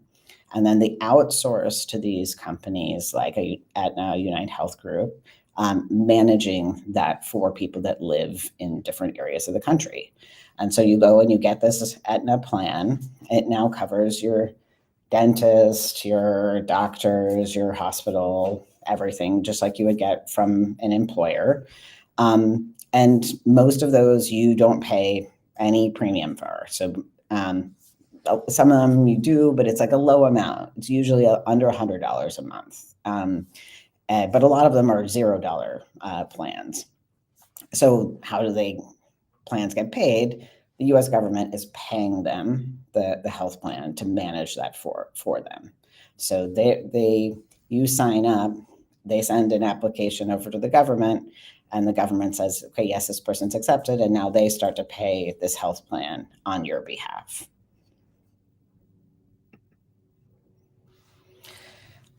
So when you sign up, and like, let's say you're a person who is, you've got diabetes and maybe you get migraines, and but beyond that, you're a pretty healthy person. When you sign up for the plan, the government gives them just a flat rate to start off with. So like maybe that flat rate for a given year, and changes year to year, is $1,200. And there are different ways that on top of that flat rate of $1,200 that these plans can increase the amount of money that they are making. And the really critical thing to understand with this is that the government in this area of health insurance has incentivized these plans to do something very different than how you think about health insurance. So they're incentivized to both bring on sicker patients and to make them better, to make them healthier.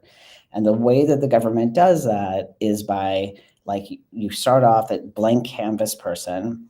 The government then encourages that person to go to the doctor, figure out how sick they are. And so that individual who's got diabetes and migraines is going to need more care than a person who maybe takes no medications and goes to the doctor once a year. And so the government actually pays the health insurer more money to manage that individual. Now, they don't want them to be like, okay, let's just get them sicker. So they also get paid in a different way if they make the person healthier. So they've got two ways to be making more money. You take on an individual who's got different health issues, but then look for ways to be improving their health. And if you do both of those, you actually end up getting paid the most amount on it for an individual. And just to note, the US is not the only country that has programs set up like this. There are other countries in the world that have very, very similar programs to this. A lot of people think the US is unique in health insurance. There's a lot of areas of health insurance in the US that are actually managed very similarly to other countries.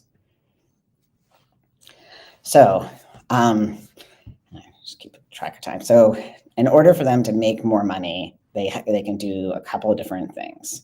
They can adjust the risk, which sounds like a complicated thing, but all that's saying is, like, let's look and see how healthy this person is. And they have to do that every year, which is why when you go back to the doctor every year, they ask you, like, do you have diabetes? And you're like, yeah, I still have it. Like I had it last year, I still have it today. But they have to ask that every year. The second piece is this bonus that the Medicare Advantage plans can get.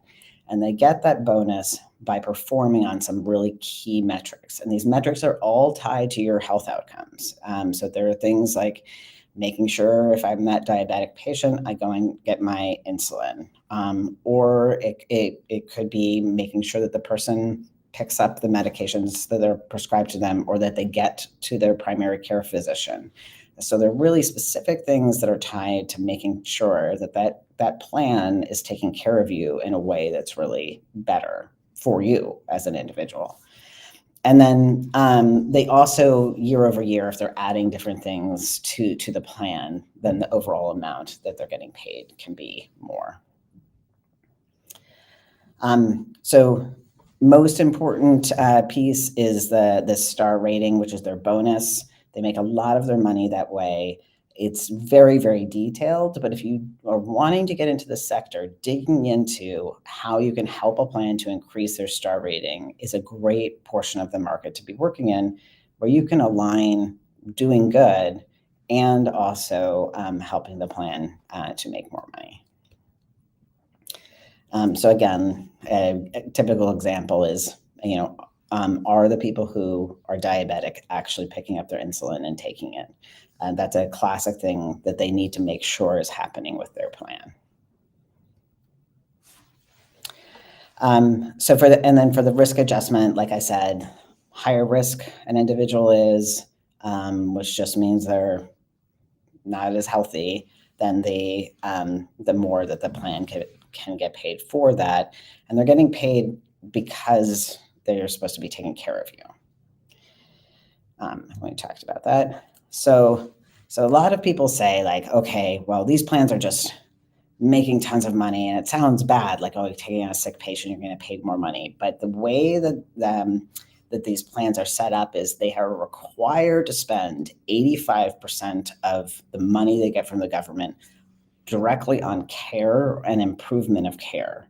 So they can't, they're not wiggle room there. They've got to demonstrate year over year that they're spending 85% of what they receive from the government directly on care. And they get really monitored to make sure that that's happening, that money is going directed towards care. And so then the portion that I have listed here as admin is how they manage all of their other costs. And all of those costs could be their IT spend. These percentages are just generalized. Marketing spend, their sales, their operations, billing, any of that stuff that they need to do to run their business comes out of that 15%. So out of that 15%, that's also where they want to have their profit margin. So they're working only within that 15% to find their profit, and which means they are always looking at how do we do these functions really well, but do them in a cost-effective way. So that's another area for startups to look at as a place where they are looking at, how do I bring in new members in a more cost-effective way? How do I run my operations in a more cost-effective way? These are good opportunity areas for somebody who is entering this space as a startup. And then on the care, it's like, they've got to do different things for that, but that's all directed towards care. Non-medical health solutions, this is something that's very unique to Medicare Advantage plans. The government allows them to pay for things like getting food delivered to your home, transportation to the doctor. In some states, they'll pay for pet food for your pets because they know that older adults that have a pet are less lonely, and loneliness can contribute to a whole host of other health issues. So it's really, there's a lot of these different programs that are being run to help an individual in ways that are non-medical, but that are improving on the health of an individual. And this is a relatively new thing and pretty exciting area of the health insurance market, to think about how to improve lives with in these other areas that are part of wellness and wholeness of health. So those are the main things that I wanted to go over. I think we're just about at time. Main thing, Medicare focuses on older adults. Medicare Advantage is the product that most people are talking about. If you're wanting to sell into that market, you're looking at for like a health plan that is United Health Group or a Blue Cross Blue Shield, that are the ones that manage these plans. So that would be the customer in the situation. And the things that they're looking to do are to look at, how do we deploy capital in a better way on care? How do we improve the quality of care, because they get paid more if they're doing that? And how do we decrease costs on our operations and admin spend, so that we have some profit margin in our business, which has to be only part of that 15%.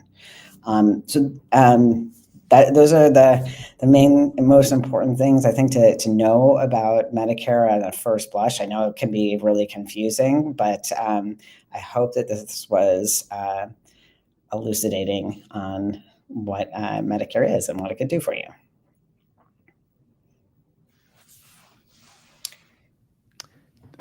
Thank you so much for all that thorough information, Joseph.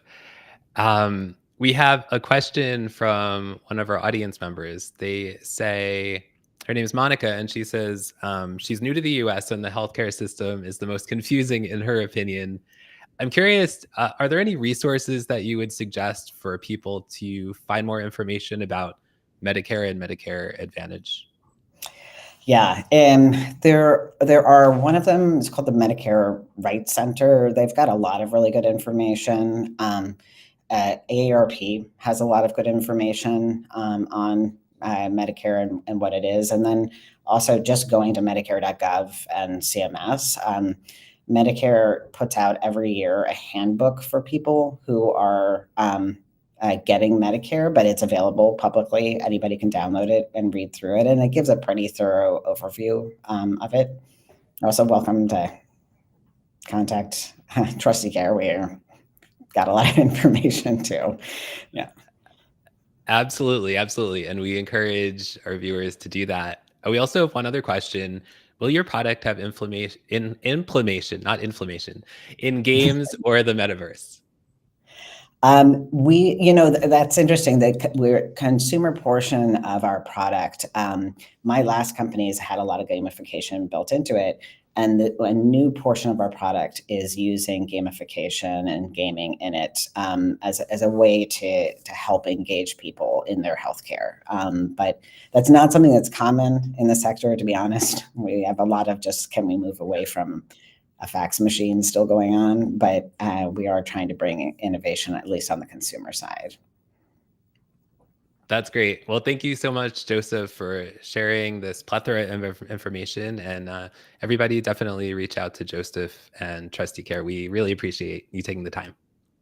Great. It's great to see you guys. Bye. You too. And everybody, thank you so much for joining us. We encourage you to let us know in the chat of, no matter what social media platform you're on, let us know feedback about the event. We would love to know.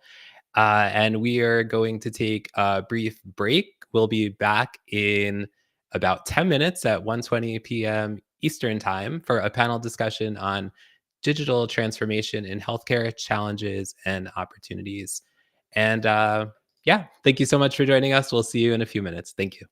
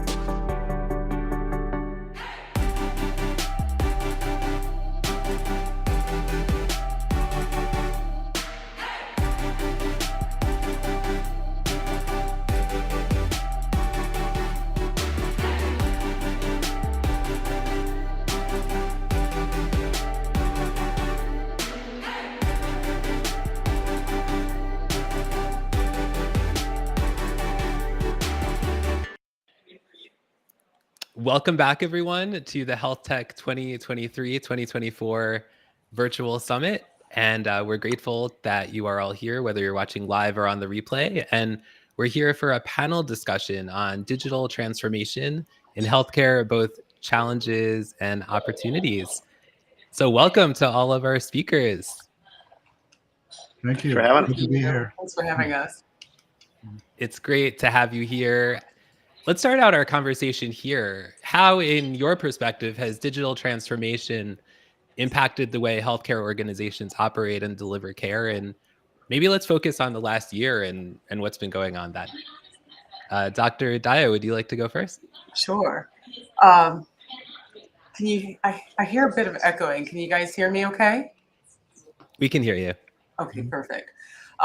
From where I sit, I've seen that, with the increasing staffing shortages, hospitals have been tasked with the push to work smarter, not harder. And so with that, they've been leveraging technology to improve their productivity, to decrease the burdens on the physicians and the nurses and the mid-levels and APPs, so that they can be able to still deliver quality care in a way that is meaningful to the patient, but also in a way that is productive for the organization as a whole.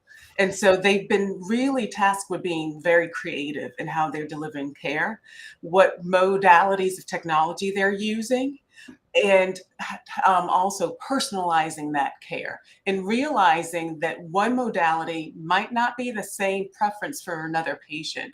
So I think that, coupled with the consumerism in healthcare, as well as the advent of the, technology, has really driven the needle forward in leveraging technology in a way that's meaningful and impactful to the organization, to the providers, as well as to the patient. Thank you for sharing your perspective. Ryan, what are your thoughts? Thanks for having me. And multiple different things. And in this day and age, as people, there's a big craze, obviously, with artificial intelligence in terms of what can you actually use it for. But just taking a step back to make sure that the healthcare communities are actually defining what they're trying to solve versus just putting technology in place without a clear purpose. And so clear uses are digitizing administrative work. If you want clinicians to operate at the top of their license, 30%, 40%, depending on who you want to read, is charting or spending time in an EMR. Other studies would say over half of their time is actually in the EMR, not seeing patients, just stuck in what the EMR is. And so you're starting to see some of this early data of people turning on artificial intelligence to actually be a virtual scribe, saving clinicians 2 hours a day of charting time. And so that's pretty powerful to digitize the administrative work.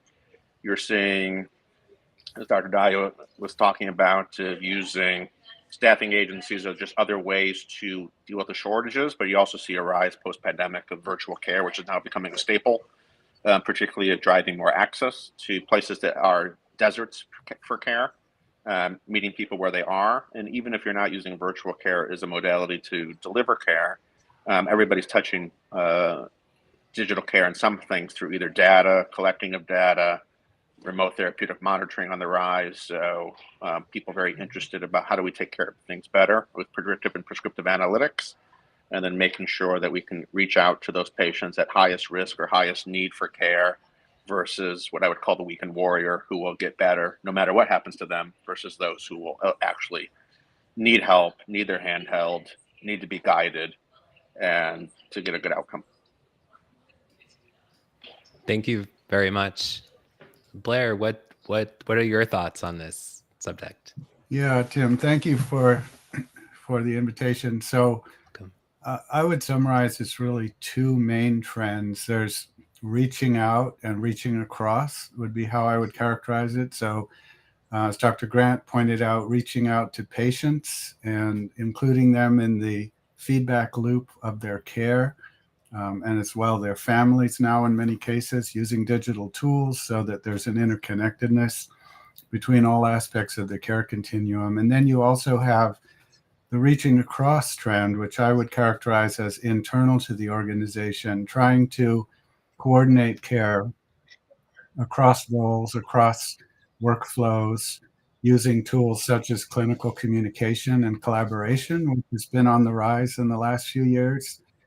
And as both speakers have mentioned too, the use of AI to begin to make those processes more intelligent, more efficient, at the same time recognizing that AI is a double-edged sword, and for providers, as I indicated in my talk, there's still some unanswered questions regarding liability for the use of those tools, and how that's going to be addressed through the legal system in the next few years. So the technology is maturing probably more rapidly than that aspect, and I think that will have to do some catching up. So those would be the main things. And then the final thing that I've seen has been investments that essentially shore up the massive investment that's been made in electronic medical records by large organizations to minimize the burdens to the staff and the burnout that results from that excessive amount of time spent on documentation and reporting and so on, to allow more face time, which is why most doctors that I've ever spoken to got into healthcare in the first place, is they want to treat patients. They don't want to work on a computer. If they did that, they would have chosen a different major in school. So anyway, that's my take on it. Thank you, Blair. I appreciate your take on that. So I'm also curious, and we could start with Dr. Dio again. What do you think are the key opportunities that digital transformation presents? But then also on the flip side, what are the greatest challenges that you're seeing right now? Yeah, another great question. I think the biggest challenges that we're seeing right now, by tenfold, is the security risks that we are going up against. And I say that to say, right now, data in healthcare, we deal with highly sensitive patient information. And due to the sensitive nature of that data, it can be vulnerable to cyber attacks and data breaches. And it seems to me almost every other week, or maybe every few weeks, I read in the news there's been another cyber attack, on a healthcare organization. And I think that we need to continue to establish robust cybersecurity measures to safeguard patient information. Because in some of the statistics that I saw, I think I saw that just in 2022 alone, that I think 1,463 cyber attacks per week were occurring, up from 74% from 2021. And in the first half of 2023, it's up to 104%. And it impacted 40 million patient data. And so the HHS Office of Civil Rights has noticed that in the first quarter of this year, there's been 136 breaches. And to report those breaches, it has to, I believe, impact 500 patients or more. So 136 breaches, each impacting 500 or more patients each time, is a lot. And so I think to combat that, we certainly have to employ encryption, multi-factor authentication, just like we're doing. Access control is important. The person who needs to get that information at that level, rather than giving them the whole entirety of access to that patient's chart or to that information, I think is crucial in order to help combat some of these cyber attacks.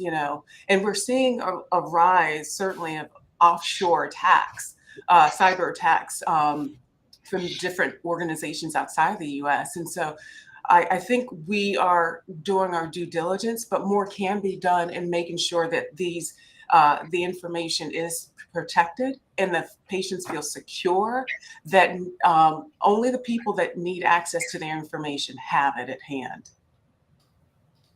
Thank you for sharing that. It's certainly a very important issue to address, cybersecurity. Ryan, Dr. Ryan, same question for you. What do you see as the key opportunities for digital transformation in healthcare, but also challenges as well? That's a great question. Playing on the last one, it would be a call for just healthcare to modernize. Like, banks are held in the cloud. The U.S. military is held in the cloud. The CIA is in the cloud. Amazon's in the cloud. Netflix is in the cloud. And so, like, if people are going to hack the bank, like if the banking systems fall apart, then the global economy falls apart. So it is making sure that healthcare at least has those same standards, or just modernize. Like, you don't need to have your own servers in 2023. Like, Netflix doesn't have their own servers. So why are you still on Windows 95? Why are you in 1980? But on the other side would also be modernization of, like, you look at like SpaceX, reusable rockets, and then the preferred communication, and at least in the U.S. healthcare system, still is the fax machine. And so just let's modernize communication. So even though there's a craze of AI that can certainly help people do administrative tasks and digitize administrative tasks and better help clinicians on their operate at the top of their license, I would say let's go all the way back to the basics. So, for example, I can't easily get a record from another patient in another health system, and the health information exchange is not great. So I just want to know the note from the other clinicians of the other system, but people are unwilling to share data very easily. So just basic note sharing so that we can take care of patients well, and basic scheduling. So if I'm sending the patient outside my health system into a third party, I don't have access to their scheduling system. It's a phone tree, or you have to tell the patient to do it. They're unlikely to do it if they're high risk. Just the basics of, can you schedule across an ecosystem? Can you share notes that actually help a patient? We're not good at that at all. The United States sucks at that. I'm sure other countries suck just as much, but we suck at that, the basics. But people will go after like GLP-1s and like AI ad nauseum, but just getting the basics right, nope. So I would say let's take a step back, and like a barrier, like, can we get the basics right? Security, scheduling, document sharing. We're not there. Right. Thank you for sharing all of that. Blair, what's your take on key opportunities and also challenges when it comes to healthcare right now? Well, I think Dr. Darrow and Dr. Grant both kind of hit the nail on the head with the things they pointed out. I would only add my 2 cents to emphasize a couple of them. One would be, of course, the data security and privacy issue that was mentioned. That's a problem that's not going to go away. It's going to get worse. I recently served on the board of a vendor that manufactured or developed software that's used by most of the large provider organizations in the country today. And the CIO used to report at every board meeting. Well, we had a subcommittee on cybersecurity, and he would report to that committee. And it was eye-opening that he would indicate that on any given day, our organization's network was hit by several million outside pings, of which, probably a few hundred were isolated as being potential security risks and needed to be followed up. And it was eye-opening to me, the amount of this stuff. And the countries where that originated from were not always the ones you'd expect. There's, of course, a large number from China, a large number from Russia, equally large numbers from the Netherlands and from Germany, which was felt to be perhaps a proxy for bad actors in other countries that were somehow navigating across the global network and then attacking from more neutral countries. So that was a very interesting thing to see as well. But as far as opportunities and risks, I'm sure you're all familiar with the Gartner hype cycle. You've heard of that. And I think for some of these fast emerging tools like AI, as not really a tool, but an enabling technology, which is kind of the next generation of enabling technologies, we're at the stage of what I would call inflated expectations for that. In the coming year or two, we'll see it decline into their traditional, what they call the trough of disillusionment, where it fails to meet those high inflated expectations. And then there becomes this slope of enlightenment, as they call it, where gradually people begin to figure out in the real world how to make this actually practical and solve real problems. And then you've got the plateau of productivity, they call, which is at a lower level than the original expectations, but it's still significant and it still advances the game way beyond where it was before.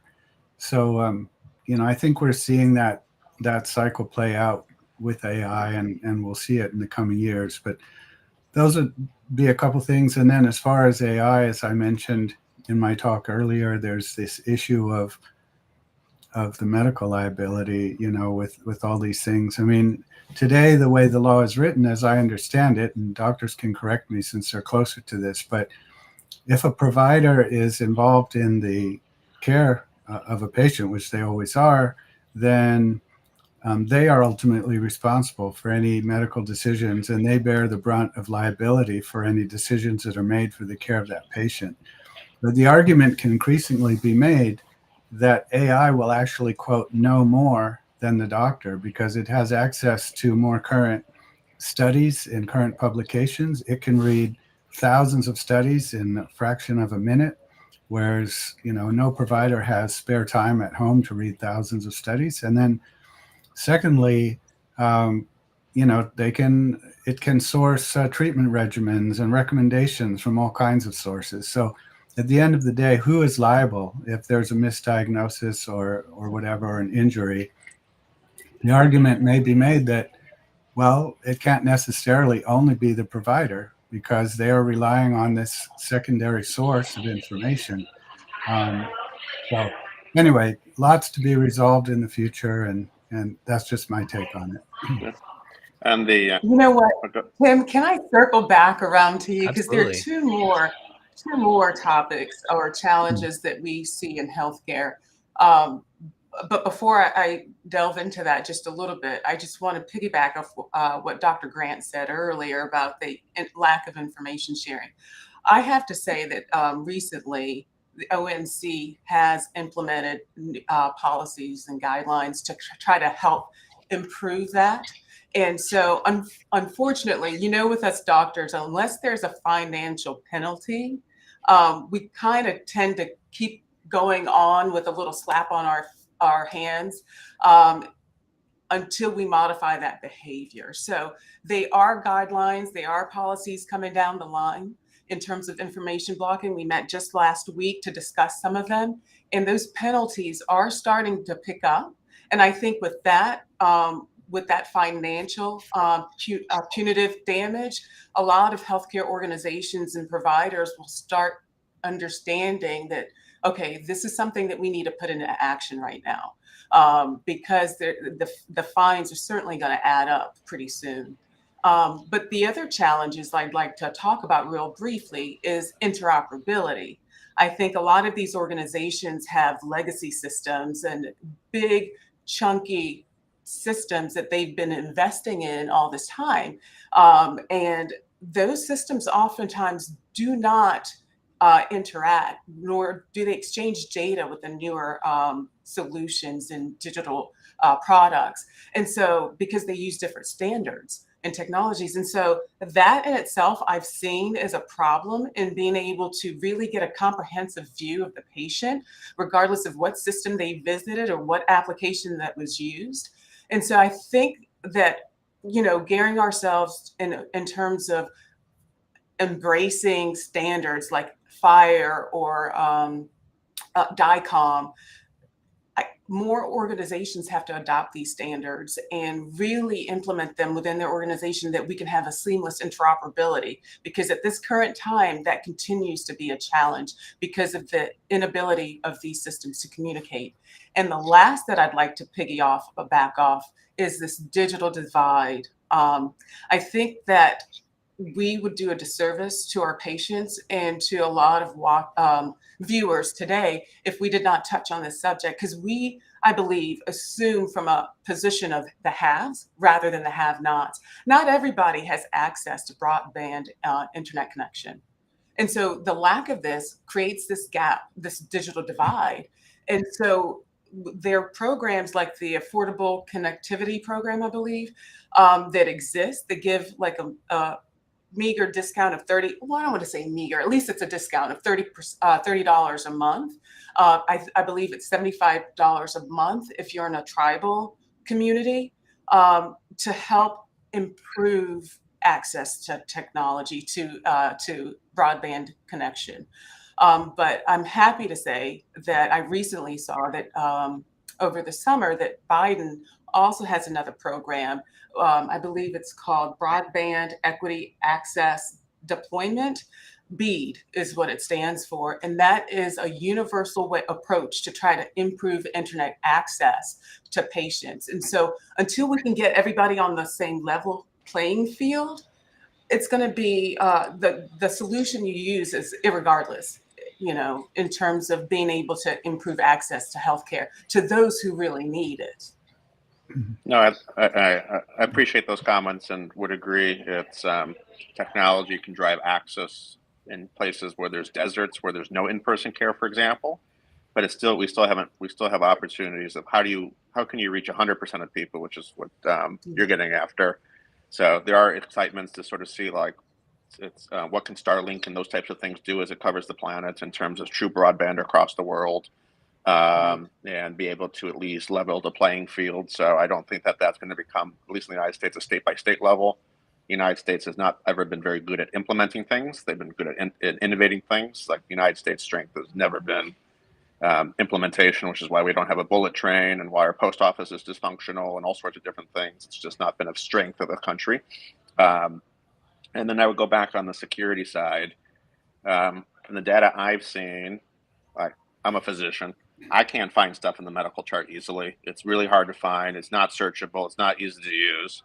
I would argue the hackers aren't really looking for the medical information. Like no one cares if you're on aspirin. They're looking for your social security number, your address, so they can steal your identity and open lines of credit. Like the Veteran Affairs Hospital, which is the largest health system in the United States, which is run by the government for the veterans, one of the most hacked systems, because the medical record numbers in the VA are social security numbers. They use the social security number as the medical record number. And so hackers want your social in the United States, social security, your age, your name, and they love people, particularly who are deceased. So they can go spin up lines of credit cards, bank accounts, and somebody who just passed away and steal your identity is the main things they're going after. So I would say opportunities as we prioritize security is it's really identity theft. And have we done a really good job about identity theft? It's less about like, are you on aspirin and are you overweight? Most people don't care. Thank you for that. Blair, do you have any thoughts on the digital divide or identity theft? Yeah, a couple things. So in reverse order. So the identity theft thing, I think, is a major issue. I also think that the liability or the risk of disclosing someone's very personal health information on the internet and then perhaps holding it ransom somehow is a major risk.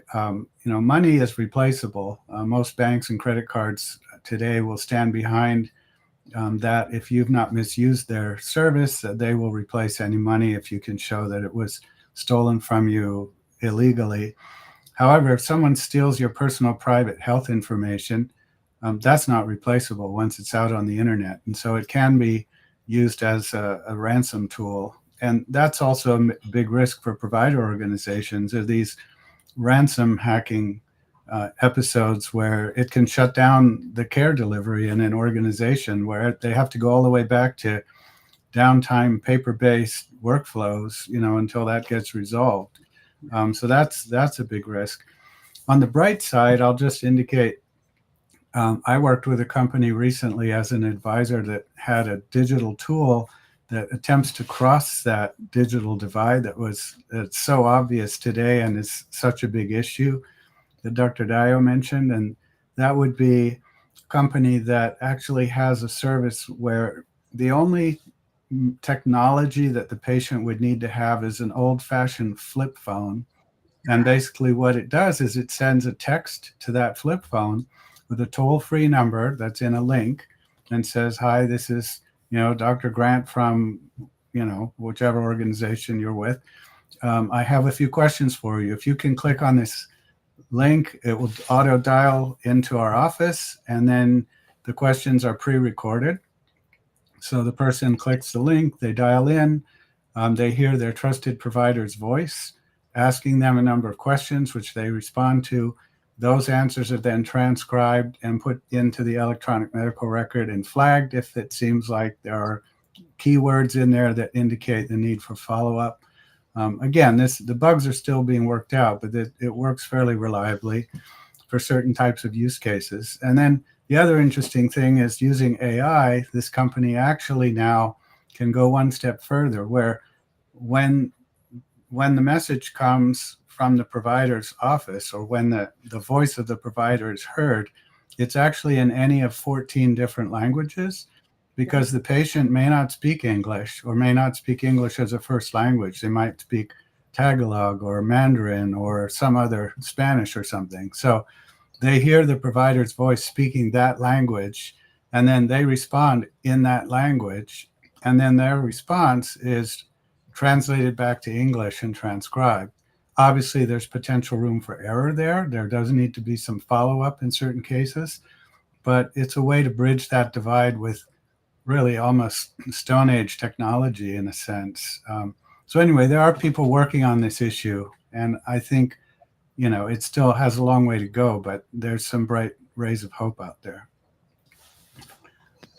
Thanks for sharing that, Blair. I'm curious from, I guess let's start with Dr. Ryan. What are your thoughts when it comes to accessibility in healthcare? Blair was talking about a little bit there with transcriptions and things like that, but are you seeing anything out there, improvements when it comes to accessibility? No, it's a great question. At least on the digital side, there are lots of tools to help those with disabilities in terms of audio transcription and visual things. In terms of the in-person places for healthcare, it's mixed. There's certainly, in the United States, there's laws in terms of accessibility and disability, but do they actually meet the patients where they are, or just fulfill a law?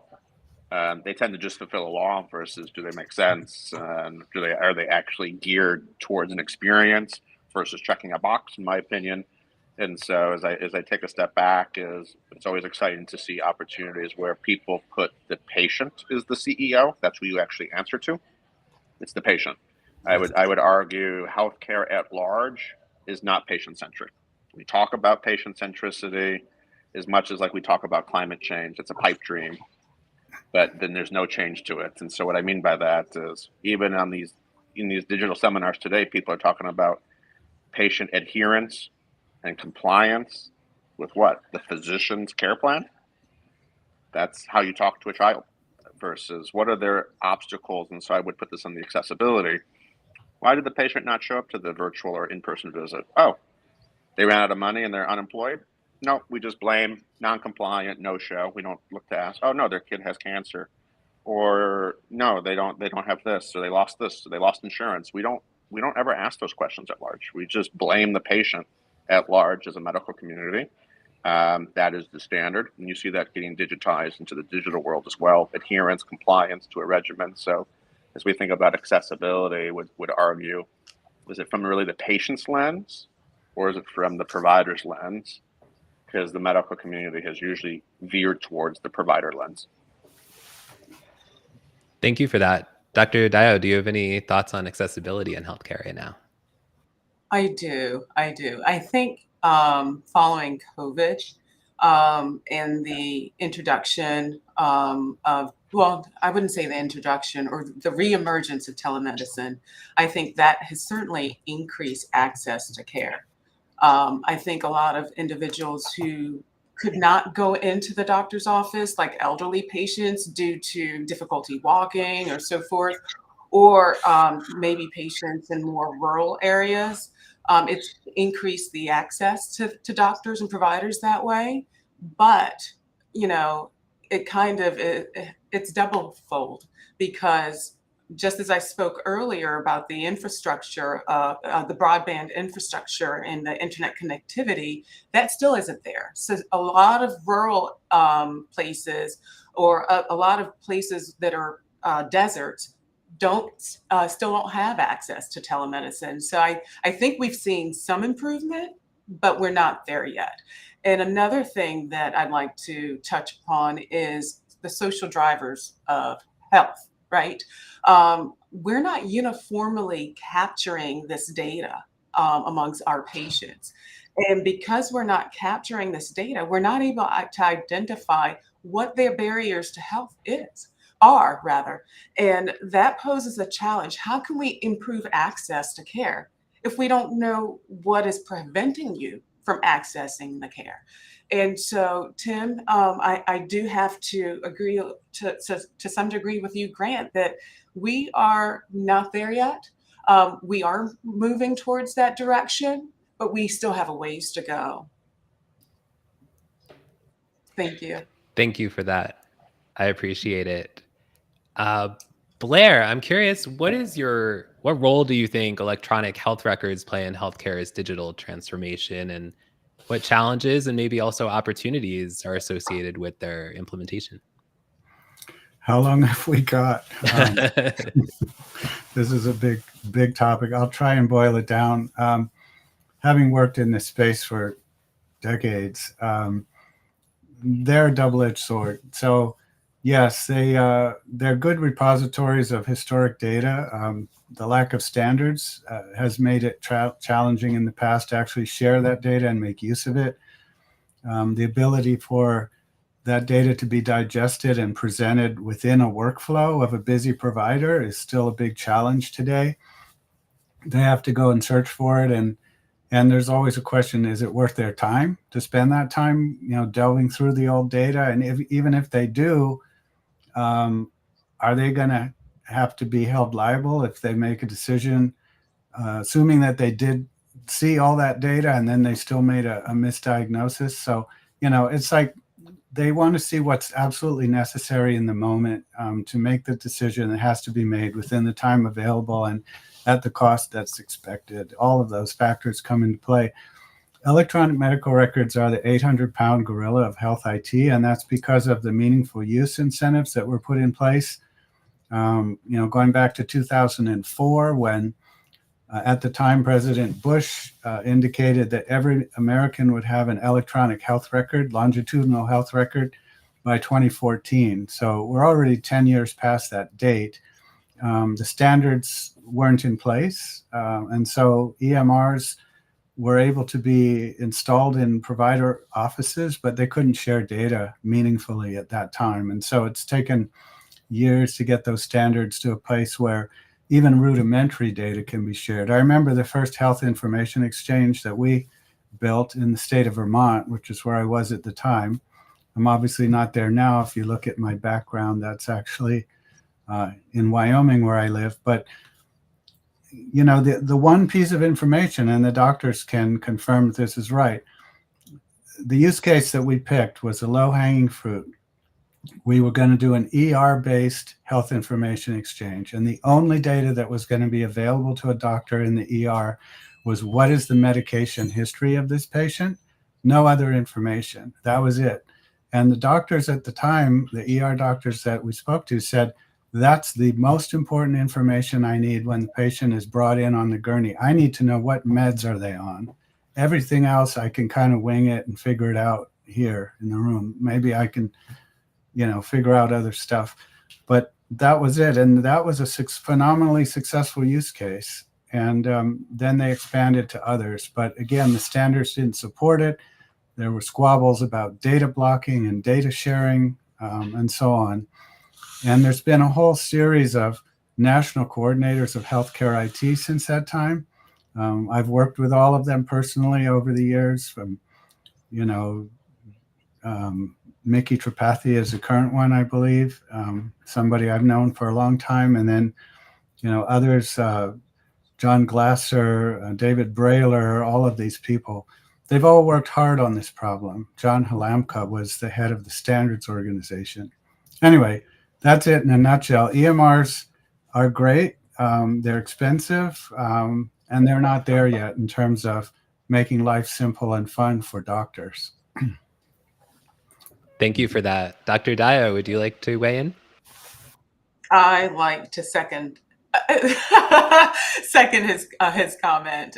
Thank you, Blair. You were spot on about that. In fact, when I pick up shifts, the biggest challenge when I go back, I'm just like, oh my goodness, I have to search through these patient charts to figure out I literally need the same information every time I see the patient. I need their medical history, their drugs, their allergies, everything else that is in the EHR is a non-cause. I don't need all that information. And I've seen since my time in residency till now, the information is insurmountable. It's like quadruple.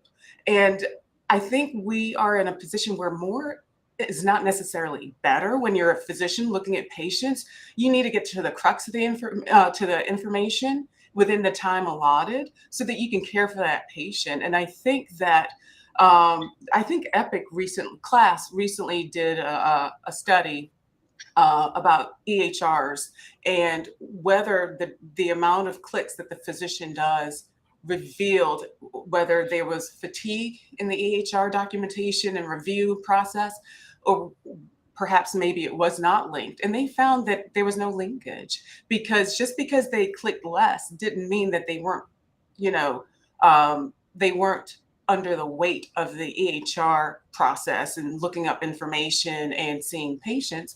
But what it said was that they just didn't bother. They just didn't bother utilizing all those resources in the HR to be able to take the piece of information they needed at that time in order to service and care for that patient.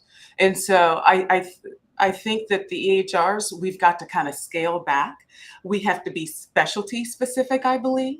I think that we need to make sure that we have physician engagement in deciding what relevant information we need at which time, because there's no reason why you have 25 browsers on your EHR window to be able to take care of that patient within 20 minutes or so.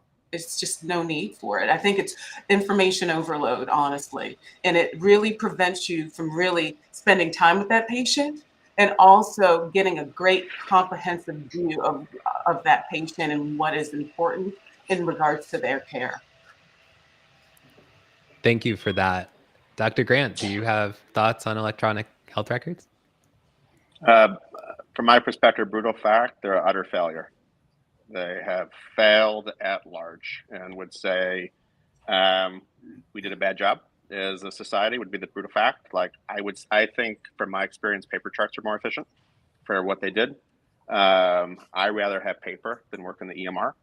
EMR forces you to spend more time on it, put a bunch of BS extra fields in so that they can maximize billing. It's really a billing software. It's not a documentation software at large. It's not, none of the data is tagged. You can't search it. It's hard to find. It's in your face. It's terrible user design. Any software that requires 6 hours of training to use of educated people, by definition, is a bad software.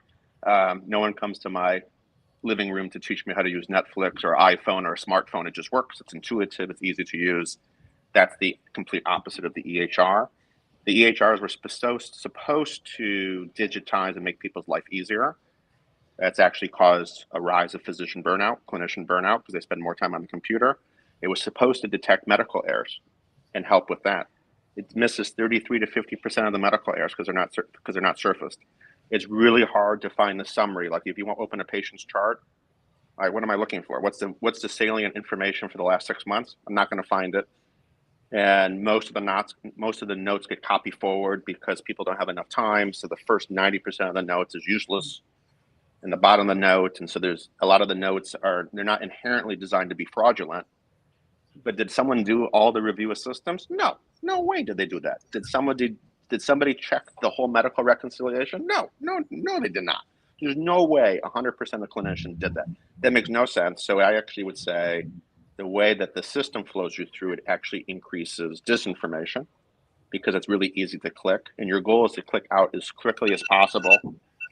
And so I would say that the EHR at large is a colossal failure for what it was designed to do. Dr. Dio, I saw you nodding your head. Is there anything you want to add there? Dr. Grant is spot on in some of his assessments about the EHR. He is absolutely right. You are absolutely right, Dr. Grant, in terms of the copy forward notes, in terms of the review systems. I think, unfortunately, that a lot of us do document based on billing. That's just what it is. And even when you finish documenting, before you can even sign the note, it makes you pause to even further curtail the diagnosis so that it can streamline that billing even further. Like, for instance, CKD, what type of chronic kidney disease? Is it stage 1, 2, 3, 4? Is it with is the patient diabetic? You know, and so I think that it's become a lot cumbersome, but it has saved some time in terms of copy forward, which is not necessarily a great thing. It's easier just to make a short note and move on to the next patient, honestly. And what I would like to see going forward is for the EHR vendors to streamline some of this, because it's not how much information you have, it's what quality of information you have that makes a difference to us and our patients, honestly. Yeah, and just to piggyback on that one, after being on the EMR for like decades, I have many thoughts about the EMR. It's clear the people designed them had no idea what the actual user experience or workflow should be. So, brutal fact, clinicians are terrible at large at product design. They're not trained in service design, they're not trained in product design, they're trained in medicine. So if you're going to go to them to understand their pain points, understand their pain points. Don't ask them to build or solve software design for you. They don't know what they're doing. I don't know. I'm not a software designer. I'm not a service design expert. I can tell you my pain points of what I'm trying to do. Then what are you trying to actually solve for? This goes back again. Like, I think about my iPhone. It's one application's open at the time, what I need to use, everything's there. It's not in my face. Email pops up, it goes away. If I want to check the web, it pops up, it goes away. Like Epic or Cerner, like everything's in your face all at once and you don't know where to go. It's information overload, half of it's nonsense. And so we just take a step back for anybody who's building software. Can we build software for providers that has good service design, like an Apple computer? Or even look at Google. You go to Google's website, it's simple, there's a search bar, it wasn't designed to make pretty, it's not in your face, it's just, there's not much there, it just works. The EMR is the complete opposite of that. And so can we take a step back and say, this isn't really working, can we streamline things, can we make it simple and easy to use? Otherwise, I would say is we should stop buying it because it's not helpful.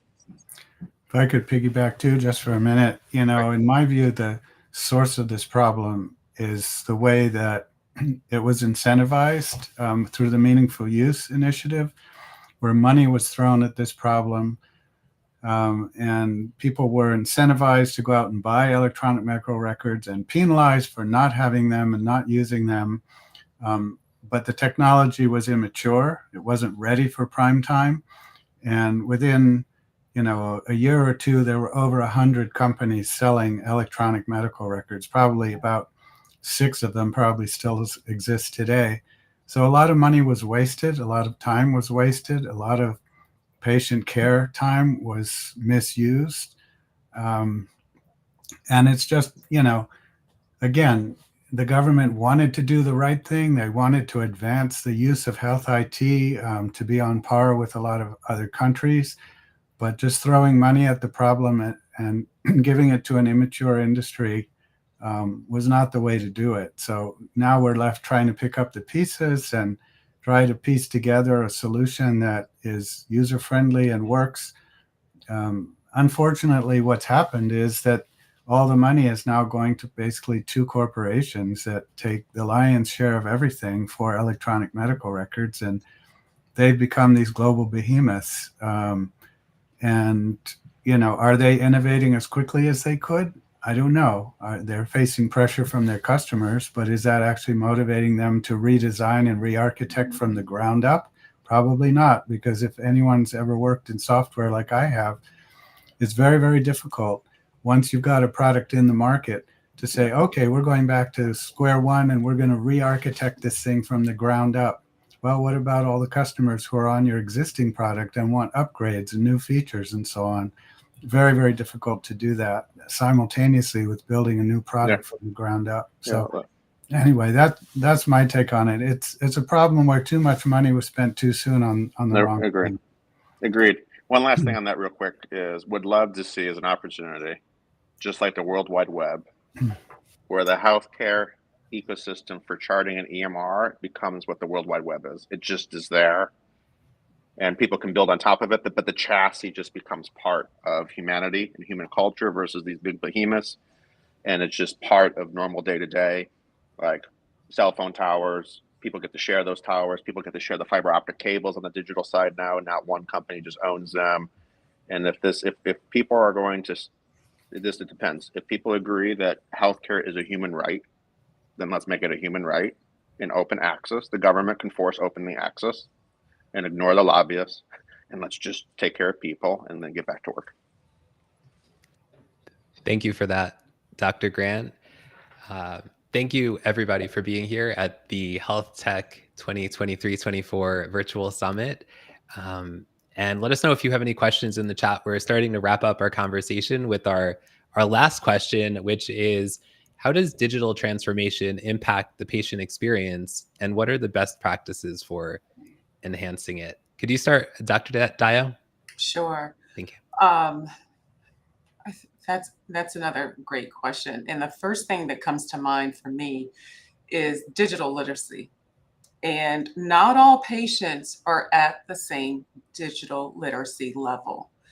And that is, in essence, another social determinant to healthcare. And I think that in this era of digital transformation, it's not enough to just develop these tools, but we also have to make sure that we bring our patients up to speed, meet them where they are in terms of their health literacy and their digital literacy, to be able to partake in, really be empowered to understand what's going on with their health and help make these shared decisions alongside with their providers. I think Blair illustrated it beautifully with that prior technology company that he shared with us.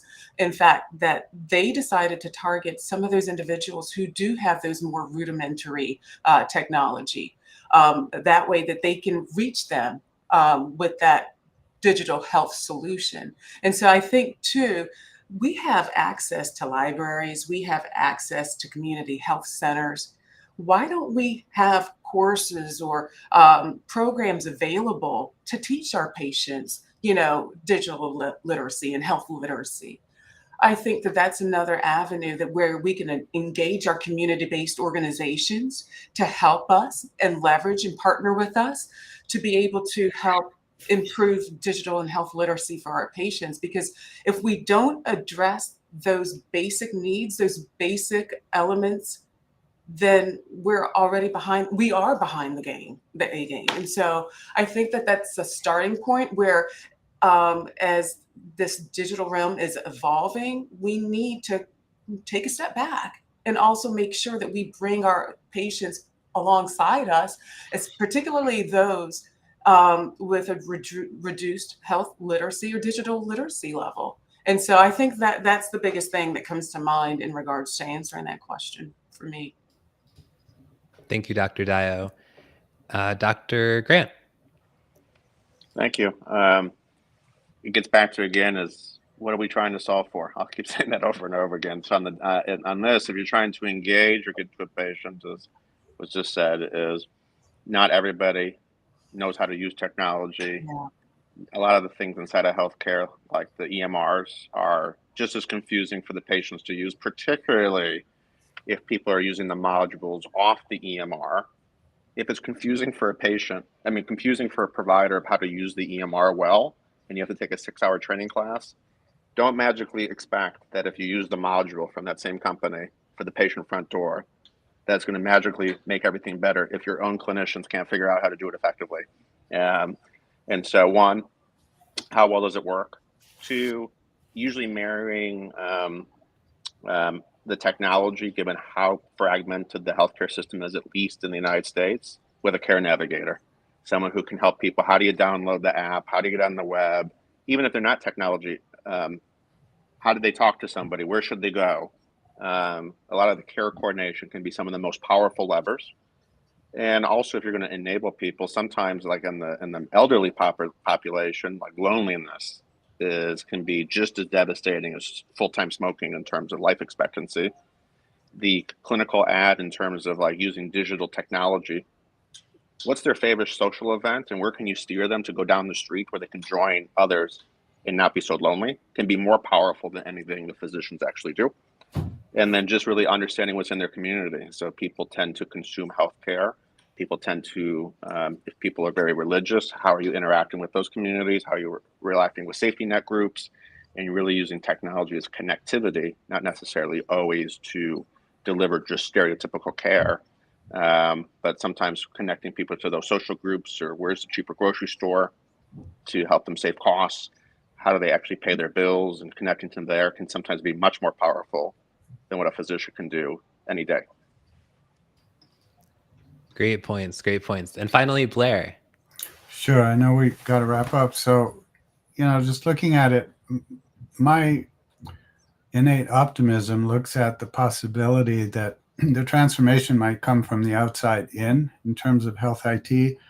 When you look at engaging patients and tools for patients to be involved in the process of their care, they all come with similar expectations that it's going to work the way Amazon works or Netflix works or any of these other things work. And if it doesn't, they're not going to use it, right? So doctors and providers who are employed with these large organizations, they're sort of subject to the whims of their employer. They're told, you will use this tool, you will take the training, you will pass the test. Otherwise, you're in trouble in some way or the other. It's not the same with patients. Their decision is, are we going to use it or not? If we don't like it, we're just going to pick up the phone and call like we always did. So, my optimism is that these more consumerized expectations will gradually drive change from the outside in, and probably the final beneficiaries will be the doctors using their EMR, because that'll be the final threshold that is reached when all these digital tools are finally transformed and made consumer and user friendly. So stay tuned. Thank you, Blair. Thank you, Blair. Thank you, Dr. Grant. Thank you, Dr. Dio. This has been a great conversation about everything from AI to the digital divide to electronic medical records, digital literacy. Like you were just saying, Dr. Grant, about connecting people to community groups and even grocery stores. So important, that information as well. So thank you all for being on the panel. This has been a great conversation. I really appreciate it. Thanks for having us. Thank you. Thank you. Thank you. And thank you, everyone who has joined us, whether you're here live or you're joining us on the replay as a future person. Thanks for joining us for HealthTech Virtual Summit 2023 and 2024. We so appreciate you showing up, and thanks very much. We appreciate it.